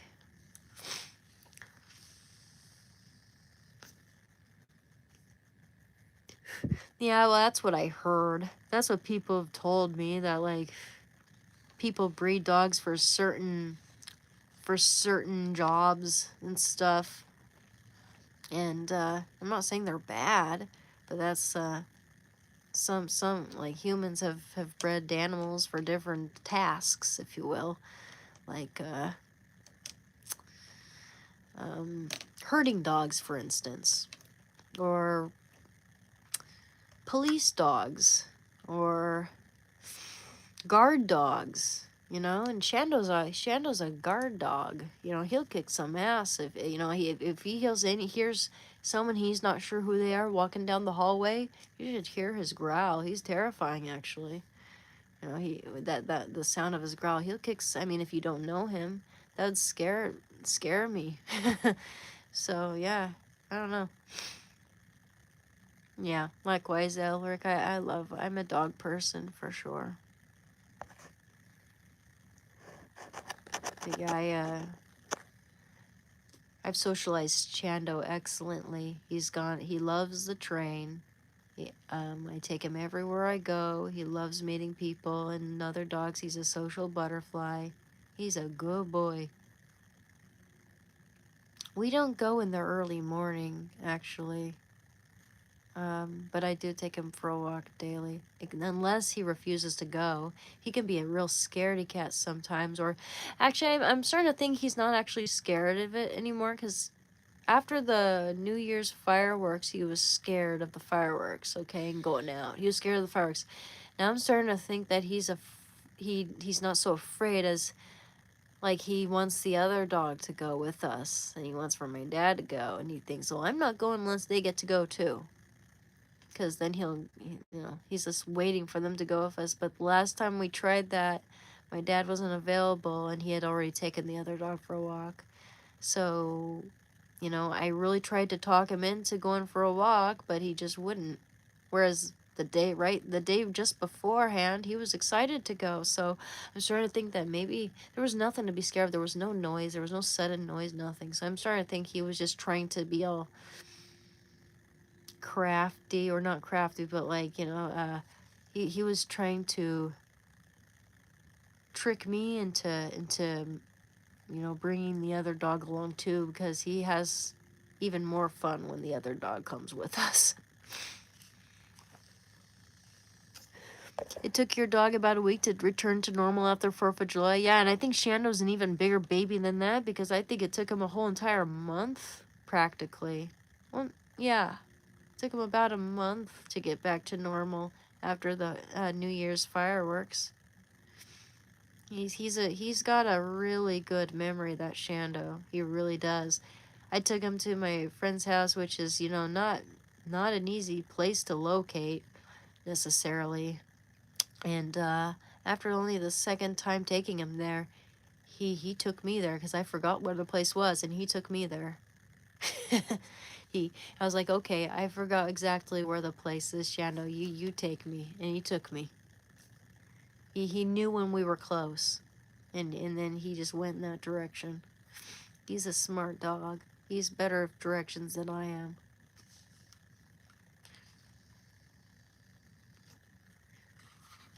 Anyway, I was gonna write down some things I'm grateful for. How about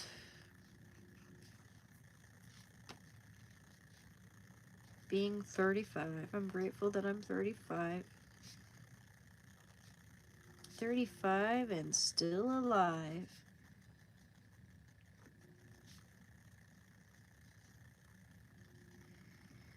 I'm grateful for having cooking skills.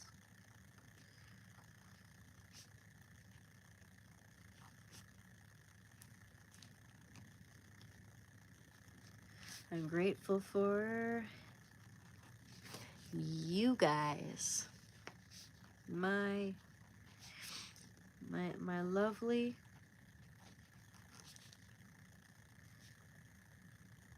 kind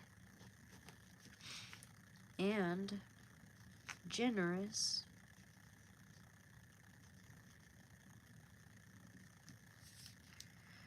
viewers and subscribers and subs.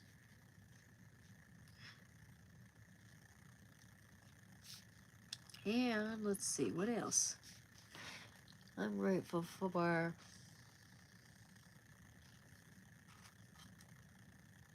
I'm grateful for my nice family.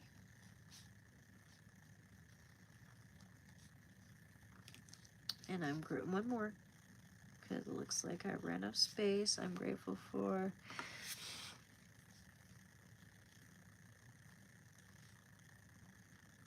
my commissions.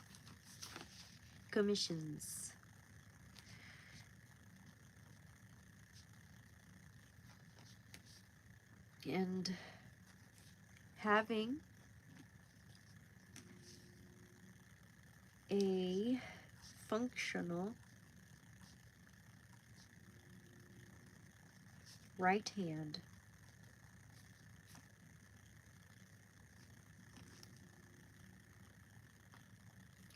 Oh, more. How about some more? One more page. I'm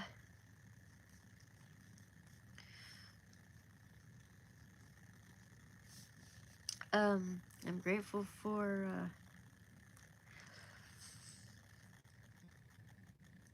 being clean for years.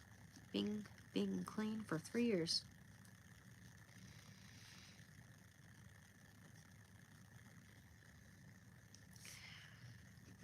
Okay, what else? What else?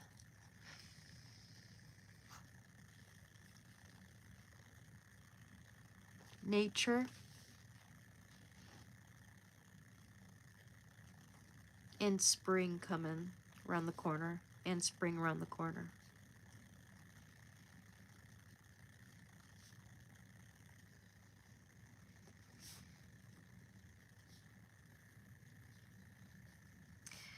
Okay, what else? Ooh, I sure hope I get this job, but I'm grateful for how well the first interview went.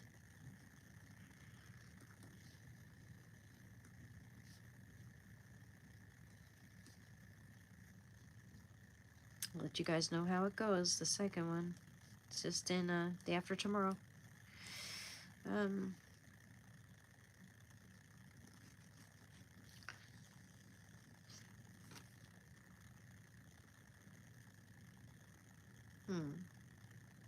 I'm grateful for my Shando, of course.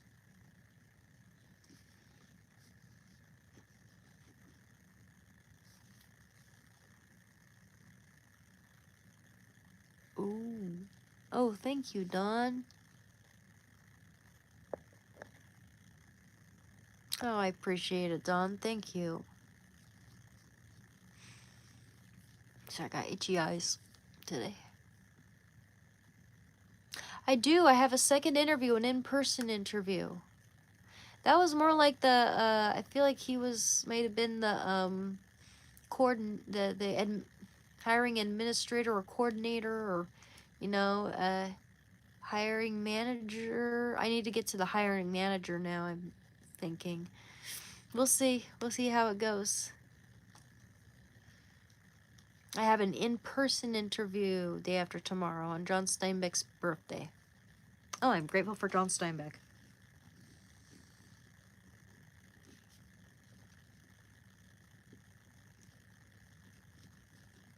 Especially his East of Eden.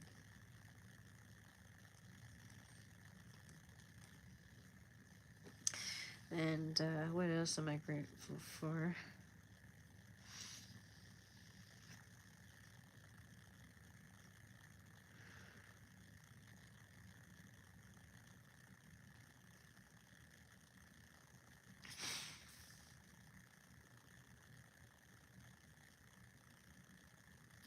I'm going for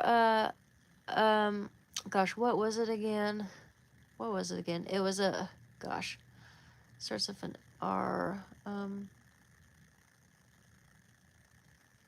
I have the word receptionist stuck in my head, and it's not that. It's it's like I'm supposed to. I'm working at a recovery center. And I'll find it. One sec. Here, I can find it. One sec. Trust me, I am really trying to make sure I remember everything because I've never had this type of job before. But let me see.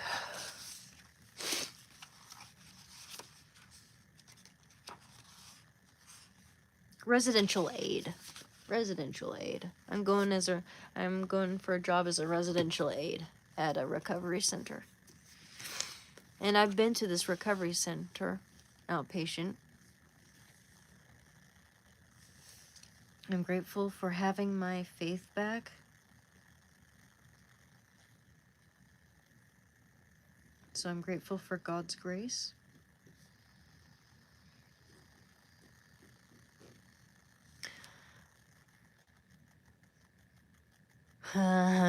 When I was a teenager, I was like obsessed with pirates. I had a whole book about them.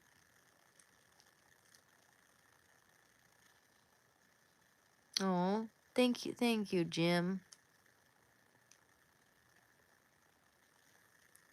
You have a good sleep, okay? You have a good rest. Take care. Dude, I'm in my 3rd year interior design masters. I feel cooked already. I graduated. Man, I know how tiring that can be.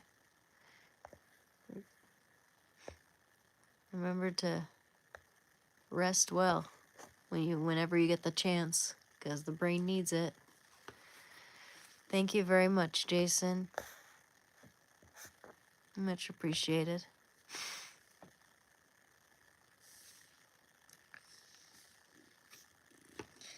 I'm trying to finish the whole page here of things I'm grateful for. So, I'm grateful for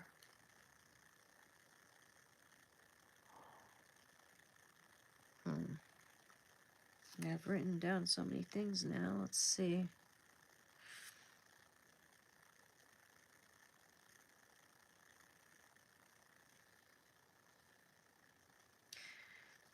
I'm grateful that I have another chance at life, and that I stand on my own 2 feet and I know my worth.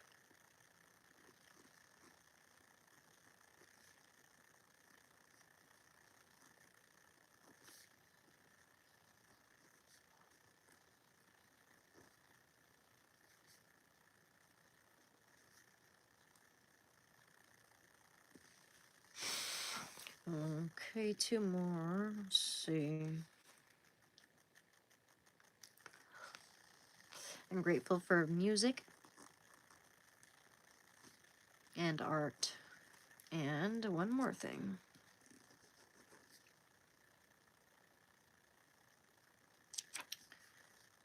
Good. Well, I mean, I already wrote down cooking, but I'll just say good food and friends. Good food and friends. I like barbecue a lot. That might be one of my favorite things. Okay, but there we go.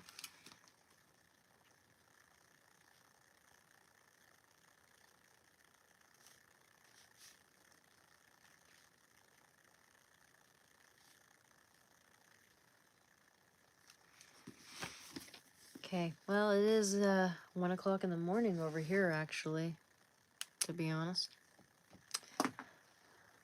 Getting a little late. Yeah.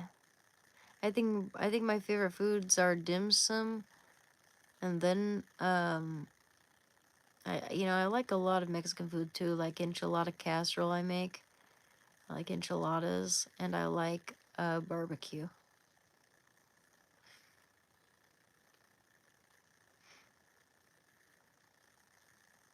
Yeah, I think it is about time for me to sleep. Yeah.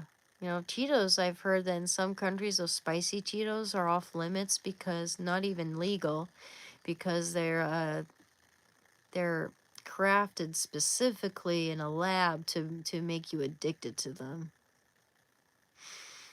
Allegedly, I'm pretty sure that's the case, actually. Thank you, Jim. I appreciate it.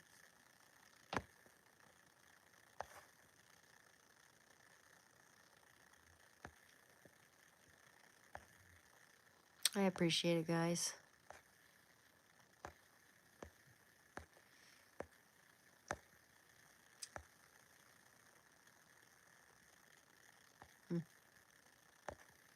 Anyway, so stick around until exactly 1, okay? So we got 6 minutes. How about we read a Bible verse?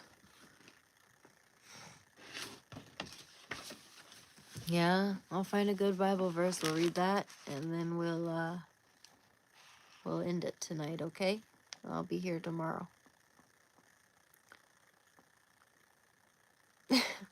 Oh, shucks. 6 minutes. Thank you, guys. Yeah, it just seems more concise. Ephesians chapter 4, 14, 16. Absolutely. We'll go for that then. Ephesians.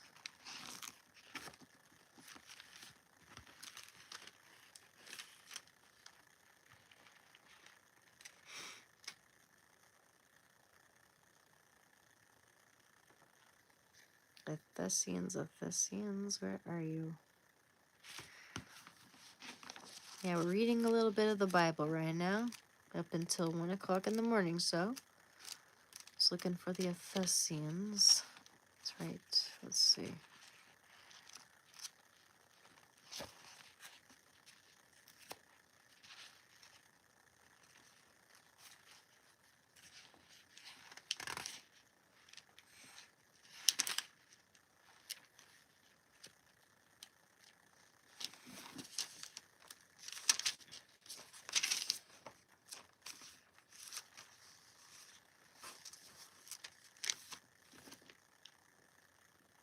Okay. 174. Short chapter. Short book, 174. Okay.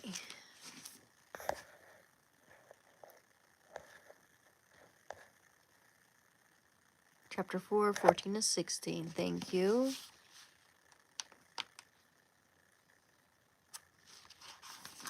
Oh, I better get some good sleep tomorrow night. Or tonight, because it is now the 26th. Because I want, I have to get there at noon. I have to get to that interview at noon. And it's about 45 minutes away via transit, so. Ephesians chapter 4, verse, what was it, 14 to 16 you say? Yep. All right. So that we may no longer be children, tossed to and fro and carried about with every wind of doctrine, by the cunning of men, by their craftiness and deceitful wiles. Rather, speaking the truth in love, we are to grow up in every way into Him who is the head, into Christ, from whom the whole body, joined and knit together by every joint with which it is supplied, when each part is working properly, makes bodily growth and upbuilds itself in love. Ooh, that's really good. Very good. Where is my where did I put my highlighter there? That's such a good one. I'll just ooh, here's a pink one. That's fine. Okay, I love that one. Let's see, where did that start? 14. So that we may no longer be children, tossed to and fro and carried about with every wind of doctrine, by the cunning of men, by their craftiness and deceitful wiles. Rather, speaking the truth in love, we are to grow up in every way into Him who is the head, into Christ, from whom the whole body, joined and knit together by every joint with which it is supplied, when every part is working properly, makes bodily growth and builds itself in love. Beautiful. Okay, we got one more. Hardly, but go for Matthew chapter 11, verse 28, since it's just one. Chapter 11, verse 28. That's an easy one to find here. First book of the New Testament, chapter 11, verse 28.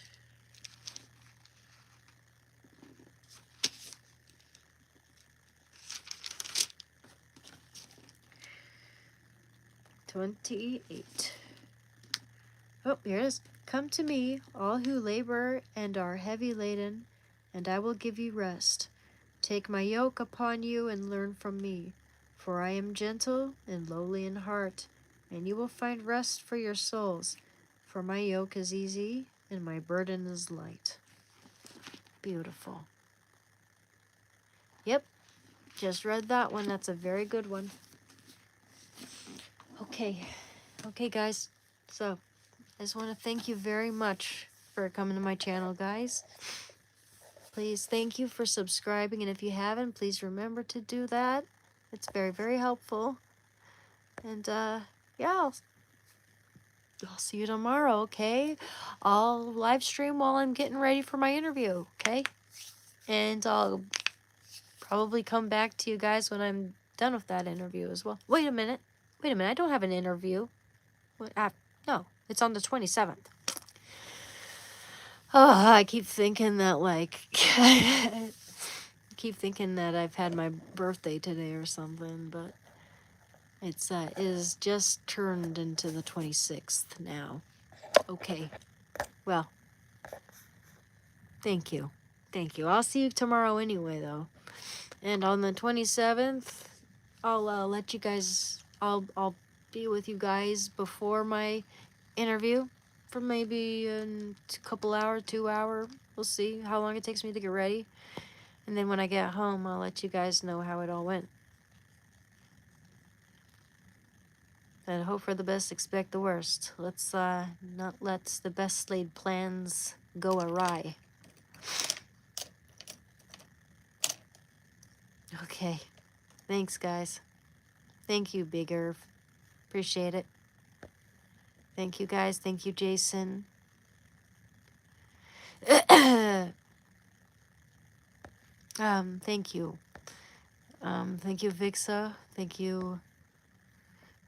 Thank you, Jim. Oh, that's a good game, Resident Evil. Okay. Thank you, everyone. I appreciate it. Yeah, we'll see. We'll see. I'm gonna play it by ear tomorrow because I'm going to bed real late, right? It's like 1 o'clock in the morning right here.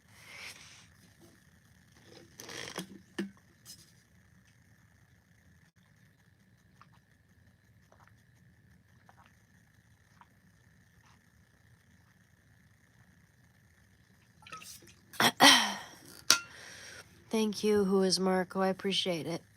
All right. Good night, guys. Thank you for the birthday wishes and everything. And I'll see you tomorrow, okay? I mean, later. I'll see you later today. Bye-bye now.